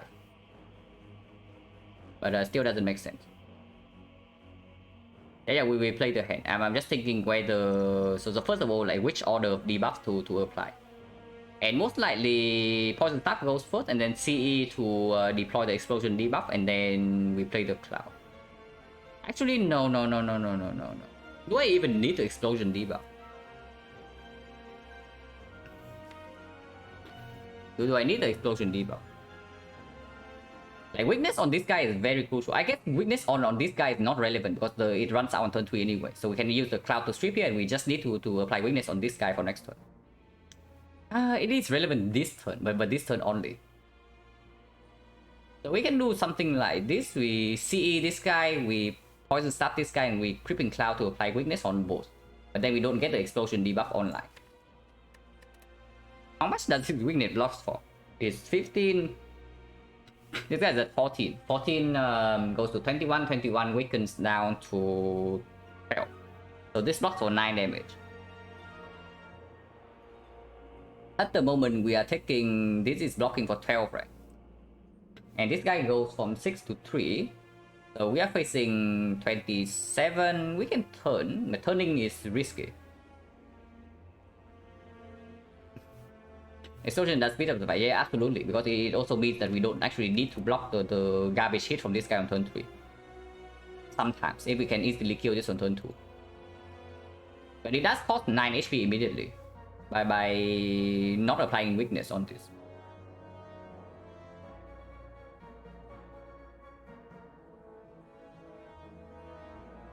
I mean, that's probably fine. Like blocking for 9 damage. If we turn around, what happens? If we turn around, it's going to be 9, 9 weakens to 5, so we are facing 10. 10, this is 14. So 24, 24, we are taking 12. If we also apply weakness, it's going to be 14 goes to 8. 8 plus 10, 18, we're only taking 6. Yeah, if we turn around and apply weakness on both of them, we are only taking 6 here. If we don't turn around, this goes to 3, this is 50, this is 21 weakens down to 12, so 12, 18, 18, we're taking 6 as well. So no point turning around. And yeah, I think I blocked for 9 over deploying the explosion debuff. I think I blocked for 9 here.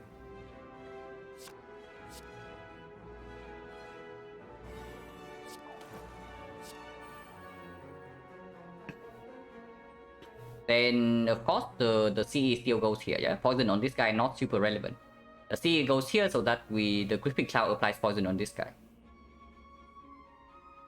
We still want to kill this guy first.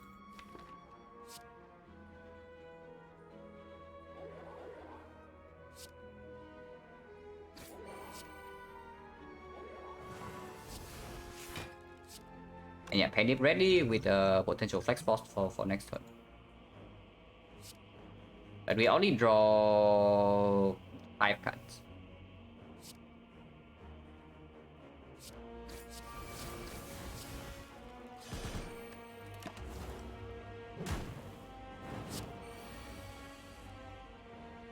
Okay. Wow, Sneko is like being really nice this turn, I have to say. Wonder how long that will last, but this turn is very nice. Can still backflip. If we flex immediately, this is dealing plus 10, right? So it's like 28, 84 damage. What if we kill this guy now then? If we just straight up turn around and kill this guy this turn with the flex potion, this guy is still permanently weakened, and then we still have Ritual Dagger to control him. And yeah, permanently weakened, and we have Piercing Will to block for like 1 turn. And we do not need to draw block to guarantee that we need to block like 38 next turn from this guy. Because 84 right here, this is 30 damage. No, it's not 30, it's only 10 because it is Panic. 10 is so it's 15. 45 plus 84. Yeah, it's actually enough to kill either of them. We can choose which one we kill here. Even after the backflip, so we'll probably still backflip first and then see what's going on.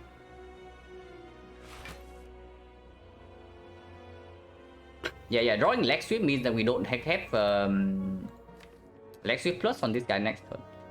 How much is he hitting for anyway? It's 38, right? 38 weakens down to...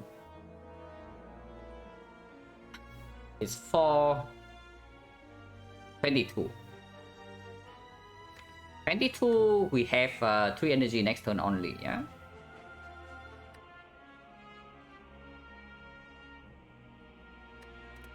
Probably should just kill this guy then. Weakness is permanent on this, and the next hit is going to be 12 times 4, so it's going to be 7 times 4 only. It's only 28. It's not even that much more compared to this. And we know that weakens always stays on this guy and he doesn't hit us immediately. So we get like maybe 1 more turn to prepare powers or the PK and maybe our maneuver. We just kill this guy.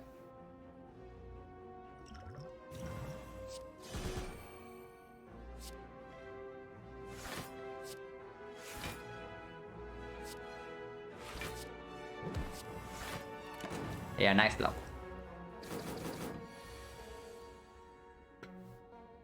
Lightning coming in hot. Unfortunately, Dagger doesn't line up with the PK next turn. But next turn we are never being attacked. So Survivor PK and take the other wars seems okay. And then next turn we are never being attacked, so we can have 1 turn to set up the powers with the arm maneuver, and the turn after he attacks for only 28. And we draw like 8 cards. Enlightenment here doesn't do anything. It's just a waste of energy. Enlightenment reduced to 1, guys, not to 0. It's not bullet time.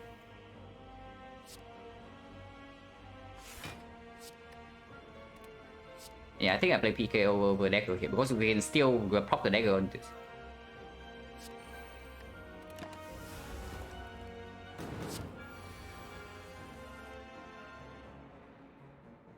No arm maneuver, but we still keep the other war.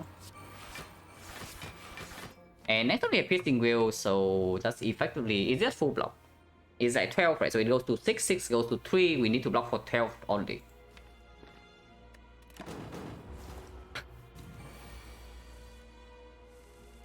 Unless we draw like 003s. This is still full block. Yeah, piercing wheel plus the dash is still full block. It's blocked for 16, we are facing 14, we need to block for 12.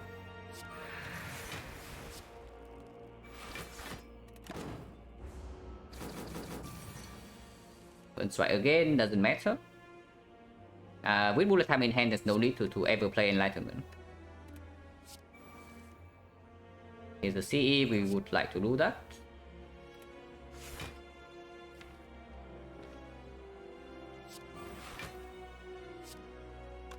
Dagger is 60 damage. You can Penip right now, but I want to also save Penip for the hard fight if possible. Like the Penip in the hard fight might be worth 30 to 60 damage. And then we need to advance. We need to push damage in the hard fight at some point. So damage is going to be relevant.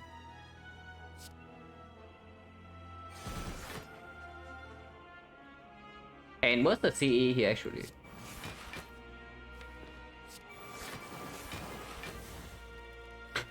And I guess that we can play. I want to open up a potential dash to block next turn. So we don't want Penip to actually be on 8. So 7 should be okay.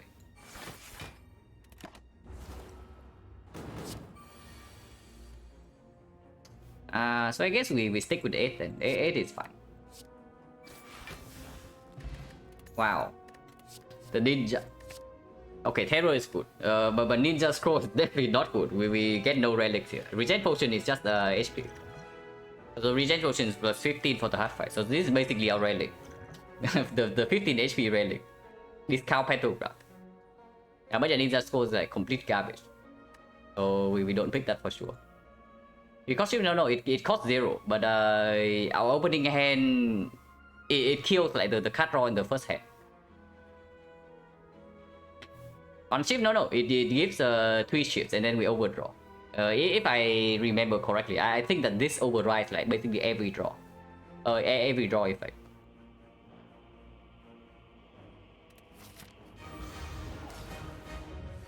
So Blood Vial is getting in there. This draw is quite good actually. We get to Penip to the Eviscerate as well for 60 damage. And we also get to deploy Sucker Punch. So 1, 2, 3, 4, 5 cards, and that's our turn.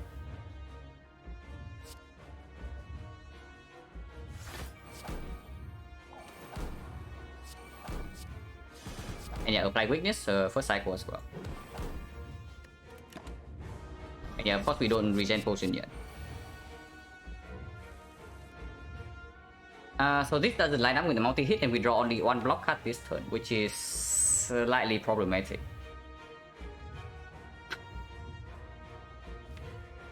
For sure.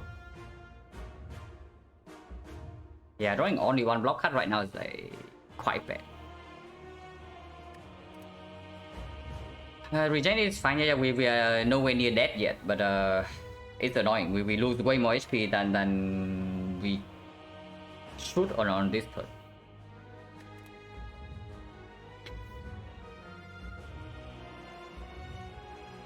Do I even play bullet time? Honestly, no reason to, right? It's just defend Creeping Cloud here and turn. And then take the other wall. And yeah, I don't need the PK next turn either. We block in and we finish our setup and the terror.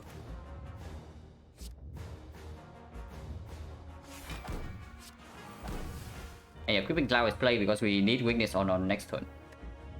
Like 35. Only 1 times 15 because of Queen. We draw no block. Are you kidding me? We withdraw 0 block card. Yeah, like, seriously, what the hell is this?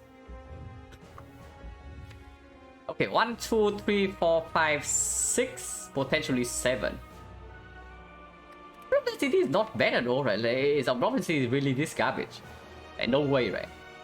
If it's this garbage, we would never survive Time Eater. So I guess we're just drawing like a little bit, yeah, 4 statuses as well.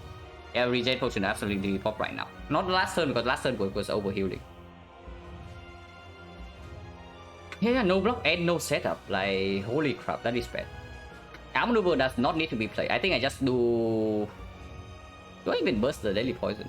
Maybe it's just Deadly Poison Slime end turn. We still have the Void, but this can counteract, and we have Other War Energy next turn. Arm maneuver? I don't know. I think maybe the Slime is more important because this potion is still here. And we are going to very dangerous level of HP already.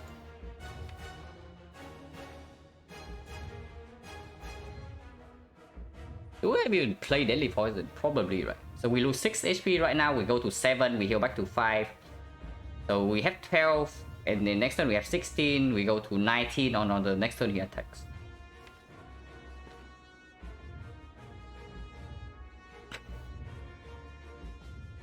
But yeah, Deadly Poison Slime seems okay. Deadly Poison is probably worth the energy, the 2 HP.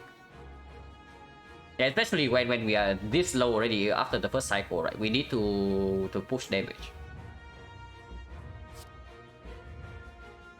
But I don't think playing this is worth it because effectively playing the burst means that I trade like 4 HP for 7 poison. That is not worth it. 2 HP for 7 poison I attack, but 4 HP for 7 poison is probably not worth it.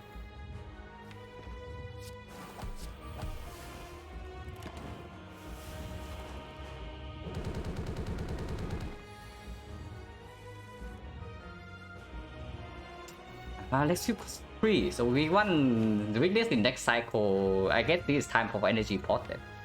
But if that is so, next turn we have potentially 2 energy. 3 energy with this thing, and we are being attacked for a big amount. That is bad. We can echo right now actually. We can echo right now, and hopefully we maybe draw into the void. Be to acro, and then we see what happens. So 30% we draw to the void. If not, we know exactly what 7 cards we are drawing next turn, and yeah, we might die next turn. That's basically the story of this fight. And let's give this to be played. Like with our weakness in the next cycle, we can never block. There's potentially a line where we only play the neutralize. So we play like defend after image neutralize or something.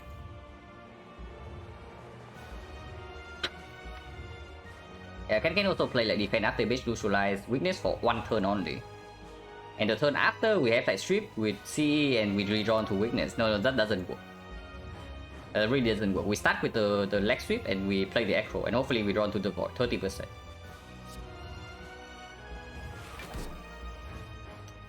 Not draw to void. So this is our 7 cards next turn. So can we actually play energy potion here to after image? Because like next turn if we don't play all the block cards and maybe the 2 is a trade, we are freaking screwed. This has to be played. We have 4 energy next turn, drawing into this we have 3. How much is the hit next turn? It's the multi hit is 4 times 15, it weakens to 2 times 15, so it's only 30. 30 we have 4 next, so this blocks with our after image, this block for 12. Block for 12 and 10 each. So 3 is enough to block the multi hit, and the big hit is 47. 47 weakens down to 28.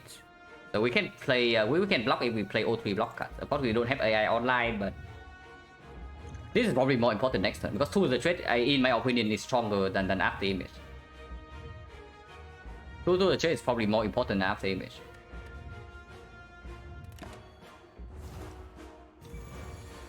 And 15. My god, man. But yeah, here we have like energy potion, and you see enlightenment can actually help us here. Like without the enlightenment, we cannot play a single card this turn. But with enlightenment, we can play 2 cards. What's the? Jesus, can I get a break, please? Like 3 as well, yeah. Enlightenment. I don't know what's being safe because we can only play 2 blockers and then 2 of the trade is not even online. If I play 1 block card here, I die, by the way. If I play 1 block card here, only I die. So 2 of the trade is actually not online here. Like enlightenment energy potion into 2 block cards, and then that's our turn. And she even bought a freaking energy potion for this garbage, like. Holy crap. Why enlightenment? Because enlightenment puts all these to 1 and then I can play 2 block cards. If I do not play enlightenment, the line is like, I guess we can play defend energy potion survivor. And then that's better, right? It's safe 2 HP. Yeah, I guess that's true. If the defense costs 0, then enlightenment can do something. Holy crap, like 3 Like we are drawing badly enough, and then XecnaR is also screwing us. Like holy crap. But yeah, I guess like we don't we don't get to play this then. At least we're not dead. If we play A20H last turn, we are dead this turn. And I think I take 1 energy over 2 block. So defend survivor here over the dash.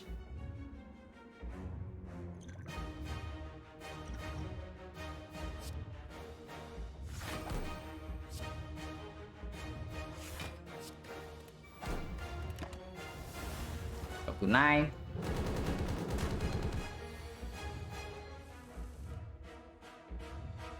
Jeez. Holy. Okay, I am like slightly upset. I have to say. I have to say that I'm slightly upset at the moment. And yeah, again, we cannot play 2 the trade. Like we have to play 2 defense here. We are dead.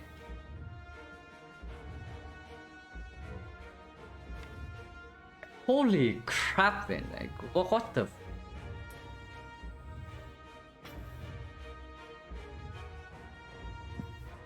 And yeah, like it's not like we actually have 3 energy. If we only have 3 energy, right, then it's fine. But we don't actually have 3 energy. We have Art of War every single turn. We take Art of War every single turn, and this still happens.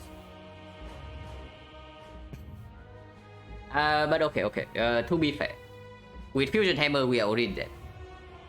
I will say it right now. With Fusion Hammer in this one, we are dead already because the only card draw we have seen in this one was 1 Echo and 1 Backfield, and we have both of them in our deck. So we play this one with 0 card draw. If we don't have the XecnaR, so we would never win the boss gauntlet with Fusion Hammer. Is what I will say before we maybe die this fight. So at least XecnaR might kill us, but Fusion Hammer will not save us. Is what I would say right now. But yeah, double defense here is the only line.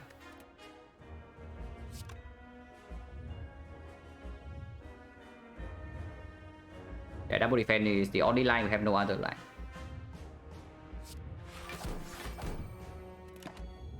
At 3 HP. And we don't get to line up his skill. Also, yeah. This turn enlightenment will play. This turn enlightenment will play. We go to 1 and then we can play defense to strip artifact. But yeah, damage is way behind. Meter blade is 3. We are probably just dead this fight. And yeah, defense cost 3, so we cannot even play defense into enlightenment to strip artifact. That doesn't happen. But how much damage is only 2. But we have to start with enlightenment here because not stripping artifact here is super losing.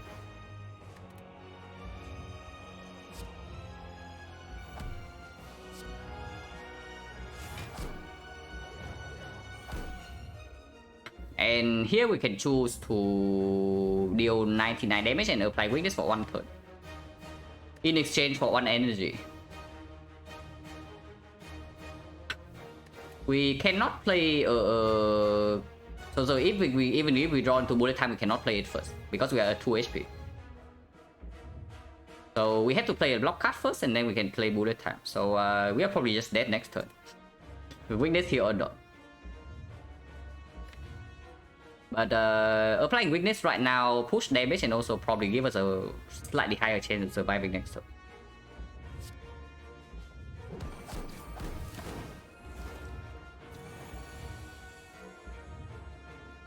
We are dead.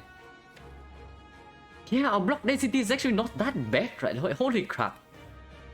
Do we really have no block in this deck? Do we really have no block in this deck? That I completely failed to draw block on turn 2 and turn 3, and then right now. And there's no way, right? If we do not have block in the deck, we would never survive or can run end time either. But yeah, we are dead here. Like, there's nothing to do. Man, this run is freaking annoying.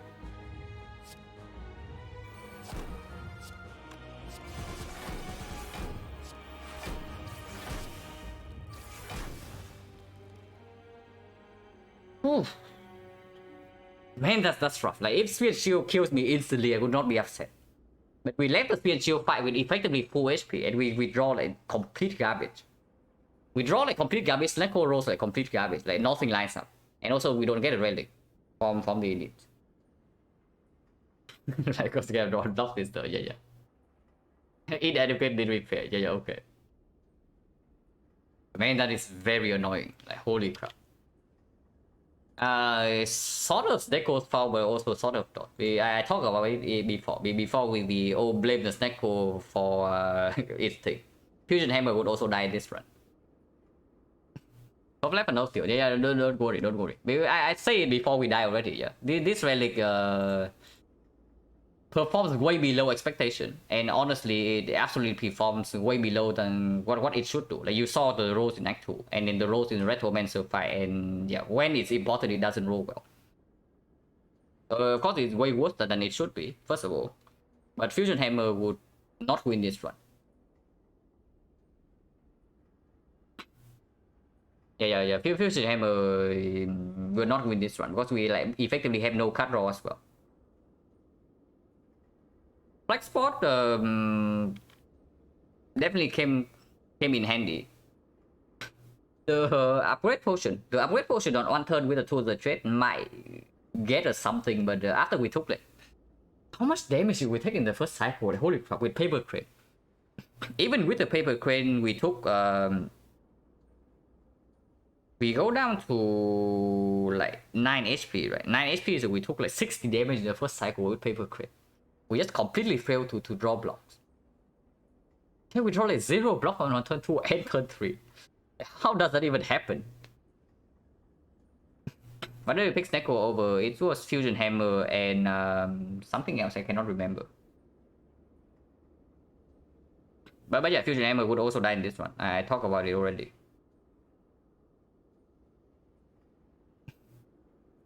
No block, next so thick potential break. Yeah, absolutely potential break. But that is why I say that Fusion Hammer would also die in this run, right? Because we just did not see any cut draw in this run whatsoever. These are the only 2 cut draw we saw in the entire run. Like no cow gamble. I guess we have a reflex plus at some point, but that was before to the trade. So it was definitely not pickable. Oh yeah, it was Black Star. It was Black Star. So the Black Star absolutely not. But yeah, Fusion Hammer would also die.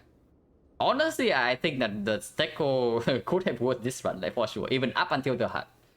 Like, because you see, right, we finished Field Shield with 0 damage taken. Okay, maybe not 0, but barely any, and we heal back to full with the Blood Vial and the Regen Potion. It's just that we draw like complete crap. And then XecnaR rolls all 3s. I can maybe probably probably die next week, yeah, but Black Star would not survive. Black Star would not survive. Better to XecnaR. Yeah, absolutely. We are like, we have more than enough tools to win in this run into the heart. Like, if we lose like 60 HP in the Spear and Shield, right, then something is different. But we lost no HP in the Spear and Shield. And then we still preserve the energy potion to increase the setup speed in the hard fight. We just like, even with energy potion we could not do it. It's crazy. Even with energy potion we could not play the powers. And of course we also draw the powers in very bad order, and we also draw no block cards in the first attack cycle. Also, yeah, not just card draw, we also did not see Violet Plans. So no Violet Plans, no card draw, no energy. So we did not have anything in this run. Well, at least we survived Act 3.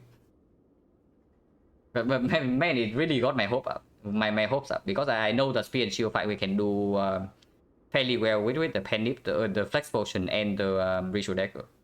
And yeah, it did. The speed and shield fight went like as expected. And then the heart just, yeah, it's just murders. I don't know whether the heart murders or this thing murders, but something kills.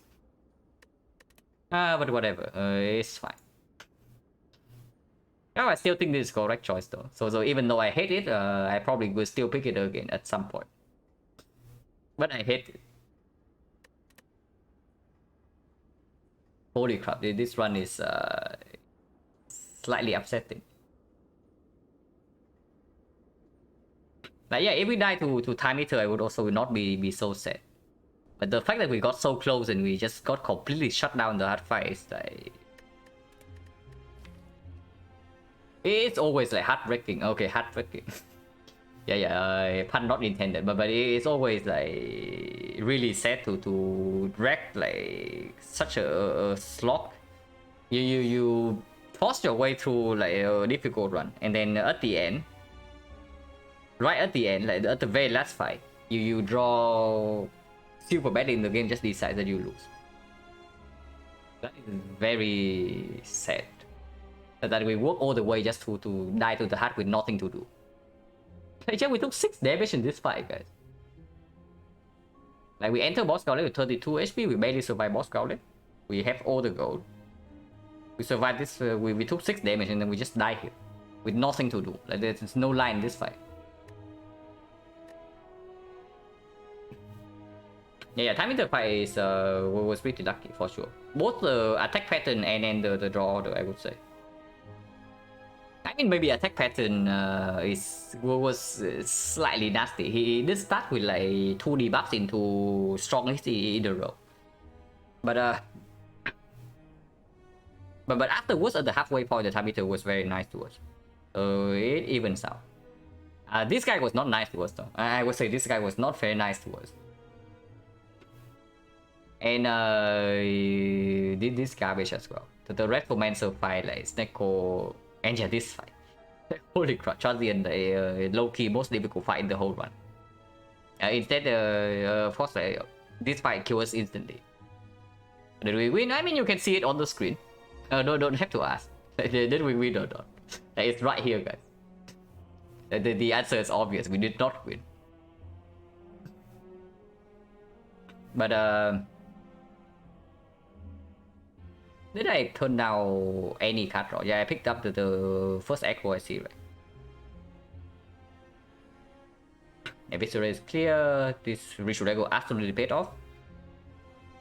This thing. Now we did end up we did end up with a burst plus. We did end up with a burst plus. So taking this would have paid off in the end. Of course, at the time we did not have bullet time. Bullet time, where did the bullet time come? Somewhere... Yeah? Where was the bullet time?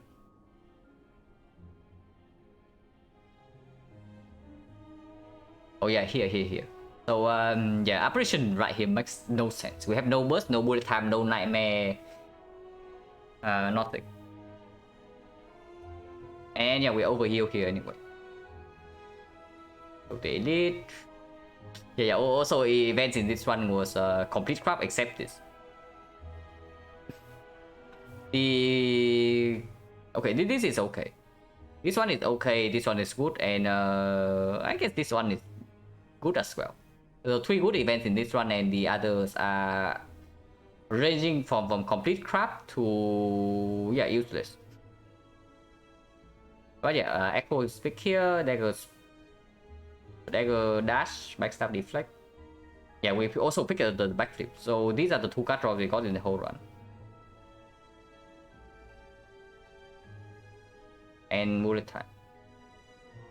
Like Neo attack, from dagger, quick slash. Yeah, to the trade we also pick. Maybe the second to the trade, but second to the trade is weird, right? Because I only know that this fight was not very good to us. And yeah, we almost freaking died in this fight. And the second to the trade is absolutely not good in this fight. Quick slash prepare, ancient T set. We pick the dash over backflip here.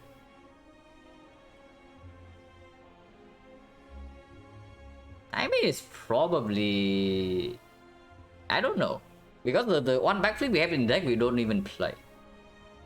But maybe the backflip here could be outperforming the dash a little bit. Because we do have bullet time in the deck. Skip the to the trade is reasonable. Talk about it already. Lab, yeah, garbage events. How many shrines did we see in this one? Like, 1 shrine. Of course, this is the garbage. So shop. Only 1 shrine. 2 shrines. 3 shrines. So we saw 3 shrines, 2 chests, and 1 shop in a very bad spot. Yeah, like 3 shrines definitely. I wouldn't say a low roll, but it's not a common occurrence. Because shrine events is only like 1/3 of normal events. Man, that is really annoying. Whatever. Card picks though. Card picks, the terror is absolutely good. Second Dead Dance, we pick it in early Act 1, right, with the Pandip and before the Secco, so it's also reasonable. This is okay, PK absolutely perform. It was transformed, triple dash with Stecco, double eviscerate with Stecco. Something to think about though is that it is the bottle footwork. But I mean, we did not have tools at the time, so it was either footwork or the after image. And yeah, bottling after image also doesn't really play. It's just straight up worse than the footwork. And yeah, this was from an edit and not the chest, so we cannot even key it. 1 piercing in the entire run. We have a permanent weak chain with the paper crane. This was transformed from Astrolabe. This was bot. This is very good. Deflect we pick in Act 1.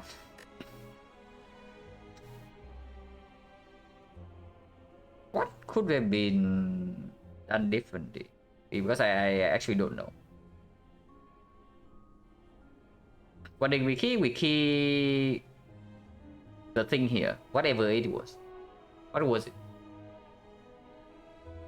Darkstone period, maybe? I remember that I did not even consider picking this up, so it has to be something like insanely bad. So it was probably something on the same vein as like Darkstone period.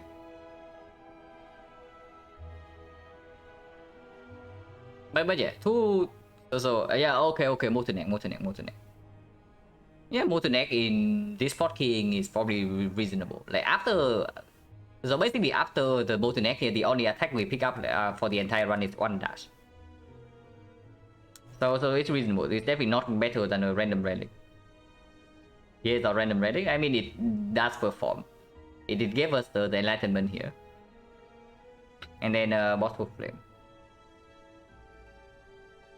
Yeah, in a run like this, so to know like what could have been done differently, I probably have to watch the whole thing. Because like from going 1 by 1, floor 4 1 by 1 here, like doesn't tell me anything. So it has to be something like earlier, and then maybe it has something to do with the pathing. In hindsight, it's better got Bottle Flame. Bottle Flame was not too bad though. Bottle Eviscerate like performed in a lot of fights, like this one. The Bottle Eviscerate gave us a kill on the minion on turn 2. And the same goes for like Spear and Shield. We deal a lot of damage on turn 1 because we have the Eviscerate in our hand. Guarantee. And yeah, we also have like Penny Eviscerate in opening hand for 60 damage. So it's not so bad at all. But yeah, in order to know what went wrong in this run, I actually need to watch the whole thing. Like looking at the run summary and from my memory, like I cannot point it out. It had to have something to do with the patting early on. But yeah, only one run today, but my family is coming over in like half an hour, so they're probably not playing another run. Act 2 and 3 relics underperforming, yeah, absolutely. We did not get a lot of things. Oh yeah, something though. We can do... Instead of all its smooth stone here, we could have bought Frozen Eye. So that's basically... Yeah, that's probably one of the major decisions in this run. Where we bought all its smooth stone over Frozen Eye. In this shop. Frozen Eye with the... XecnaR is... definitely quite weird, but it might allow us to change the lines in some fights. Yeah, I know Frozen Eye isn't that good with XecnaR, but it could have done something. And I cannot say that only Smooth Stone doesn't perform, because we did lift the Act 3 bosses with 6 HP. So if this thing saves 6 HP at any point in time, then it only saves our life here. Don't think it would fix the hard fight. I mean, it depends. Because if we know that we bottom deck the powers, then maybe we could have like force card draw, and maybe you can line up card draw on turn 1 to line up block in the later turns. But yeah, we also don't have card draw to actually do that, so maybe it wouldn't change a lot. Happen again, we'll still pick stone. I mean, maybe.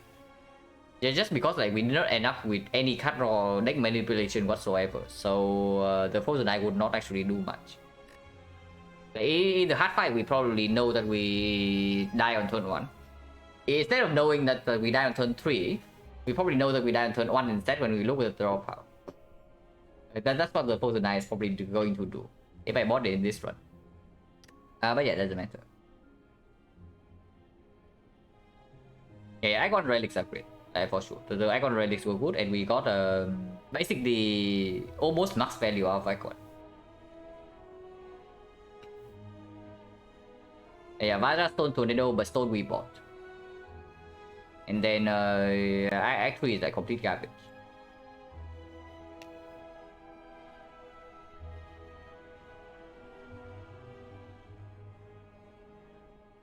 Okay, nobody I know is streaming.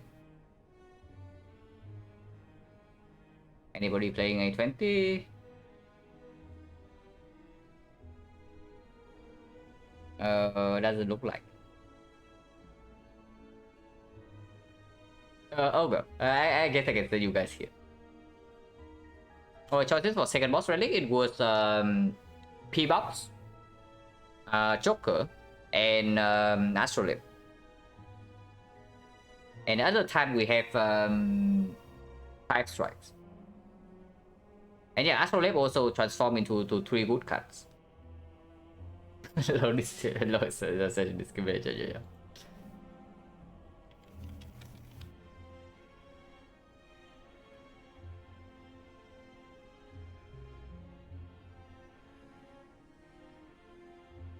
Well, yeah, unfortunately, like losing a run like this always feels bad. But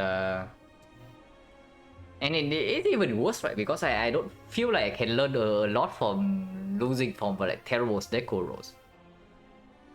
If the XecnaR rolls decently, at least averagely well in the more difficult fights, and we still die anyway, then the mistake has to come like from somewhere different. But here it's just so freaking terrible, so I always have this idea in my mind that maybe the XecnaR just screw me in this run. But I don't know. I'll probably just look at the bot later and see if there's anything I can dig up. But yeah, thank you for watching as always, guys, and I'll see you later.